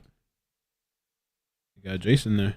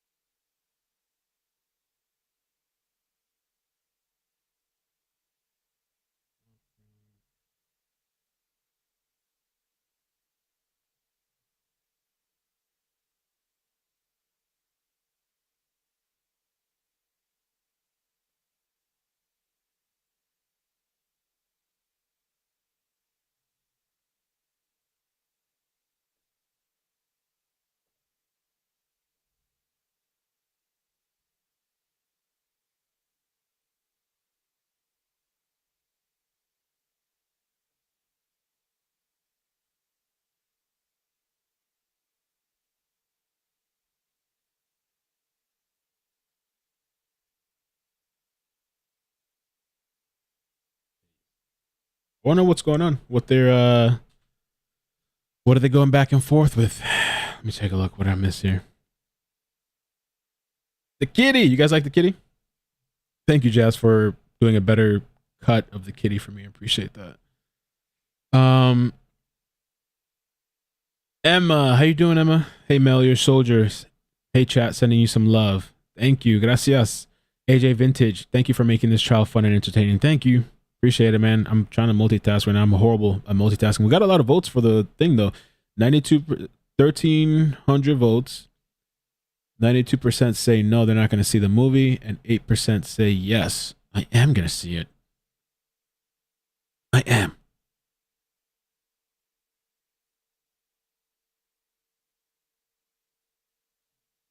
You think I care? I'm going to go watch the movie.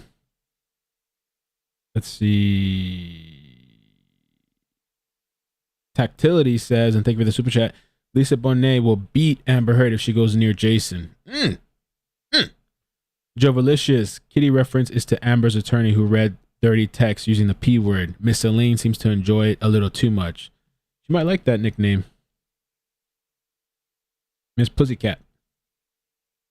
Joey Cactus, thanks so much for the super chat. I've been here every day through the trial. Good times. Thank you. Appreciate that, writing it out with me. They should have done this. They should have had this done. Whatever they're doing right now. I'm gonna watch Jason Momoa. That's what they're saying. Okay, we got that.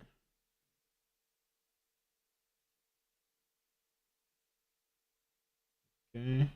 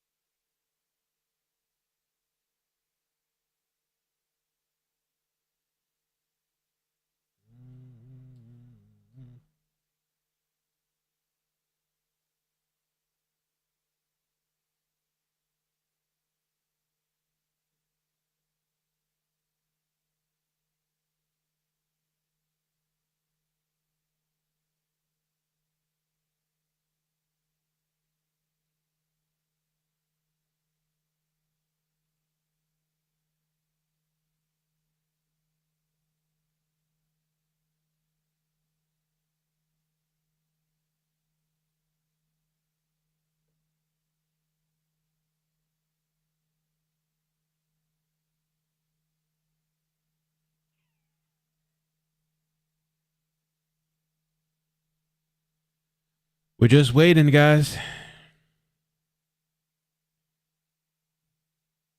We're just waiting.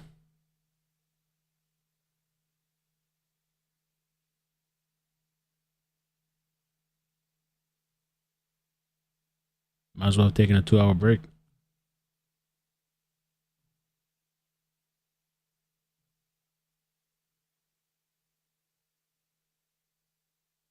So we got 3 options left. Let's see what else is going on. So far, we've heard from the officers. Oh, sketching. These pictures of Johnny Depp's desk have just come in, and it looks like he's got sweets to keep him going in his sketchbook, clearly keeping him busy. So Amber's like frustratedly writing in her notes. Seems like frustrated, angry. And Johnny's here is just drawing his art. He also has some candy. Jelly beans? Doodling. It's cool, huh?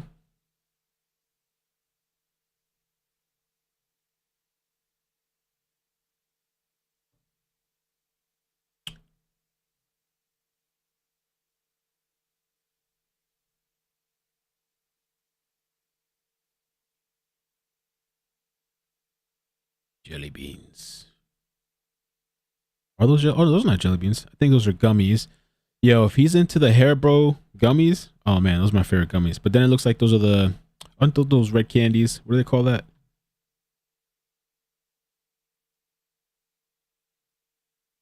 Boy, they're just coloring.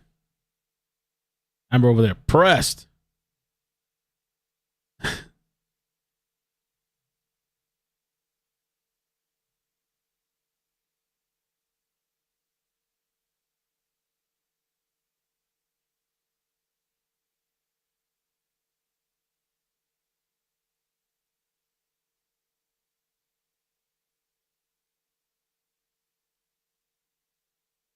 Five milligram gummies. Oh, the hot tamales. Yeah, I think those are the hot tamales, right? What was the chat saying? Hot tamales. Hairballs are amazing. That's my favorite gummies, yeah. We are, Your Honor. Thank you. Back. Are we ready for the jury? Are we ready for the jury? Okay. We are, Your Honor. We are, Your Honor. Thank you.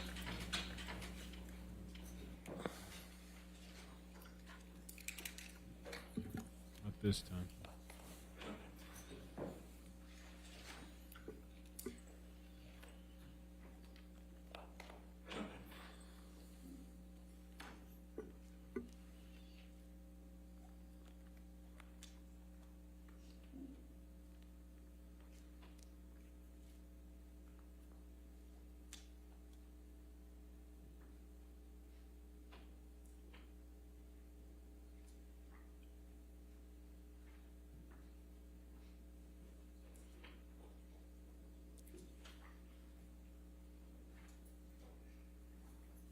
All right, thank you for your patience, ladies and gentlemen. All right, your next witness. Plaintiff calls Christian Carino, Your Honor. All right, thank you for your patience, ladies and gentlemen. As All right, your next witness. A number of the other depositions. Plaintiff calls Christian Carino, Your Honor. Questioning by Ms. Heard's counsel. Carino. And as with a number of the other depositions, this one will start with questioning by Ms. Heard's counsel, and at some point switch over to questioning by counsel for Mr. Depp. All right, and how do you spell the last name just for me, just in case? C-A-R-I-N-O. Thank you.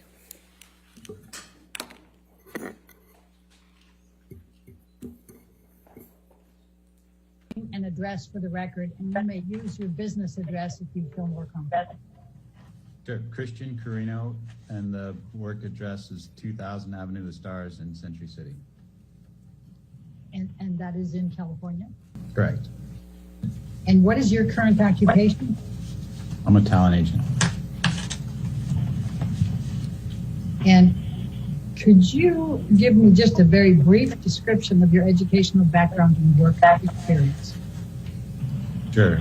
I have a BA from the University of Massachusetts, and my work background is I've been at CAA for approximately 16 years, and before that I had a 12-year run with 2 different advertising agencies in New York. And who were those advertising agencies in New York? Ogilvy and Mather and McCann Erickson. Right. Now, you indicated that you were a talent agent. Can you please describe what that means? I represent multiple clients and brands in transactions in the entertainment space.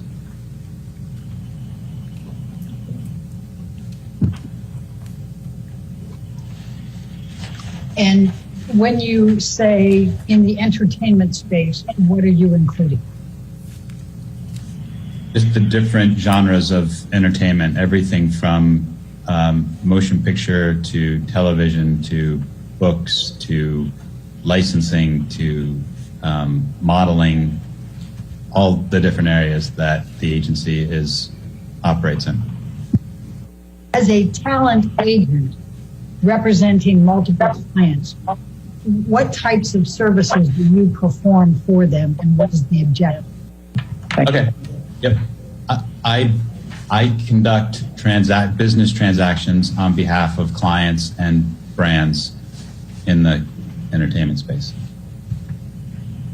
And what does that mean? It means I organize, pitch, transact in contractual agreements between talent and studios, talent and brands, entertainment platforms and individuals, brands and individuals. Do you represent any actors? I do work with every different group of talent within the agency, and for each person it's different, the business that I personally oversee for them. So in some cases I am negotiating contractual agreements for a music artist to go to Las Vegas. In some cases, I'm transacting an agreement for an artist to have a relationship with a brand. In some cases, it's an artist with a platform like Netflix. It spans the general platform capabilities that the agency has overall. Is one of the objectives of your representation to build the careers of the individuals you represent? Yes.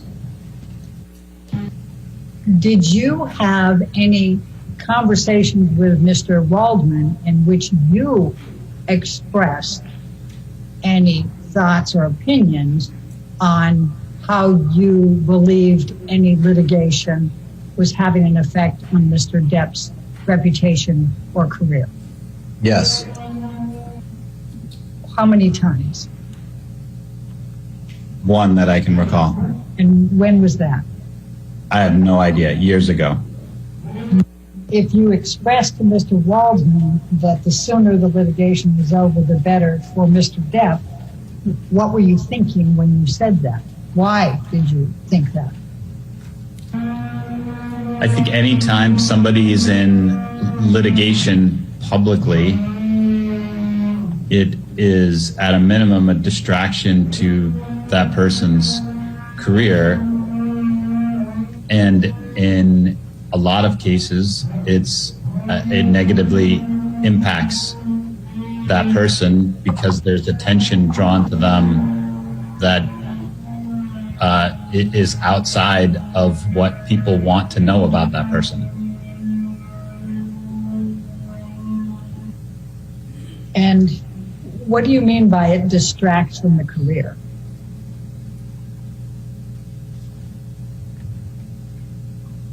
I mean that with somebody who is well known, people don't want to hear they're in a lawsuit with anybody about anything. Why not? Because that's just not what they want to know or hear news about people.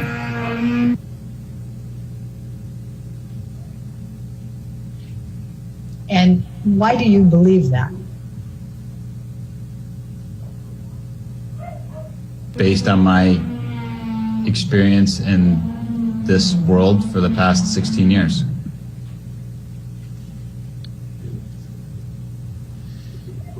And when you say it negatively impacts, what do you mean by that? People don't want to hear that the people that they look up to are in litigation. Do you also believe that that impacts career decisions by producers, directors, companies with brands, things of that nature? Yes. And in what way? Because the general public doesn't want to hear that people that they look up to are in litigation. And when the more oxygen it takes up in the overall news or coverage of an individual, and the less focused it is on that person's career, the less interested studios, brands, the general public becomes in that person.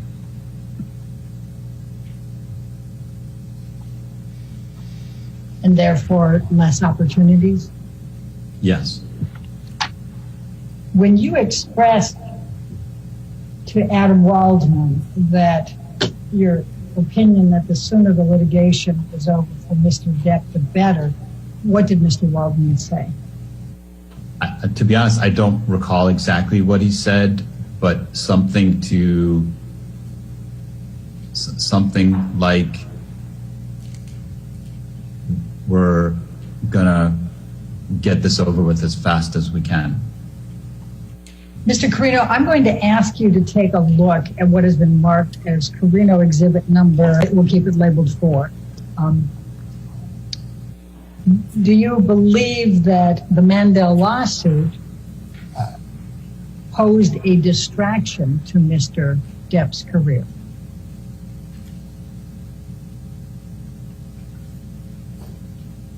I don't know. I'm going to show you what has been marked as Carino deposition exhibit number 5. And as you can see here, it's an article June 21st, 2017, the Hollywood Gossip. Do you recall that coming up during that time frame, that issue? Have you read or heard of the Rolling Stones? Yes. Have you read or heard of GQ? Yes. Mr. Carino, I'm going to ask you to take a look at what has been marked as Carino deposition exhibit number 2, and it's Rolling Stone publication on June 21, 2018. Do you see that? Yes. Do you ever read this article? Parts of it. Are you aware of whether this article in the Rolling Stone, June 2018, that's reflected in Carino exhibit number 2, impacted in a negative way Mr. Depp's reputation or career? Elena, I don't think it's possible to ask anybody that question without having done research among the people who read a specific article. If you're asking my opinion about whether an article like this or this particular article, in my opinion, would have a positive or negative effect on somebody's, career, I could potentially answer that. But as to definitively whether an article has or has not had an impact on somebody's career, nobody can answer that question without research. Specifically. Mr. Carino, I think we were just going to start looking at the Carino exhibit number 3. This is an article that was published in November of 2018. Do you recall reading this at some point? What publication is that? This is GQ. I probably read part of it, but I don't remember. You had any direct contact with Ed White or his company?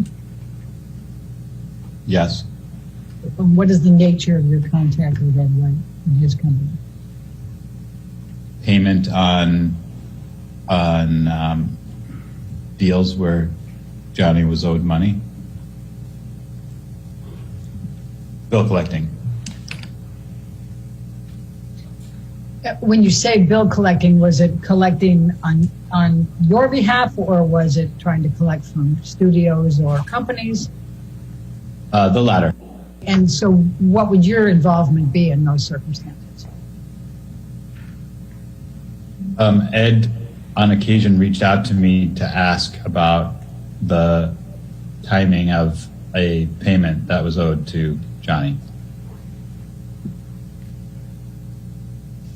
All right.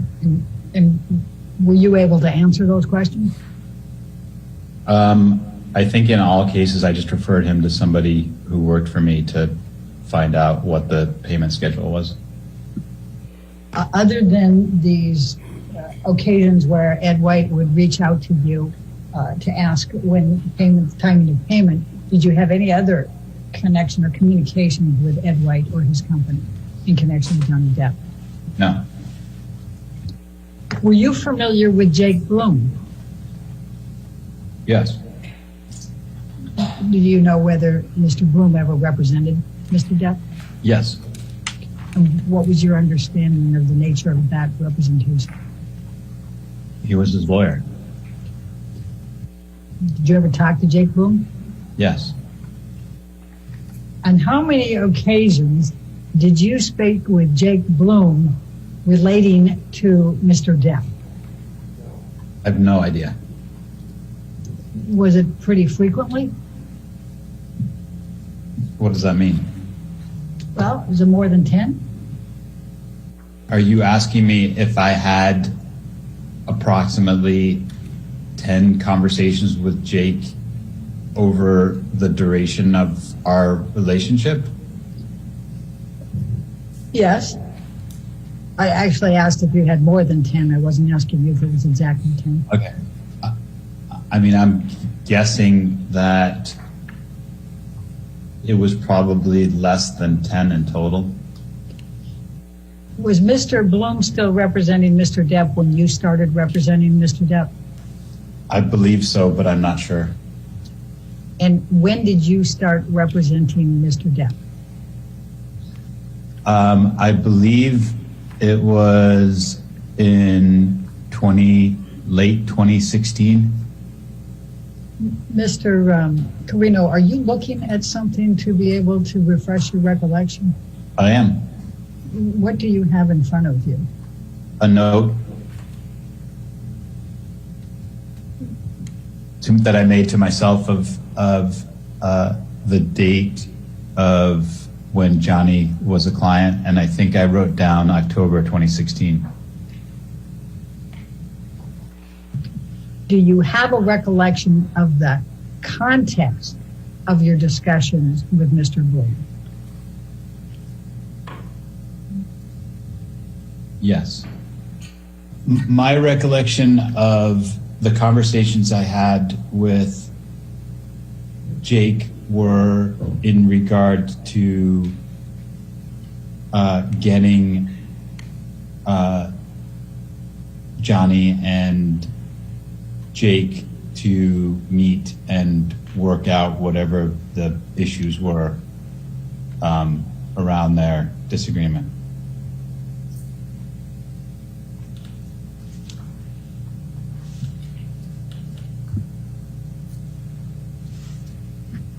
So you were trying to broker, if you will, a discussion between them to try to resolve their issues?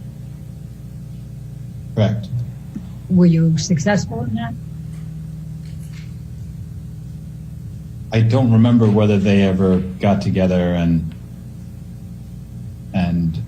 met about it, to be honest. Now I'm going to show you what has been marked as deposition, Carino deposition exhibit number 7. And this is a lawsuit that was filed on October 17, 2017. Were you aware of this litigation being filed by Mr. Depp on his behalf against Bloom, Hergott, Demer, etc.? Yes. And were you involved in any way in this litigation? No.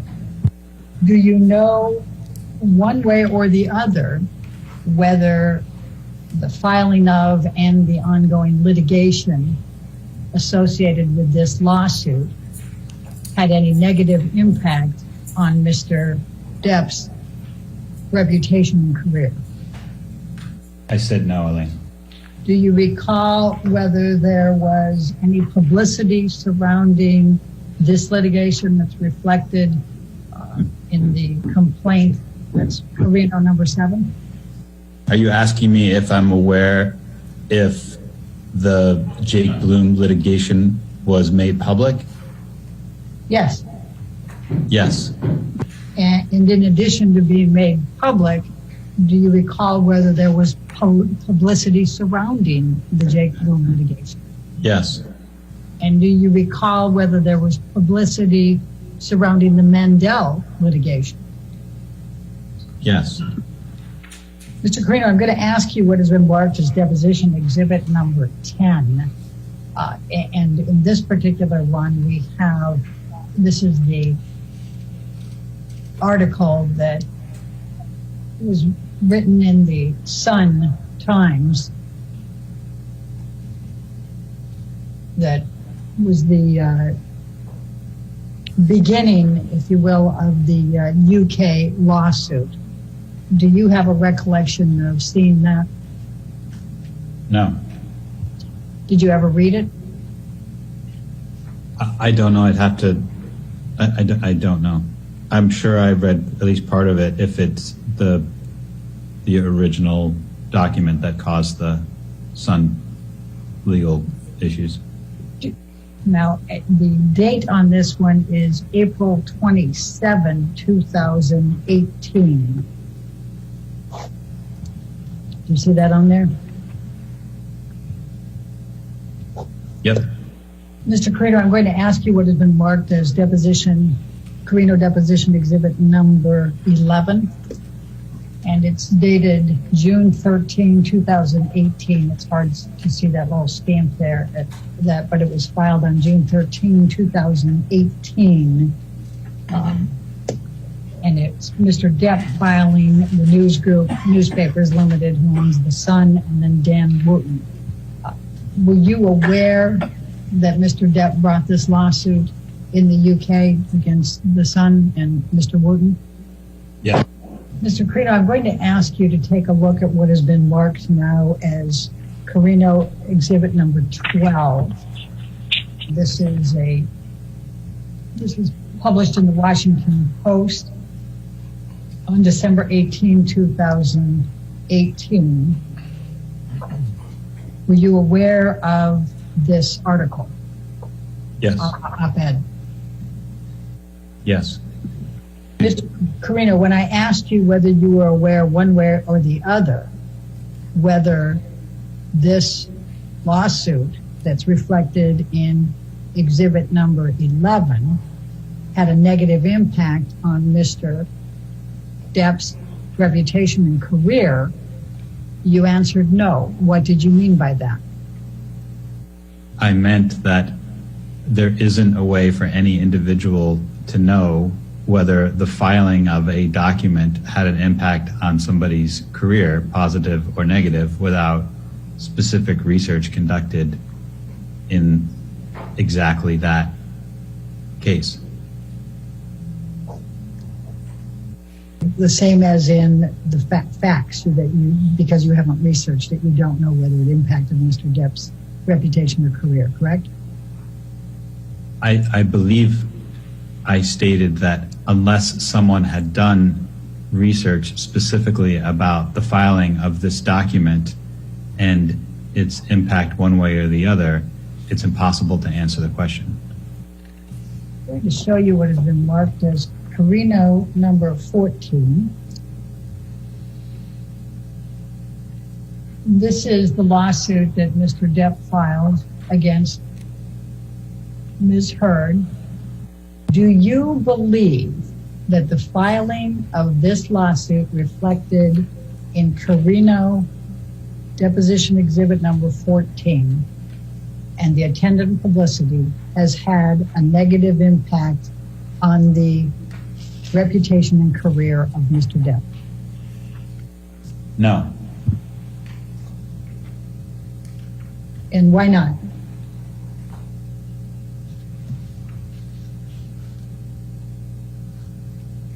Because I've stated previously, it's not about the filing of a lawsuit, it's about the coverage. I mean, you're asking me what my opinion is of what Johnny's reputation is today. Is that what you're asking? Yeah. My opinion of what Johnny's reputation today is one of the finest actors of his generation. In your opinion, has Mr. Depp's reputation changed at any point from October 2016 to the present? If you're asking me if what I defined as his reputation has changed in terms of his being viewed as one of the best actors of his generation, I would say no.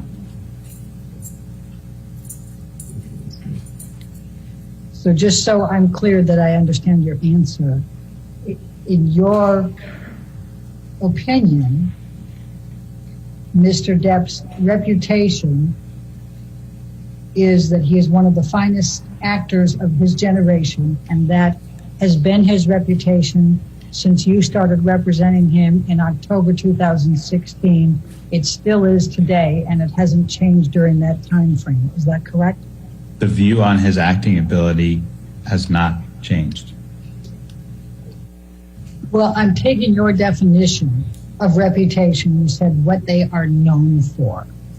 So I'm taking that specific definition, and I'm asking, is there anything other than that Mr. Depp is one of the finest actors of his generation that he is known for that has changed between October 2016 and the present?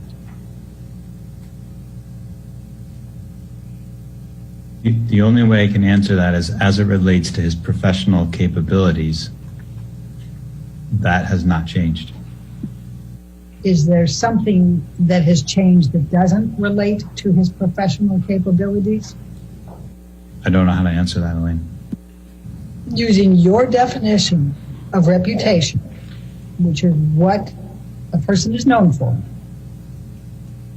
is there any aspect of what Mr. Depp is known for that has changed between October 2016 and the present? I've stated what I think his reputation is, and I've stated that, in my opinion, his professional reputation as it relates to the quality of his acting abilities has remained unchanged.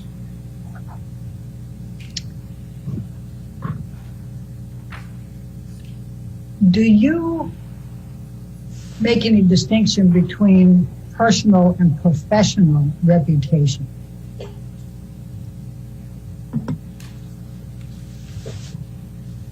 Yes. And what is that distinction?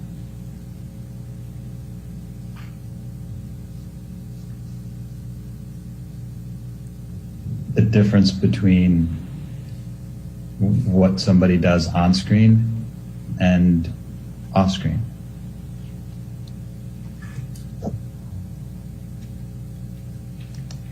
What is your opinion of what Mr. Depp was known for off screen when you started representing him in October 2016?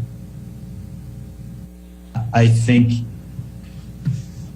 what he was known for off screen was a shroud of mystery of who he was, because he was not visible to the public.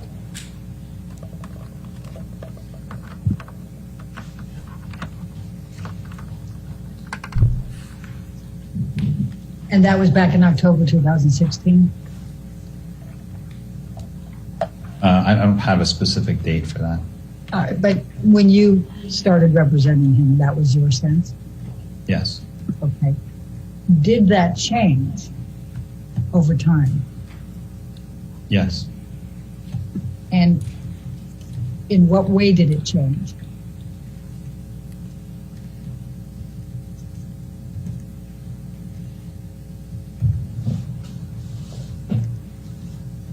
It changed with the exposure of that came with the lawsuits.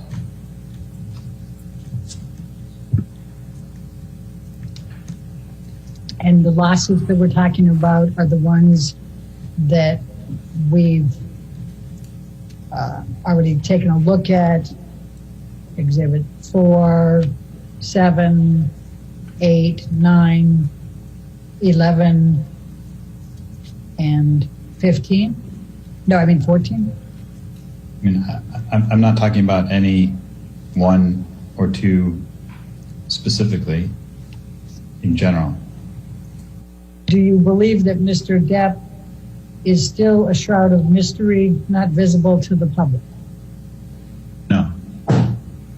And when did that change? I don't know exactly when. Would you say it was cumulative over the period of time as a result of all of the litigation and the publicity ensuing? Probably. Agree with that. Is there any one specific litigation that you believe most significantly impacted on Mr. Depp's personal reputation no longer being a shroud of mystery and not visible to the public? My opinion is that Amber's accusations would have had the most dramatic impact on his off-screen reputation. I'm not talking about any one specific accusation. When you say Amber's accusations, what do you mean by that?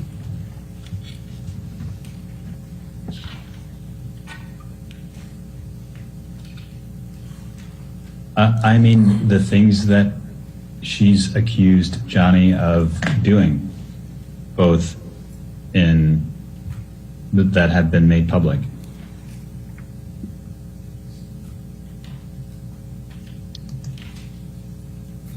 Now, those accusations were made public in the divorce back in 2016, correct? I don't know exactly how or when they were made public.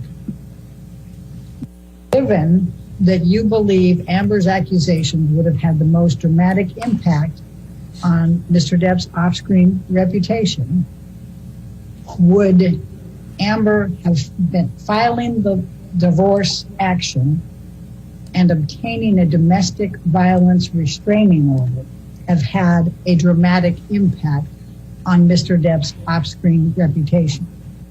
I think the only way I can answer that is by saying I don't think filing for divorce would have any impact whatsoever. And I'm actually not familiar with the lawsuit to get the restraining order, so I don't know exactly what's in there. But if that was based on claims of or accusations of abuse, then that, in my opinion, would have a negative impact on Johnny's off-screen reputation. Mr. Carino, we were talking about Amber's accusations and your view that those would have the most dramatic impact on Mr. Depp's off-screen reputation. And you were talking about her accusations of domestic abuse and violence, correct? Yes. Were you aware that the Dan Wooten article published in The Sun included specific accusations by Amber Heard of domestic violence and abuse by Mr. Depp? The Sun case, is that what you're asking about? Yes. Well, Yes. First the article itself that was in the paper, the why is J.K. Rowling genuinely happy about employing Mr. Depp, the wife beater? Yes. Okay. And you're aware that the litigation, the lawsuit, including the particulars of the claim brought by Mr. Depp, included the accusations by Amber Heard of domestic violence and abuse by Mr. Depp, correct? Yes. Given that the Mandel lawsuit included accusations by Amber Heard of domestic violence by Mr. Depp against her, are you able to say how much of Mr. Depp's off-screen reputation was impacted by the Mandel lawsuit? No. Now, you were aware that the op-ed by Dan Wooten in The Sun included accusations by Amber of domestic violence against Mr. Depp, correct? Yes. Are you aware, one way or the other, how much Mr. Depp's off-screen reputation was impacted by the complaint that was filed in this case that contained Amber Heard's accusations of domestic violence and abuse by Mr. Depp? No. Are you aware of how much Mr. Depp's off-screen reputation was impacted as a result of the op-ed in the Washington Post from Amber Heard? No. Are you aware of how much Mr. Depp's off-screen reputation was impacted by the accusations included in the Waldman tweet on May 2020 of the op-ed? No. Are you aware of any role or opportunity that Mr. Depp lost as a result of the op-ed by Dan Wooten in the Sun? No. Are you aware of any role or, and when I'm saying opportunity, any kind of business opportunity that Mr. Depp lost as a result of the particulars of claim that Mr. Depp filed? No. Are you aware of any role or business opportunities that Mr. Depp lost as a result of the op-ed by Amber Heard in the Washington Post? Okay. Are you aware of any roles or business opportunities that Mr. Depp lost as a result of the Waldman tweet from May 2020 relating to Amber's op-ed? No. Is there any other role or business opportunity that Mr. Depp has lost since you started representing him in October 2016? And I'm saying, I would say his, I would say yes. and what? The Pirates, the next Pirates movie. Do you remember which one that was? 6, 7, I'm not sure what the number is. It's 6. I think Pirate 6 is the one that's yet to come out here. And why, what is your understanding of why Mr. Depp lost Pirate 6?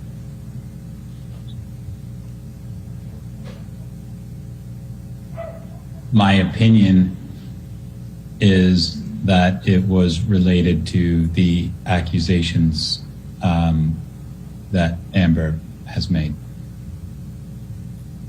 And what is your opinion based on? Excuse me? What is your opinion based on?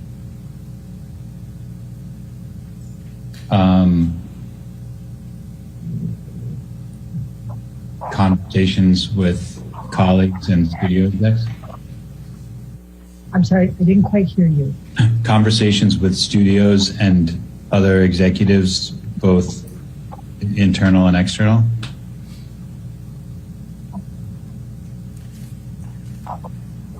When you say related to the accusations that were made by Amber Heard against Mr. Depp, are you talking about accusations of domestic violence and abuse by Mr. Depp? Yes. Okay. How many conversations have you had with studio and other executives? I have no idea. More than 5, more than 10? I don't know about more than 10, probably between 5 and 10. Who do you recall speaking with at studios or other executives?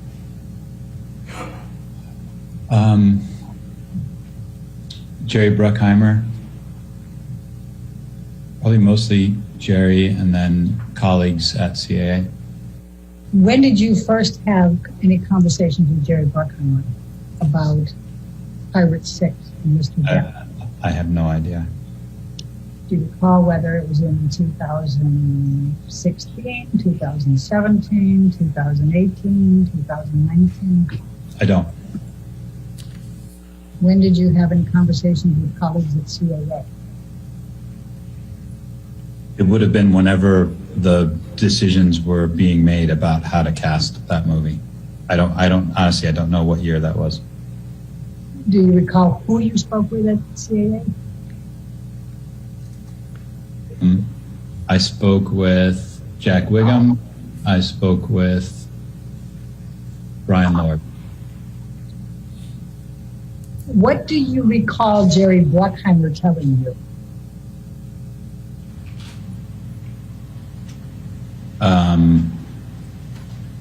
I don't recall the specific conversations, but the nature of it was that the studio was having difficulty employing him.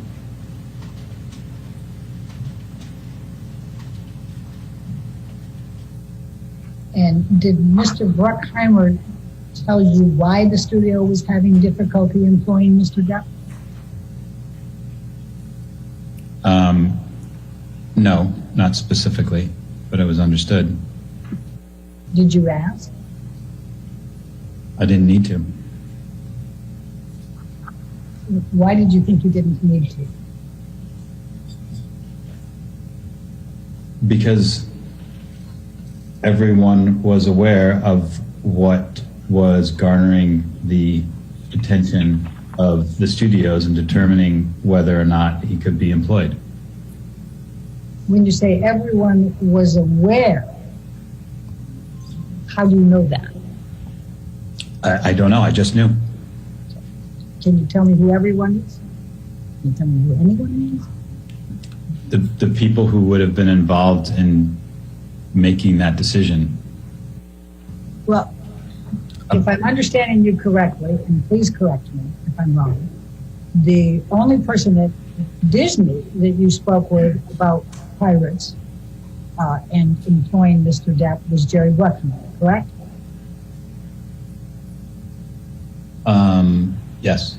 All right, and you spoke between 5 and 10 times with Mr. Bruckheimer, and he did not say in any of those conversations the reason we're not employing Mr. Depp is because of Amber Heard's accusations of domestic violence and abuse by Mr. Depp, correct?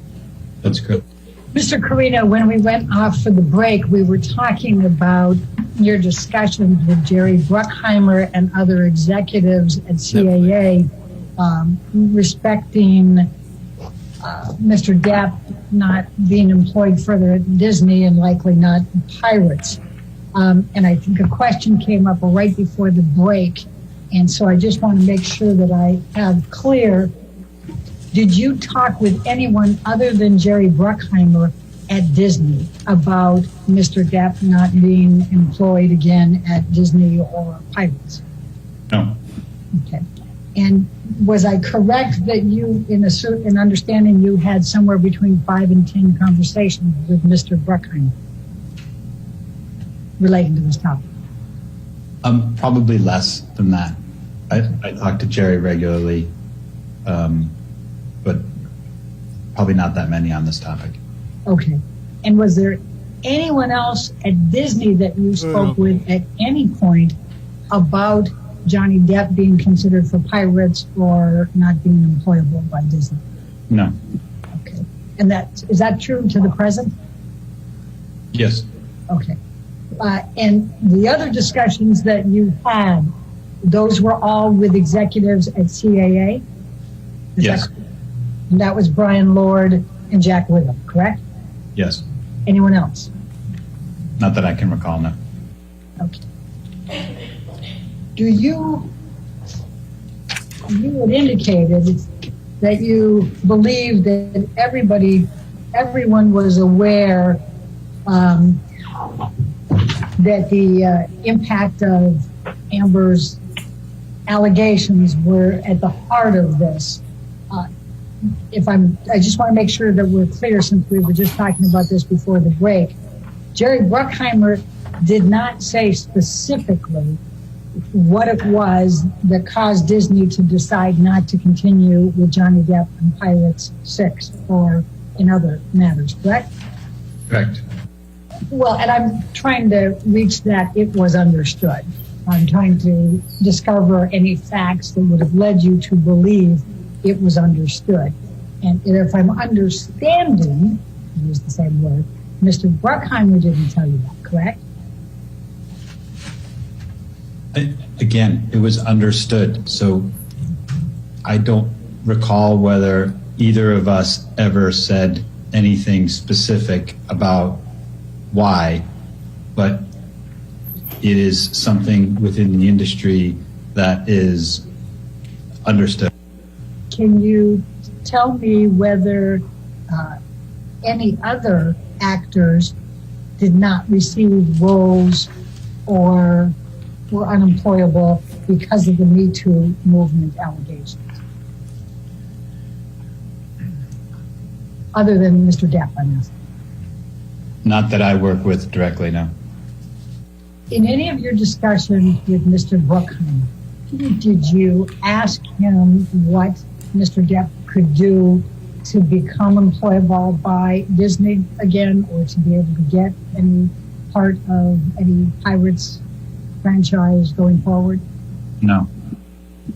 Why not? Because in cases like this, there is nothing anybody can do. It is the directive of the studio and they have the sole right to make the judgment whether they can continue to employ somebody or not. And your understanding from your discussions with Mr. Bruckheimer is that Disney had made the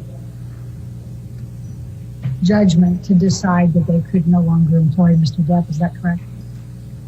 Yes, but not solely based on conversations with Mr. Bruckheimer. It was cumulative with the internal and external conversations. What did Mr.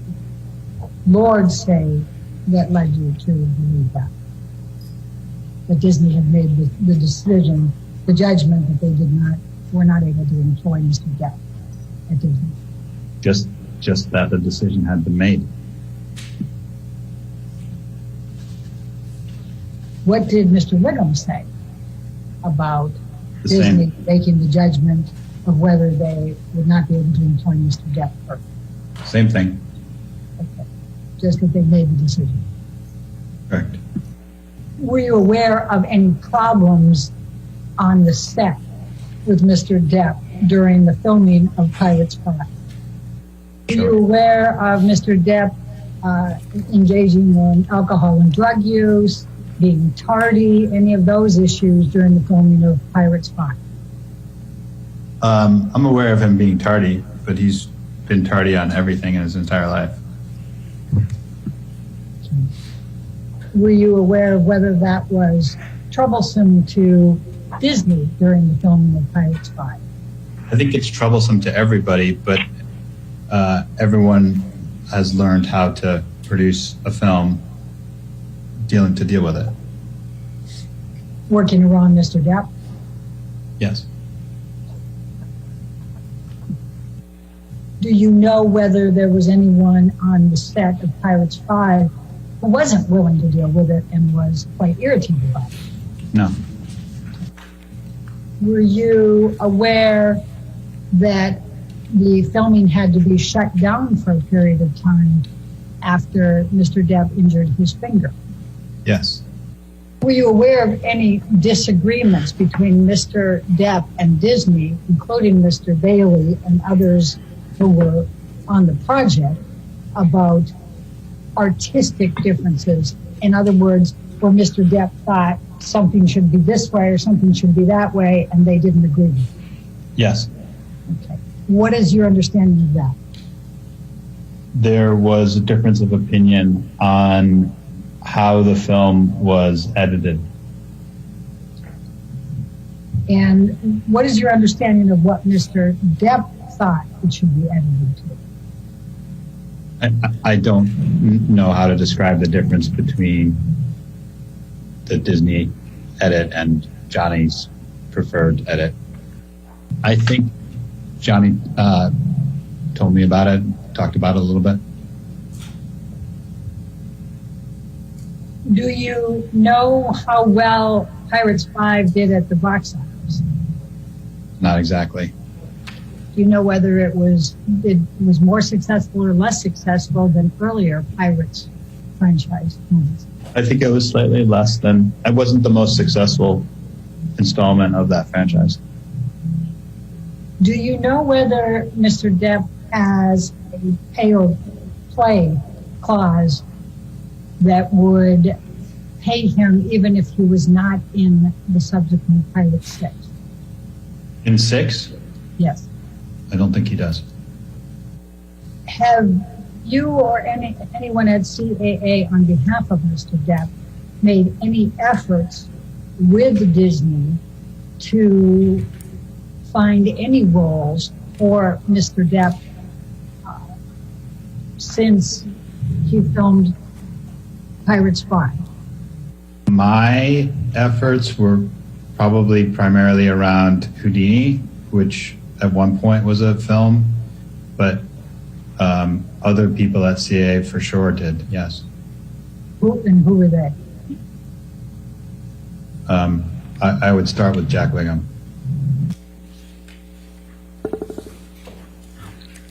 We'll now play volume 2 of Mr. Carino's deposition, at which... Okay.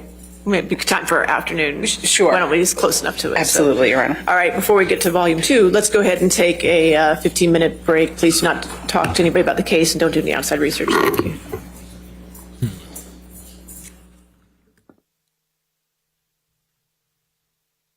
All right. So, I mean, honestly, I haven't heard much of it, but this is talent, agent, manager, which is apparently one of Lady Gaga's exes. And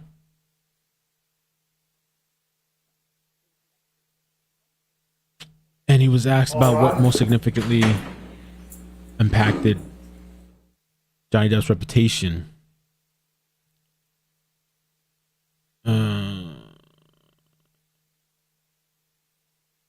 Asked if there was any one specific litigation that most impacted Depp's career, Mr. Carino responded, "My opinion is that Amber's accusations would have had the most dramatic impact on his off-screen reputation." I'm not talking about any one specific accusation. He was asked to explain what he means by accusations. He says, "I mean the things she's accused Johnny of doing that have been made public. What else?"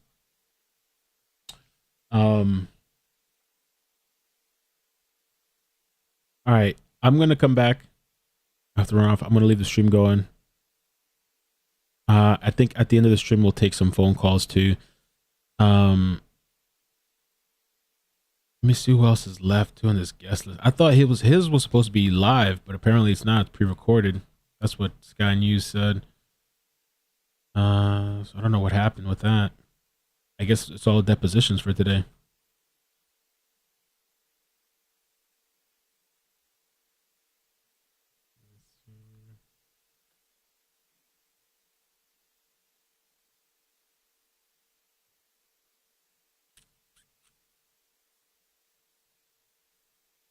Yeah, that said by live video link, so that's not live, that's pre-recorded. So it's just depositions pretty much. So after Christian, we still have Laura, the divorce attorney, and Terrence, the American Civil Liberties Union. Also, let me get here. Let's see. Race Girl, thank you so much for the super chat. Isabel, I love the kitty cat. Hey, everyone, give some love to Mel, who's working very hard for us. Thank you, Isabel. Appreciate the super chat. Gracias. So it says, Mel, you're helping a lot of people. Of DV sent pics this morning of Johnny. Oh, you did. With art supplies and all. Okay, I'm going to pull it up when I come back. Jeff Hepp said, 2005 says, mega sippy cup. Joy, Amber would have driven to sock her in the mouth. Her words are destructive in every aspect. Joy, time to grab a big gulp straw and snort a mega line after listening to this torturous babbling. Poor JD. Yeah. All right, I'm going to let this run here. I'll be back, guys. Let this run in the background. Okay.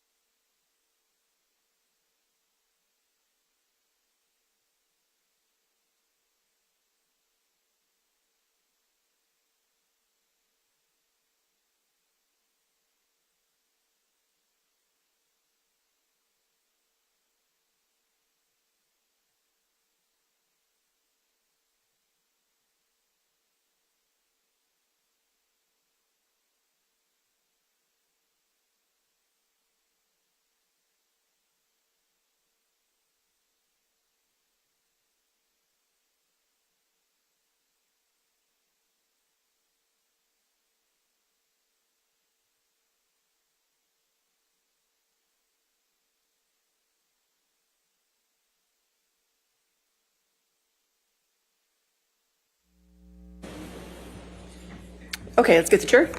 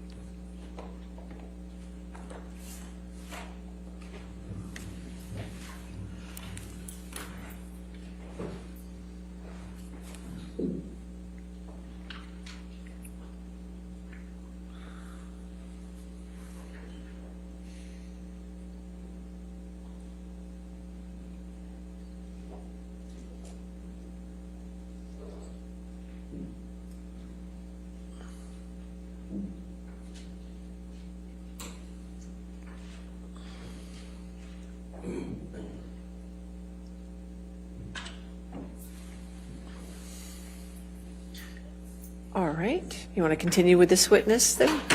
Yes, thank you, Your Honor. We'll now play volume 2 of Mr. Carino's deposition, which is the questioning from counsel for Mr. Depp. Okay, thank you. You're aware that this litigation involves a dispute between Johnny Depp and Amber Heard, correct? Correct. And you know both of those individuals, correct? Correct. Who did you meet first? Amber. When did you meet her? I don't know exactly when, but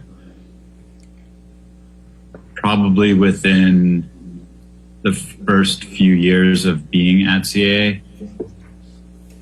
Okay. So can we, as an estimate, say 2005, 2006 timeframe? Sure. I don't actually know, but sure. But it was pretty early on at your career at CAA. Correct. And describe for me the events of your meeting her.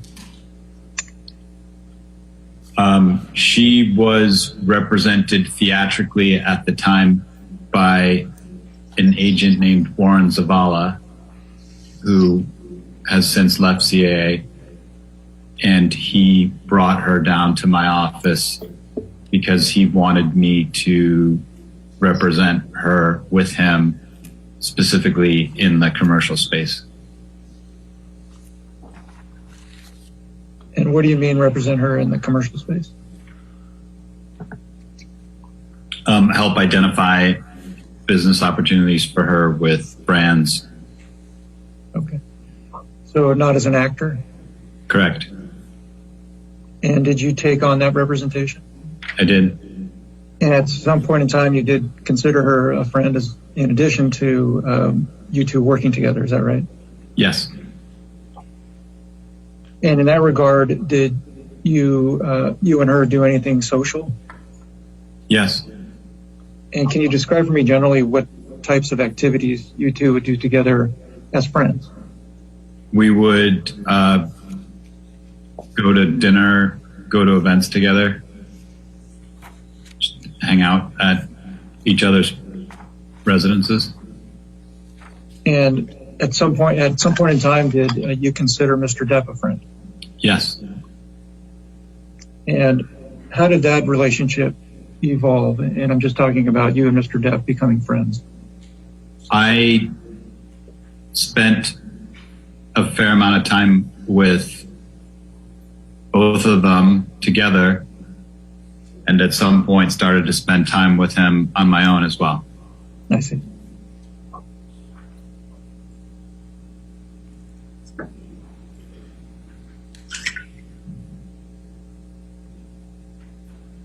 And at some point in time, did Mr. Depp become as good a friend to you as Ms. Heard? Yeah. Sorry. Let me re-ask that also. Did you consider, at some point in time, did you consider Mr. Depp a friend to the same degree you considered Ms. Heard a friend? Yes.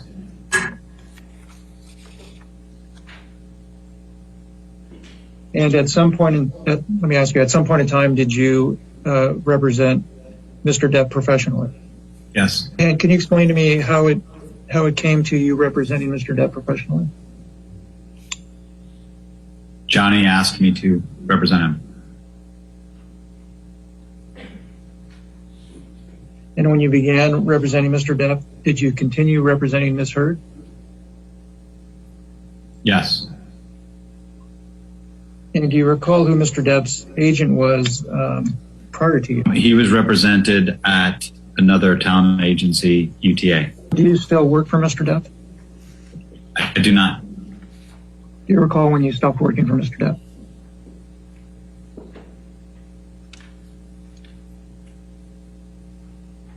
Within the past 2 years. And can you describe the circumstances of you no longer working for Mr. Depp? He left CAA to follow an agent who left CAA to become part of a founding group in a new management company. And who is that person? Jack Wiggum.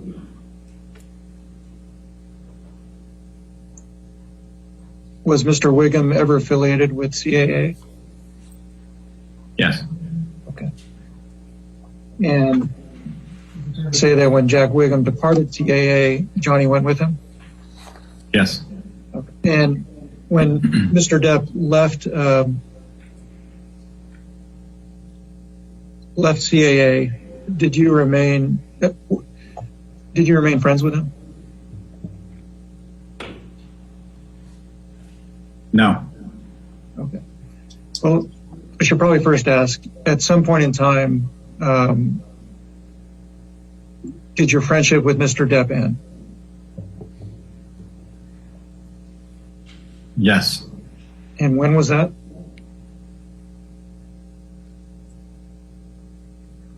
I would say at the time he left CAA. And did him leaving CAA have something to do with the end of the friendship? I don't know. Are you still friends with Miss Heard? No. And when did that friendship end?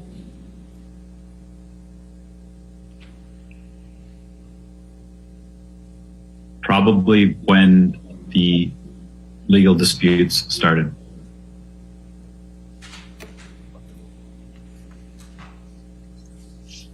And what legal dispute are you referring to? This one?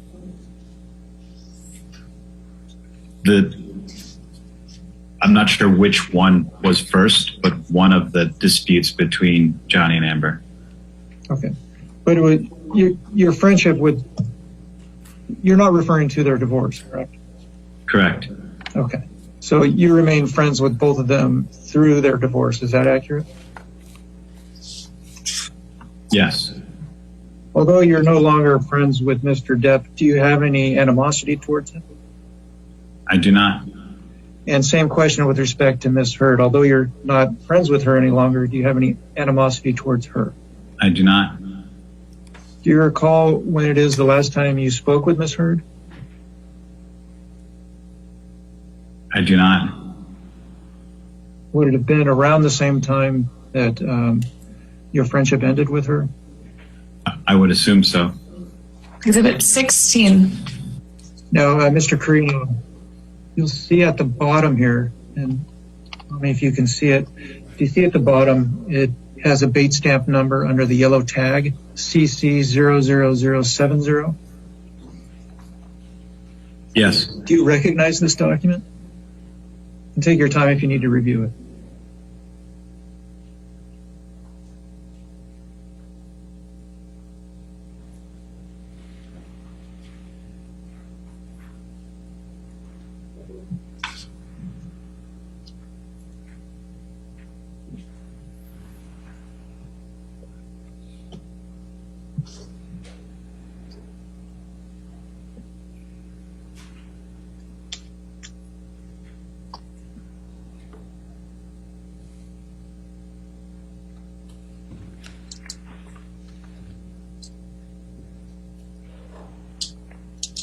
Yes. Okay. And Do you understand this to be a true and authentic copy of email exchange in which you were involved? I believe so. Okay. And you'll see it's dated January 11th, 2018, and the subject is WME. Do you know what is your understanding of what WME is? William Morris Endeavor. And what is that? It's another talent agency. Okay. And you've read this email from Ms. Hurd to you, correct? Correct. So at this point in time, was she a close friend of yours? Yes. And ultimately, did she leave CAA? Yes. And it was at this time? Yes. During the entire time you represented Ms. Hurd, did Mr. Depp ever interfere with your representation of Ms. Hurd? No. Did he ever ask you to do anything with respect to her career? Not that I can recall. Exhibit 17. Now, Mr. Carino, this particular document was not produced by you. You'll see that at the bottom here.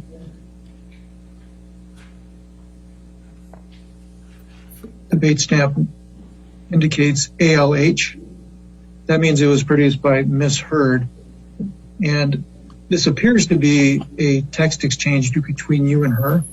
It's about a page and a half. If you could take the time to read it, and then I will ask you questions about it. I read it. And you'll see at the top, Mr. Carino, that it's dated July 14th, 2016. Based on that date and based on reading this text exchange, at this point in time, were you close friends with both Mr. Depp and Ms. Hurd? Yes. And having read the text exchange, do you believe this to be a true and correct representation of the exchange? Yes. And to be authentic in that regard? Yes.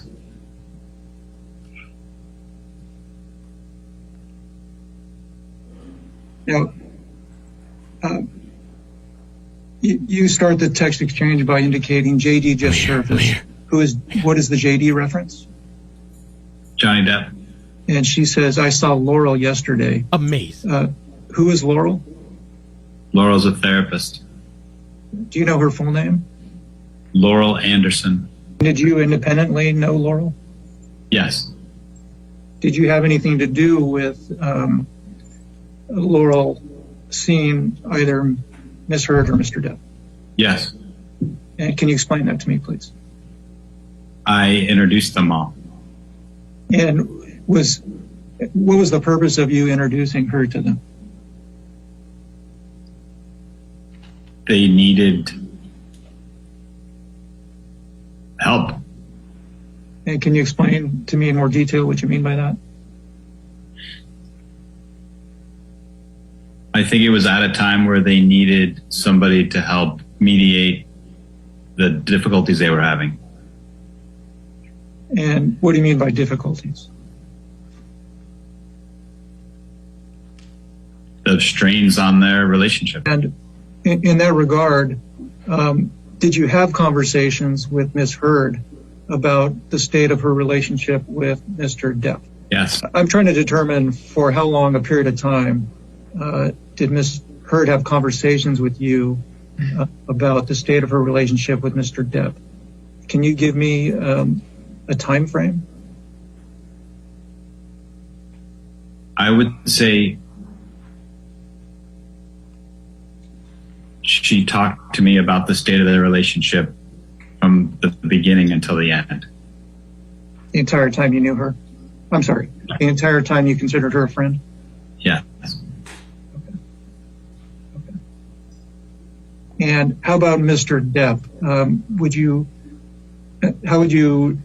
Did you have conversations with him about the state of his relationship with Ms. Hurd? Yes. And were those ongoing during the entire time you were friends with him? Yes. You say they both confided in you in that regard? Yes.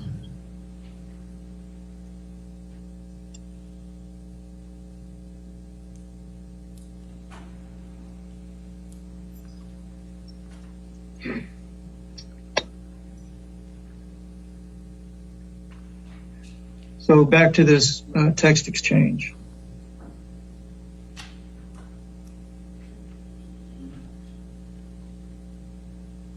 Where my cursor is, Ms. Heard says to you, yeah, she said that Johnny and I need to talk directly. Do you know who Ms. Heard's referring to there? Laurel. That was your understanding after reading this?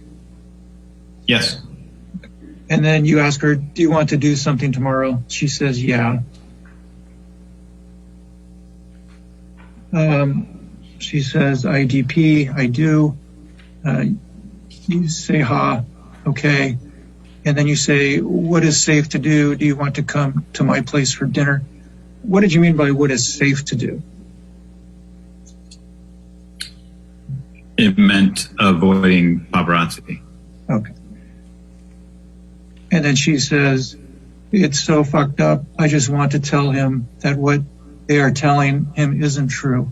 What was your understanding of what she meant by that sentence? I don't recall. Mr. Carino, while she's doing that, at the outset of this deposition, I asked you if you recall being deposed about a year ago in this case, and you said yes. Is that accurate? Yes. Okay. What I'm going to show you now is the transcript, a portion of the transcript from that deposition. And who is Mr. Bruckheimer? Jerry Bruckheimer is the producer of the Pirates franchise. And who is Mr. Wiggum? Jack Wiggum was an agent at CA who worked with Johnny. Okay. And who is Mr. Lord? Brian is one of the managing partners of CAA and also worked on Johnny Depp. And what was your understanding of why the Pirate 6 job was not offered to Mr. Depp? Leo, you're asking my opinion? Yes. Because of the accusations that Amber had made. And what I'm about to show you, Mr. Carino, is a article in the Washington Post authored by Ms. Heard. You're going to notice that the article will be presented sideways. So you'll have to tilt your head a bit to review it. 719. Do you, first, Mr. Carino, why don't you take control and just scroll through the document? It's just a couple pages.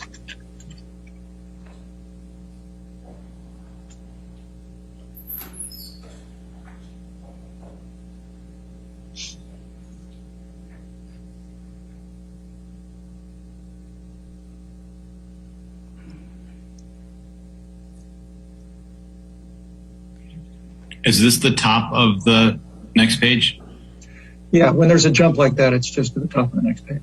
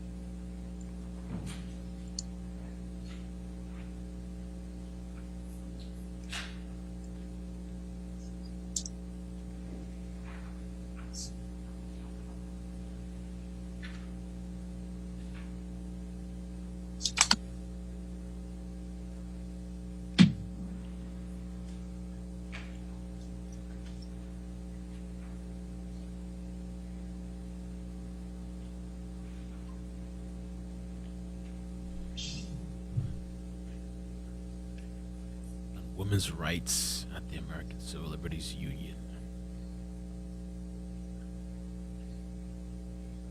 Can I just cut this part out? Would I?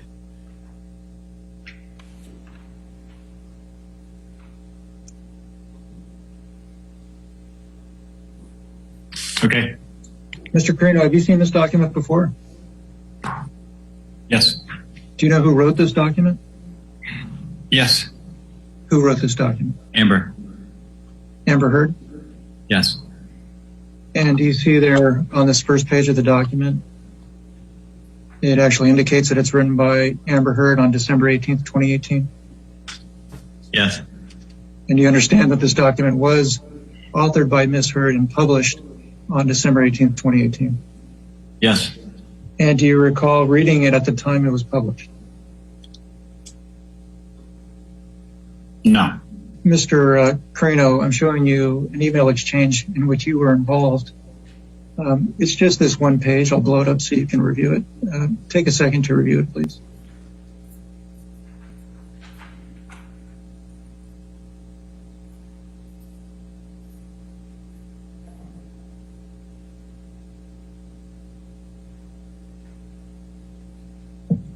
Okay. And what did I miss? Let's start at the bottom of this. Well, do you see at the top that the email gray line is entitled Johnny Depp's Jack Sparrow won't return in new Pirates of the Caribbean movie? Yes. And this email exchange was on December 20th, 2018, correct? Correct. And do you recall that the article you just read published by Ms. Heard was published on December 18th, 2018, 2 days before this? Yes. Now, if you go to the bottom of this email, do you see there's this link to an article? Yes. And it says URL defense, it says movieweb.com. Yes. Mr. Carino, what I put up next to the email exchange that we've been discussing is an article dated December 20th, 2018. Okay. So this article is dated December 20th, 2018. The email sent to you by Robin Baum is that same day, December 20th, 2018, correct? Yes. Who is Ms. Baum? Johnny's publicist. Okay. And she's sending this article to you, is that right? Yes. And then in response, you say, were we told this officially from Disney? And she responds, Jack Wiggum responds, no. Is that accurate? Yes. Sure. So you testified just a few minutes ago that it was your opinion that Mr. Depp lost the Pirates 6 movie because of Ms. Heard's allegations. Is that accurate? Yes. Allegations of abuse, correct? Yes. Ooh. And is this a demonstration of when Disney made that decision to not hire Mr. Depp for Pirate 6? Yes. Exhibit 22. Did you ever see Mr. Depp physically abuse Miss Heard? No. Did Miss Heard ever tell you that she had been physically abused by Mr. Depp? No. Did Mr. Depp ever tell you that he had physically abused Miss Heard? No. Did you ever witness any injuries on Miss Heard that would indicate that she was physically abused? No. Now, again, this is a few months after the filing of the divorce papers and the TRO, and Miss Heard states to you, "I'll call you right back, sorry." And you say, "K." She says, "Is it too late to call?" And you say, "Just finishing dinner, we'll call you as soon as we walk out within 20. And she says, "Please tell him I love him." Is that an accurate reading of the text exchange so far? Yes. Do you know Team if Amber in at the this chat. time, based on your relationship with Miss Heard and Mr. Depp, whether Miss Heard wanted to reconcile with Mr. Depp? Yes. It's your understanding that she did? Yes. Did Miss Heard, based on your personal friendship with Miss Heard, close personal friendship with Miss Heard, would you say that she confided in you? Yes.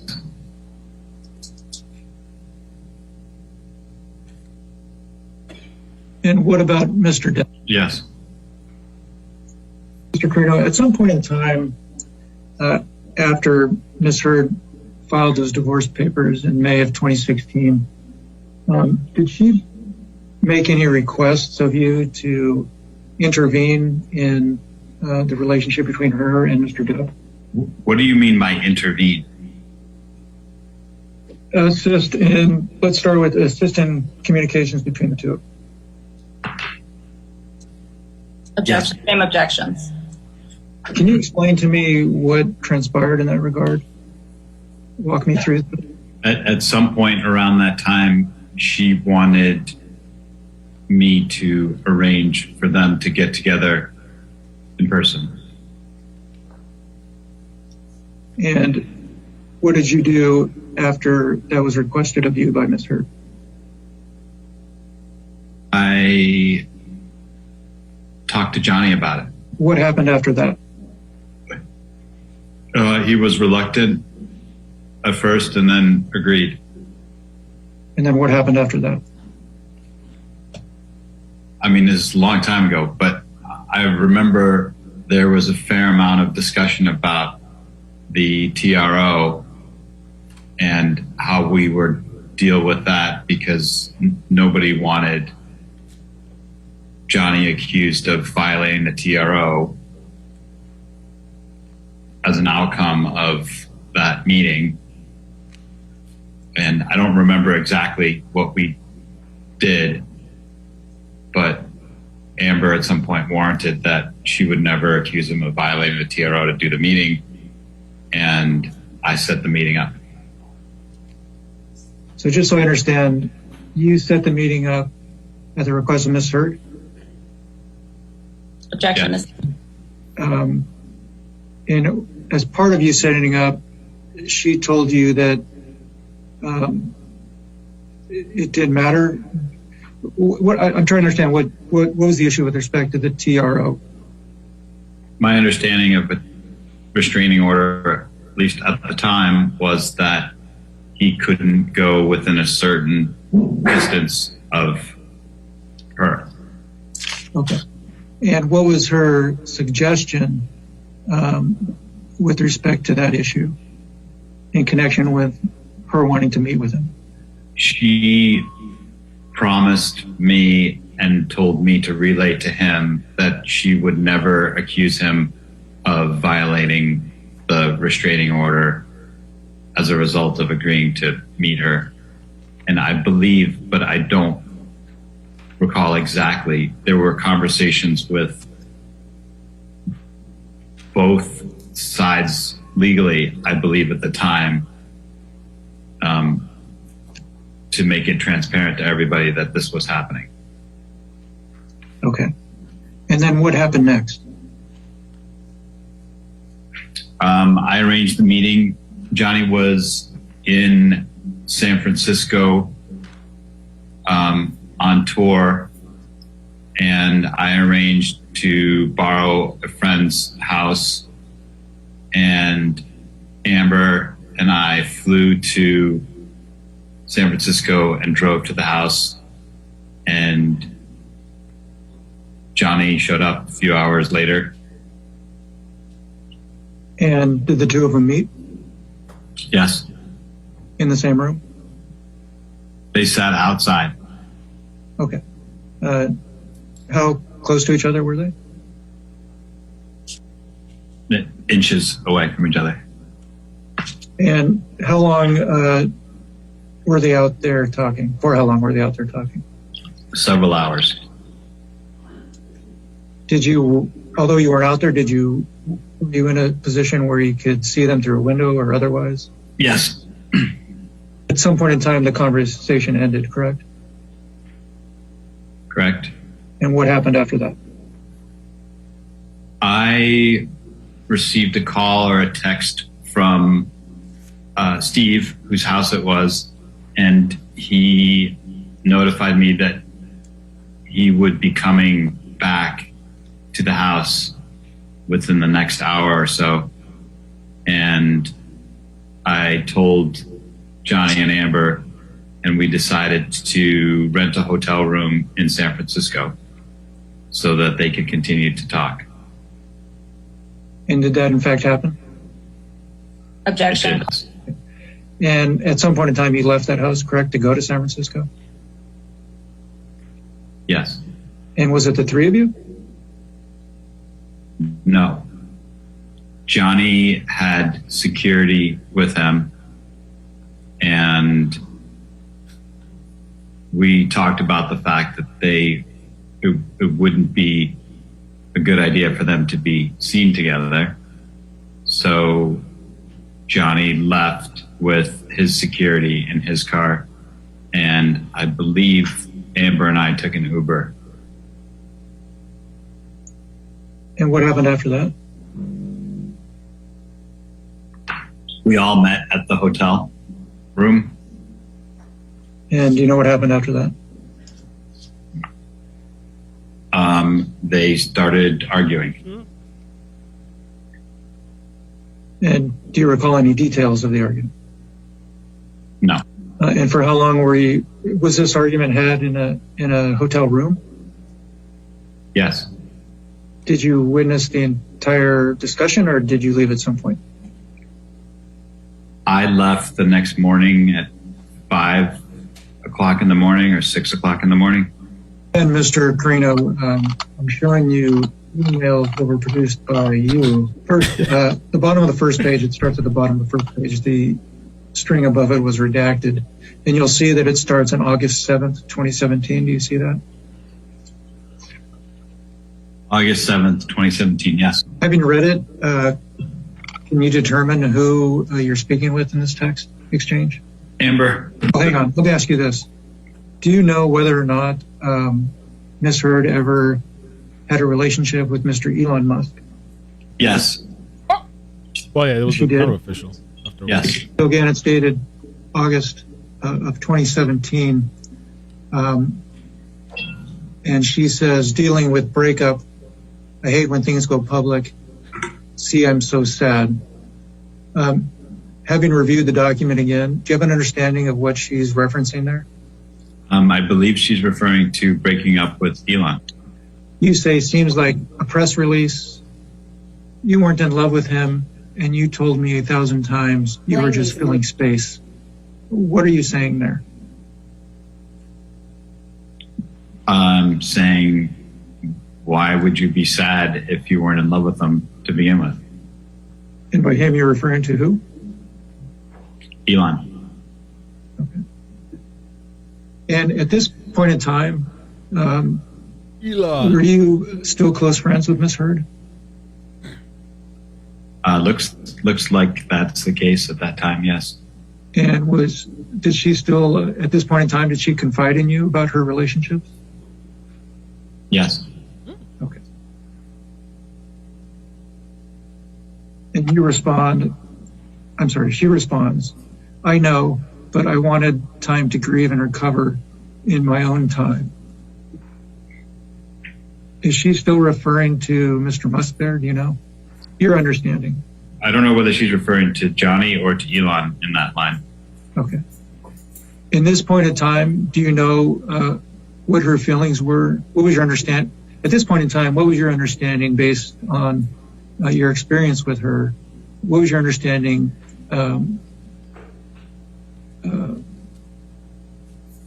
her relationship with Mr. Depp? I don't believe there was a relationship at that point. And you say, and you got that. No, she says, I hate that yet again a man lets me fall on the spikes by myself. You ask, how so? She says, oops. Meaning they are mad at me for leaving them and put things like this out there. You say, sorry.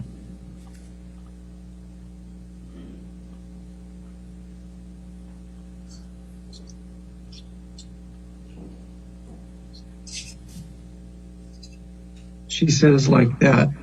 You say, you could avoid all this if you stop dating uber famous people. You can be with a big man who isn't famous. What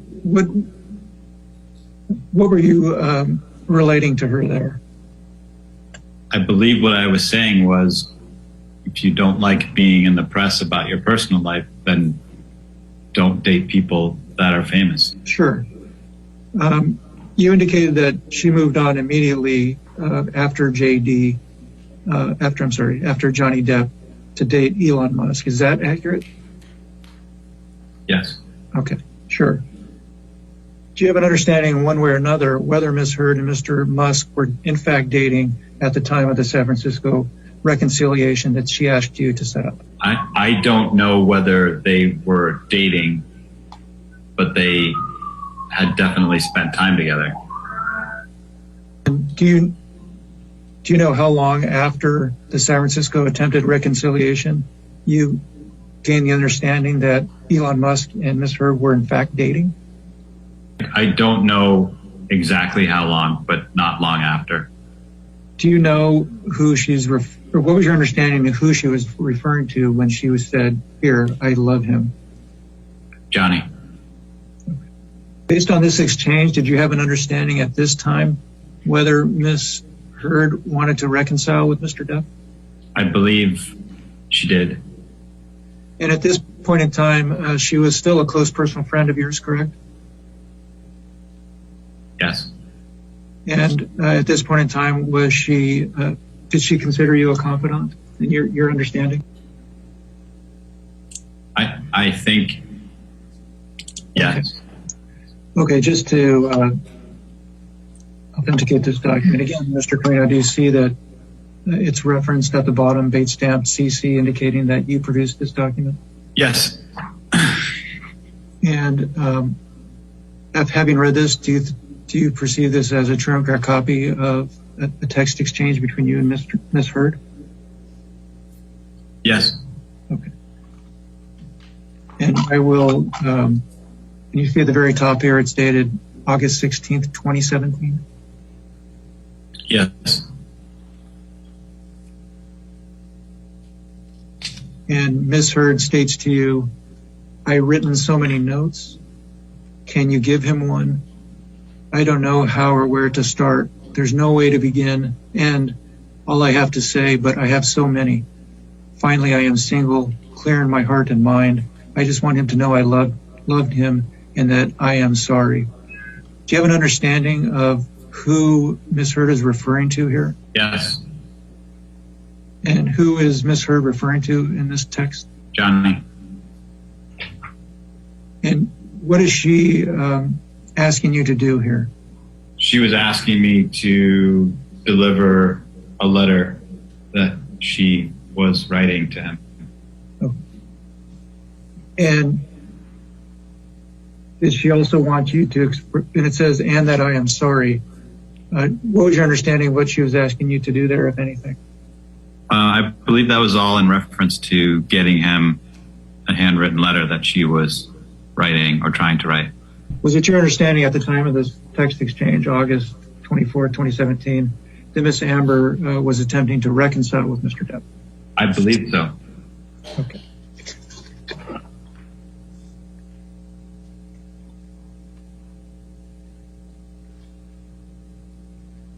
And I know this may sound repetitive, but on August 20, at the time of this text, on August 24th, 2017, you and her were still close personal friends, correct?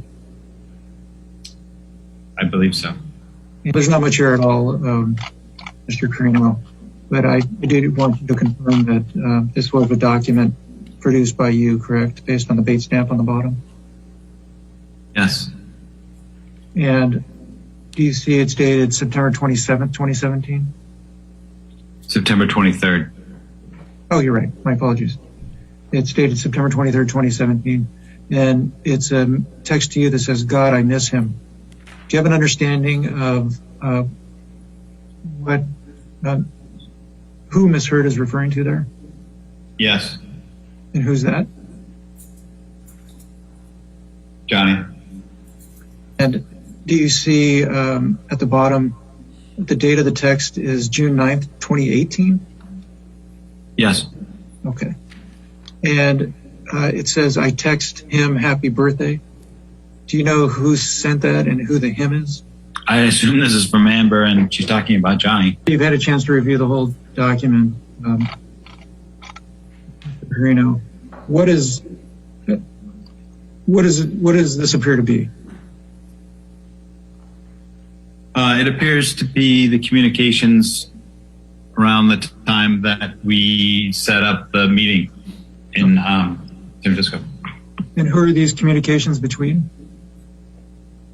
Me and Johnny. Okay. And this first bubble, can you tell if the blue is you or Mr. Depp?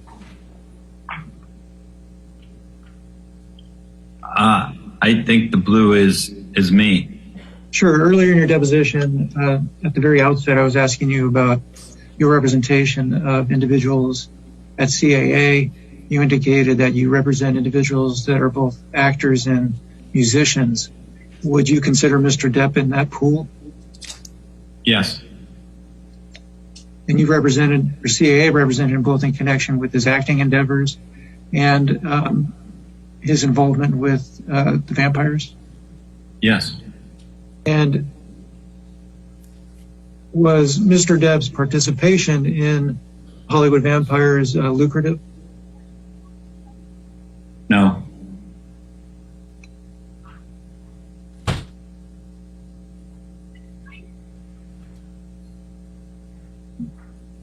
Do you know whether or not it was something Mr. Depp enjoyed? Yes.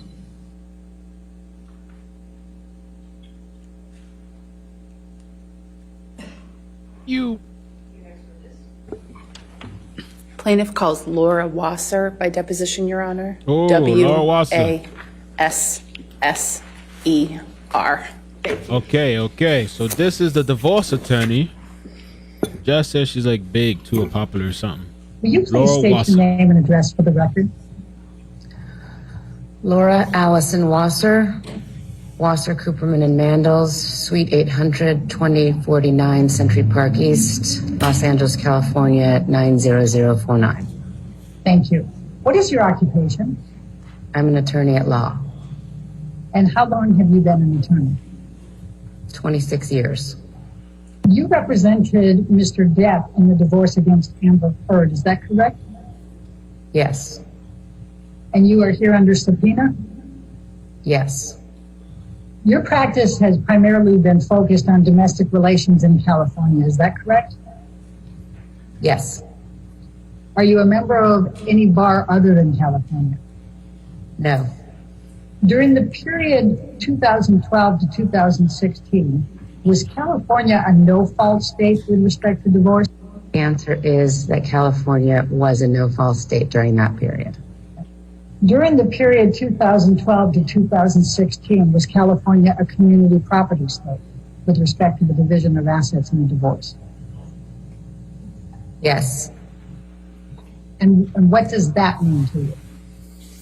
California is a community property state, and what that means to me is that assets which were earned or created during the course of the marriage, absent some other theory of law applied, be divided equally.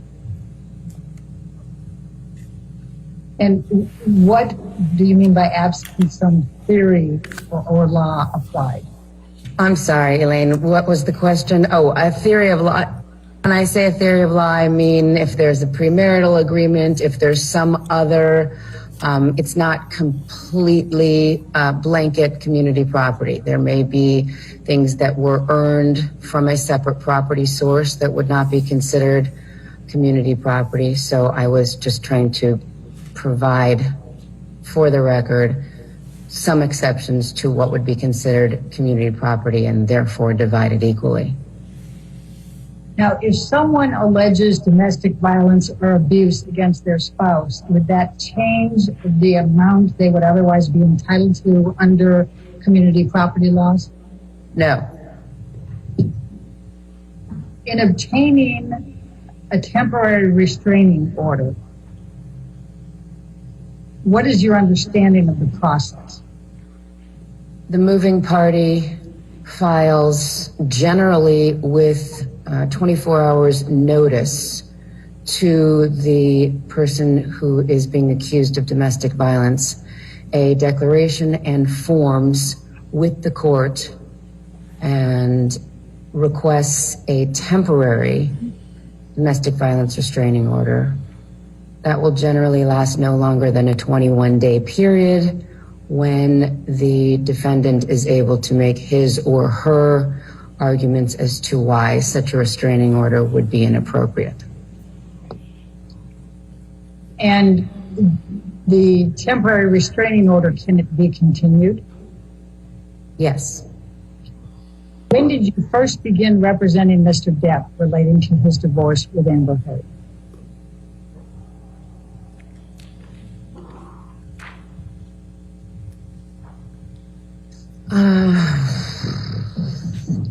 I believe it was in December of 2015. I'm going to ask you to pull up document 1, Wasser document 1, and let's go ahead and label that as Wasser exhibit number 1. Ms. Wasser, I'm going to ask you to take a look at what has been marked as Wasser deposition exhibit number 1. It is a letter dated May 24, 2016. It's addressed to Jacob Bloom, and it says in remarriage of Depp. Do you see that? Yes. Okay, and it's from Samantha Spector, who indicates she's representing Amber Heard. As of the time of this letter, had you made known to Amber Heard or Ms. Spector or anyone else related to them that you represented Mr. Depp? I don't believe so. Did you receive a copy of this letter from someone? I believe so. I think I've seen it before, so yes. Did you receive this letter on or around May 24, 2016? Okay, next page, please. Hang on.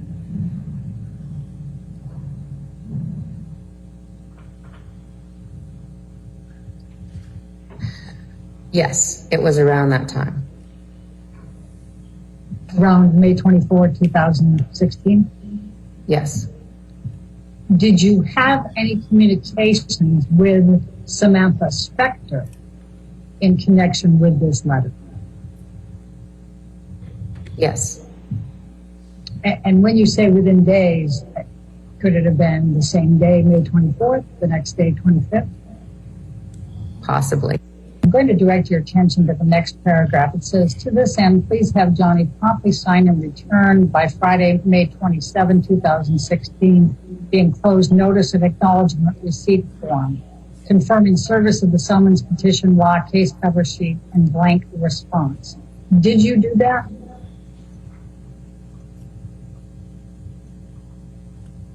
This letter was not directed to me, Elaine. No, I understand it, but it was given to you, correct? I believe so. And you were representing Mr. Depp, correct? Yes. And Mr. Bloom did not represent Mr. Depp in connection with the divorce, correct? Correct. So once Mr. Bloom gave this to you, then did you represent Mr. Depp going forward in communications with Samantha Spector? Once we received this letter, our firm took over with representation of Mr. Depp in the dissolution action. I cannot recall whether or not the request made was done by Friday, May 27th, but I believe that it was. Probably have that notice and acknowledgement of receipt somewhere with a date on it. Now, the next section, I think, is something that you referred to earlier. It said, in addition, we are requesting on Amber's behalf the following. And it says appropriate pendente light support. Did you have any understanding of what that amount might be at the time that you saw this letter? I did not have an understanding of what appropriate pendente lite support would be at that time. Did you ask Samantha Spector? I don't recall. I don't recall our specific communications regarding her requests. Do you recall making any kind of counter to any of these items? All I recall is that without any notice to us at 8:30 in the morning on the 27th, Samantha Spector and her client went into court and obtained a no notice ex parte restraining order. Had you had any communications with Samantha Spector prior to her going into court on that Friday, May 27th? Yes. How many communications had you had with Ms. Spector prior, following getting this letter and prior to her going into court at 8:30 on May 27, 2016? I do not recall. Do you have a recollection of whether any of the communications that you had with Ms. Spector between the receipt of this letter that's dated May 24, 2016, and Ms. Spector going into court on Friday, May 27, 2016, related in any way to requests on your behalf, on behalf of your client that you made? No. You recall having communications with Samantha Spector between May 24 and May 27. You can't recall how many, and you can't recall the specifics of those communications. Is that accurate? It's not accurate. And in what way? Please tell me. I recall that we had communications between the 24th and probably the 26th. I doubt we spoke on the morning of the 27th before she went into court. I do not know the content of those communications, and I do not know how many communications were had. Now, on the next paragraph, it has a proposal for private retired judicial officers. Ultimately, did you and Ms. Spector talk about using private retired judicial officers, whether it was the list she provided or any others? I believe so, yes. And what do you recall? My recollection is that is in almost all of our cases, certainly those with high-profile clients, we would have liked to take it out of the system. Ms. Spector was not willing to do that with this case. What do you recall Ms. Spector saying to indicate that she did not want to take it out of the public spectrum? I don't recall her saying anything. Okay.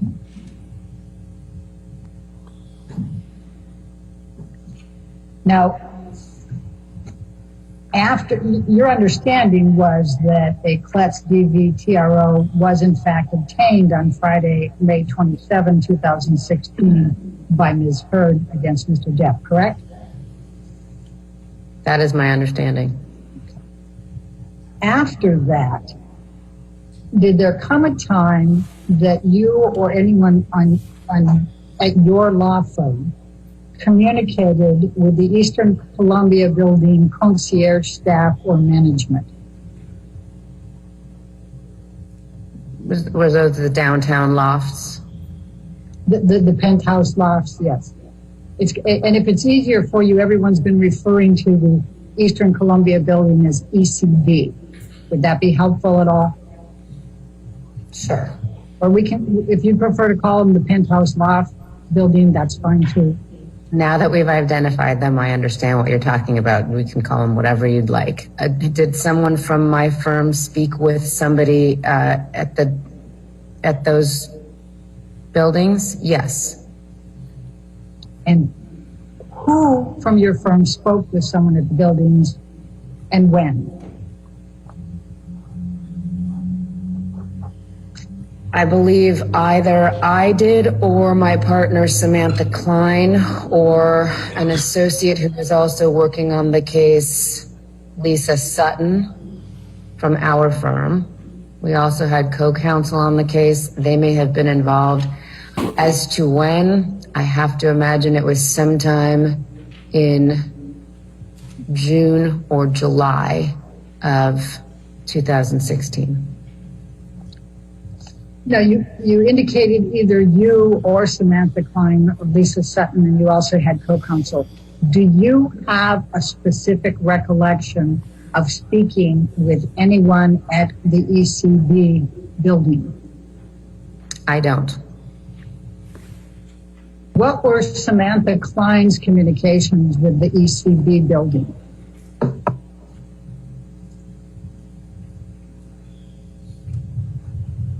I don't know. What were Samantha Klein's communication with the ECB building? Okay. And her answer was, I don't know. Thank you. What were Lisa Sutton's communications with the ECB building? I don't know. What were your co-counsel's communications with the ECB building? And when I say ECB building, I'm not talking about the structure. I'm talking about the individuals who worked there. Did you? And just so we're clear here, you don't recall any communications with the ECB building staff as well, correct? You asked me if I had a specific recollection. I do not. Do you have a general recollection? I believe that at some point we subpoenaed the building's records of the video from the lobby and elevator areas. So I would imagine that the communications would have to do with those subpoenas. Are you able to testify to any conversation you or anyone at your firm or your co-counsel had with the ECB building staff? I am sure that there were conversations and communications regarding the production of the subpoenaed documents, review of the subpoenaed documents, their compliance with, I believe it was Ms. Spector's subpoena that was sent, our ability to review the videos, coordination of same. but I don't have a specific recollection of any communications.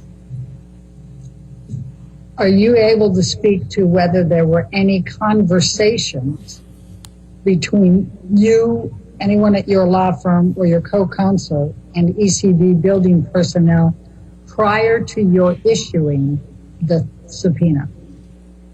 Also, I don't believe that the subpoena was issued by our firm, as you said.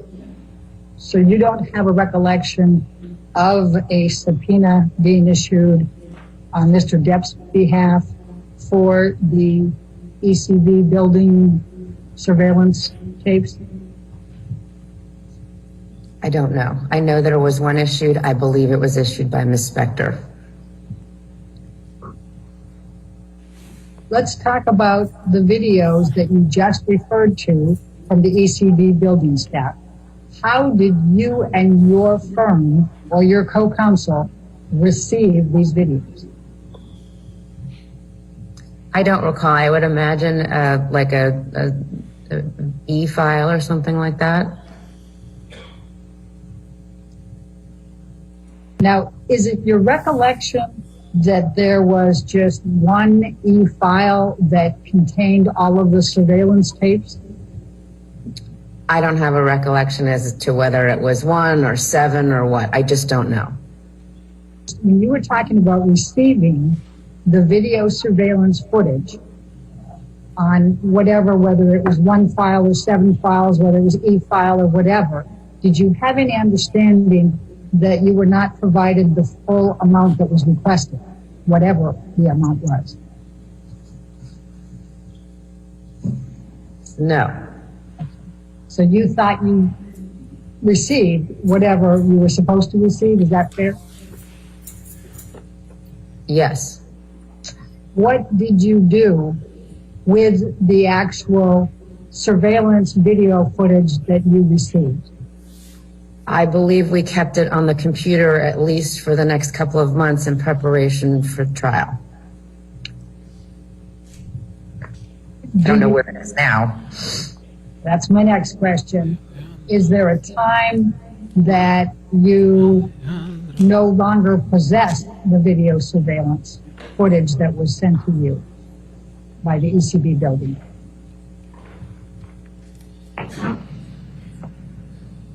Not off soon.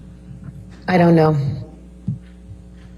Ms. Wasser, I'm going to ask you to take a look at what has been marked as Wasser Deposition Exhibit number 2, and it's a multi-page document, and so I'm going to scroll down a little bit, but you let me know if I'm going too fast here. It's dated June 3rd, and it's to Samantha Klein. She was working with you on the Depp case, correct? Correct. Okay.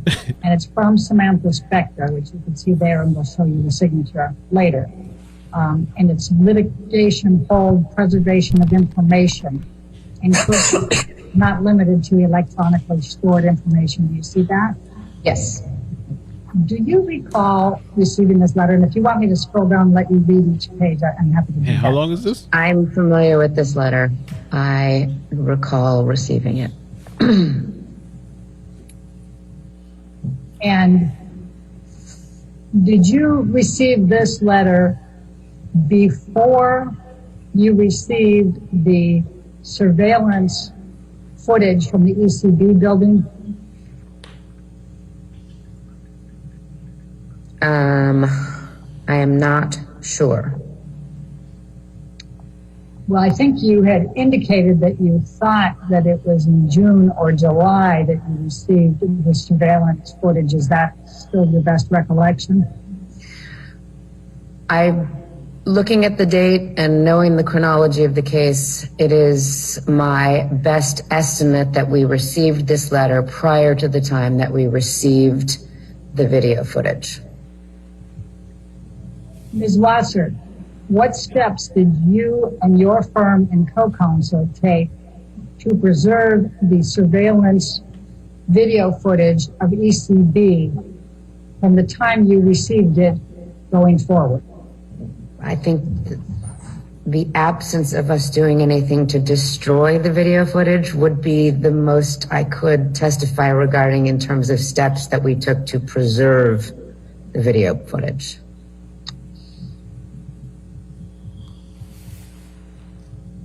What do you guys say about that? Are you aware of any destruction of the video footage, the surveillance video footage from ECB up to the present? No, we probably still have it. Have you looked for it? No. Have you been asked to look for it? No. I'm going to ask you to take a look at what has now been marked as Watson Deposition Exhibit number 3, and it's dated June 6, 2013, addressed to you, and it's from Charles Harder. Did you have an understanding that Mr. Harder also represented Amber Heard? I did when I received this letter on June 6th. Okay. And did you have an understanding that Mr. Harder was also asking you to preserve any evidence? Yes. Okay. Ms. Wasser, I'm going to ask you to take a look at what has been marked as Wasser Deposition Exhibit number 4. It's dated June 6th as well, and it's to Charles Harder from your phone. And you are acknowledging receipt of the preservation demand letter from Ms. Heard as well as his, and you indicated we are fully aware of our obligations with respect to the preservation of evidence. Please rest assured that we intend to comply with the preservation demand and expect that Ms. Heard will do so as well. Do you recall saying that in this letter? Yes. And was this letter in fact from you to Mr. Harder? It was. Ms. Wasser, I'm going to ask you to take a look at what has been marked as Wasser Deposition Exhibit number 5. It's a letter dated June 21, 2016 to Samantha Spector, Charles Harder, and Leonard Levine, I think it's pronounced, remarriage of Depp. And it's from Samantha Klein. Do you see that? Mm-hmm. And you are copied on it. Do you see that? I do. Okay. And Ms. Klein worked with your law firm? Yes. And represented Mr. Depp as well? Is that correct? Yes. Okay. And I'm going to go back up to the beginning to call your attention to a particular section. It says, this letter shall confirm the agreements we reached yesterday with respect to the pending domestic violence proceedings. You see that? Mm-hmm. And then we're going to go down to the media, press, and it says, neither party nor his or her respective counsel, representatives, or agents shall make any comments in the media or press pertaining to this dissolution action, the civil action pending against Doug Spinell, and or any pending or future litigation between or involving the parties. Do you see that? Yes. All right. Does that accurately reflect the agreement that was made between the parties with respect to Amber Heard and Mr. Depp and communications with the press? Yes. Do you know Liz Walters? Who? Liz Walters? Yes. And who is she? She is a reporter. For?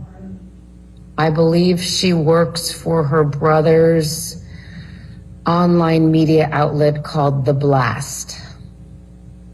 Did you have any communications with Liz Walters during the Depp-Heard divorce? I don't recall. Did you have any communications with TMZ relating to the Depp-Heard divorce? I don't recall.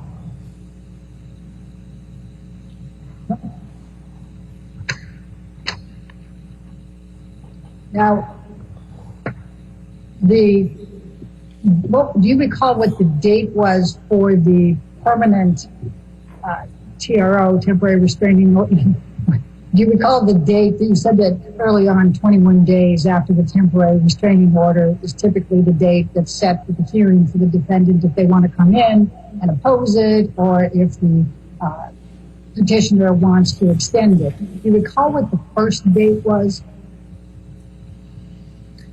I don't, but I would imagine it was probably at some point in early June.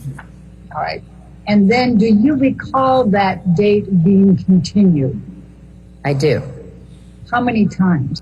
At least twice, possibly 3 times. I think that the final date was at some point in August, and we settled right before then. All right, Alan, can we bring up document number 7?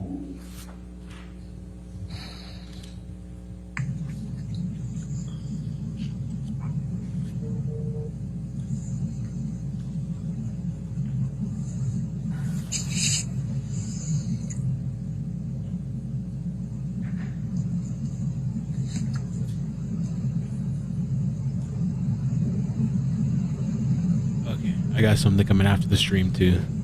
Thank you, Alan. Ms. Wasser, I'm going to ask you to take a look at what has been marked as Wasser Exhibit number 7. It is dated August 5, 2016. It is to you from Samantha Spector. Do you see that? Yes. Do you recall, did you receive this document?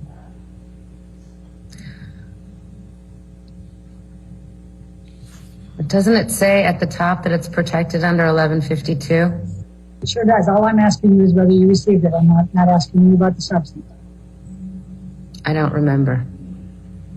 Do you have any reason to believe you did not receive it? I don't. Wasser, I'm going to ask you to take a look at what has been marked as Wasser Deposition Exhibit number 8.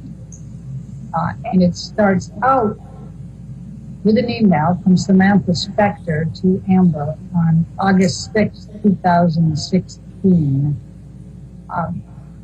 Do you recall what was going on or around August 16 in this divorce, in connection with the divorce?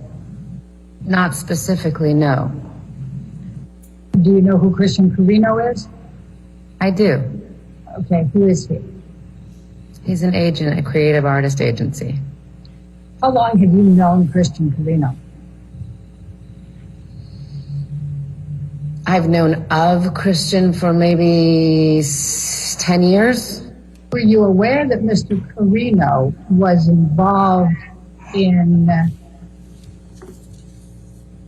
organizing, if you will, or assisting Mr. Depp and Ms. Heard with their own meeting to try to resolve their case up in San Francisco?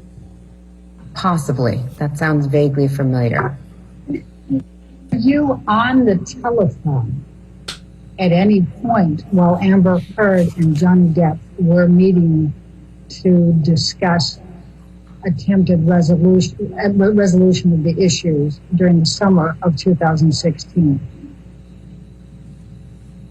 What was your question? Was I on the telephone? Yes. Were you on the telephone where Mr. Depp and Ms. Heard were in the hotel room and were talking? No. Were you ever on the telephone when Ms. Heard and Mr. Depp were together talking during the summer of 2016, no matter where they were? On the telephone? Yes. No. While he was with Ms. Heard and Ms. Heard was on speaker, and you were on speakerphone with the two of them? No. You recognize the name, I'm going to ask you this way. Do you recognize the name on what? Joe Sweeney? I do. And who was he? Joe Sweeney is a forensic accountant who specializes in family law forensic accounting, and he was Ms. Heard's forensic accountant in the Disso matter. That was an eye roll, right? Damn, I just caught the end of it. And was Edward White acting as the forensic accountant for Mr. We got to clip Depp? all the eye rolls on Elaine. People that are eye rolling at Elaine. The other one was funny Did too. Mr. White provide the documentation that was then submitted to Samantha Spector as counsel for Ms. Heard? I believe came from Mr. White's office. Also probably of note is the fact that Mr. Depp changed business management shortly before or during the course of the case. So it is possible that some of the documents came from predecessor business manager. I'm going to show you what has been marked as Wasser Deposition Exhibit number 10. And I'm not going to ask you any specific questions, so I don't need you to have to review it in detail unless you'd like to, and you're certainly welcome to spend as much time as you'd like on it. But I'm just going to go down to the end of it. And I'm going to ask if this is the deal point memorandum that you referred to that was finalized on August 15, 2016. Since the parties' signatures appear at the bottom, as well as Ms. Spector's and mine, I believe that this is the deal point memorandum to which I was referring. Okay. Is there any reason to believe that it is not the final deal point memorandum? No. Ms. Wasser, I'm going to ask you to take a look at what has been marked as Wasser Deposition Exhibit number 11. And it's a series of documents. An FL 150, for example, and then that's page 404, and then it goes into the next part, 1 of 1.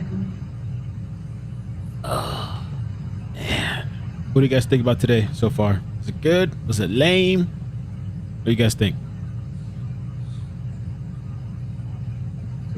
Try to page through it for you just so you can see generally. Lane's slacking too, man. What's going on, Lane? Get a cat. Send you a couple photos with comments. Okay, Cindy.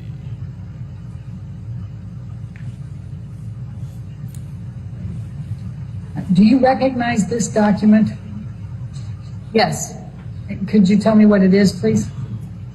It looks to be one of the parties, I guess Mr. Depp's, what we call in California, preliminary or perhaps final declaration of disclosure. It's just financial disclosure forms. Ms. Wasser, I'm going to ask you if you can take a look at what has been marked as Wasser Exhibit number 12. And it's a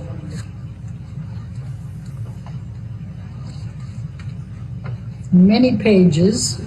I think it's 50 total. Yeah. Do you recognize this document? Yes. Can you tell me what it is? It's parties related judgment for dissolution of marriage. Is there a specific amount that was paid to Amber Heard as part of this divorce settlement and judgment for Objection document. I'm sorry. For her claims of domestic violence, including any claims of assault, battery, intentional or negligent infliction of emotional distress, libel, slander, and or defamation? I don't believe that we segregated out what the total amount was being paid for. Did you make any effort to seal, S-E-A-L, the records in this case? And I'm referring to the case in front of us, the marriage or partnership of Amber Laura Depp and John Christopher Depp II, filed in Superior Court of California, County of Los Angeles.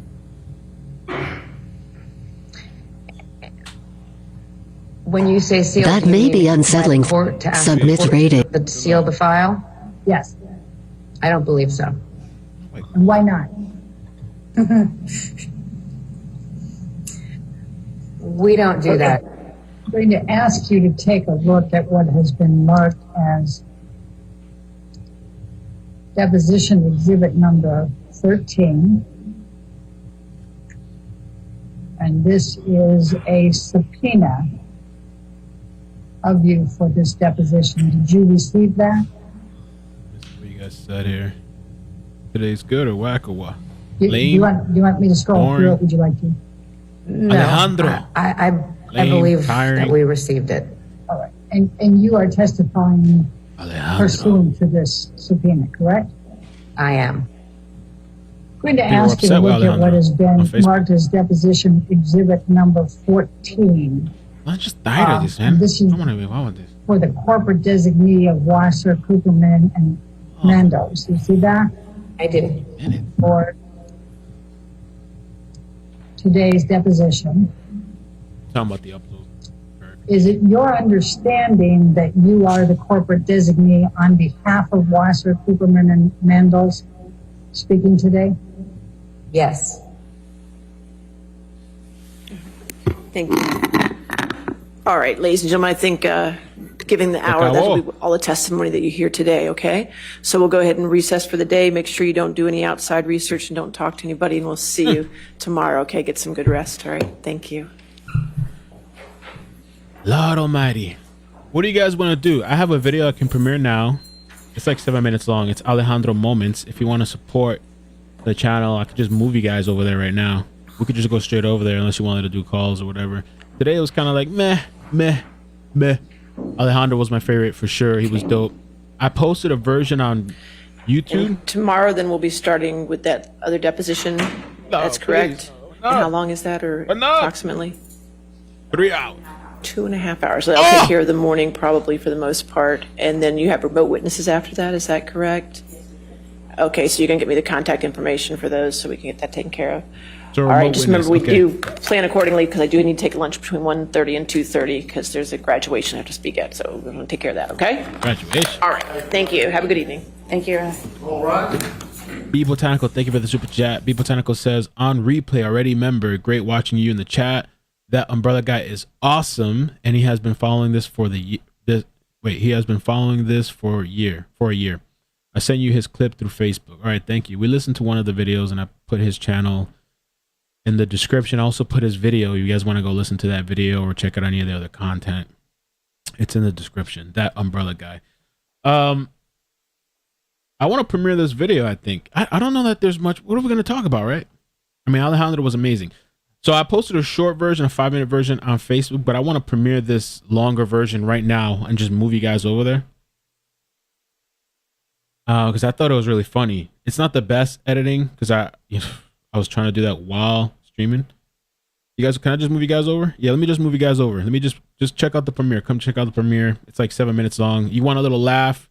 You want to make up for the dragging portions of this stream? Thank you so much, though. I really appreciate you guys. I love you. Hit like. Don't leave when the screen goes black. Hold on. I'm going to redirect you guys right now. You got to wait. Give it a second. Dale un momentito para que se acaba con whatever, okay? Lo que hace lo que va a hacer. Vamos a hacer eso. I'm going to move you guys over. You'll hang out and we're going to watch Alejandro. I tried as best as I could to put this video together. Hopefully you get a laugh out of it. All right. Let's go. Let's go. Vamos ahí.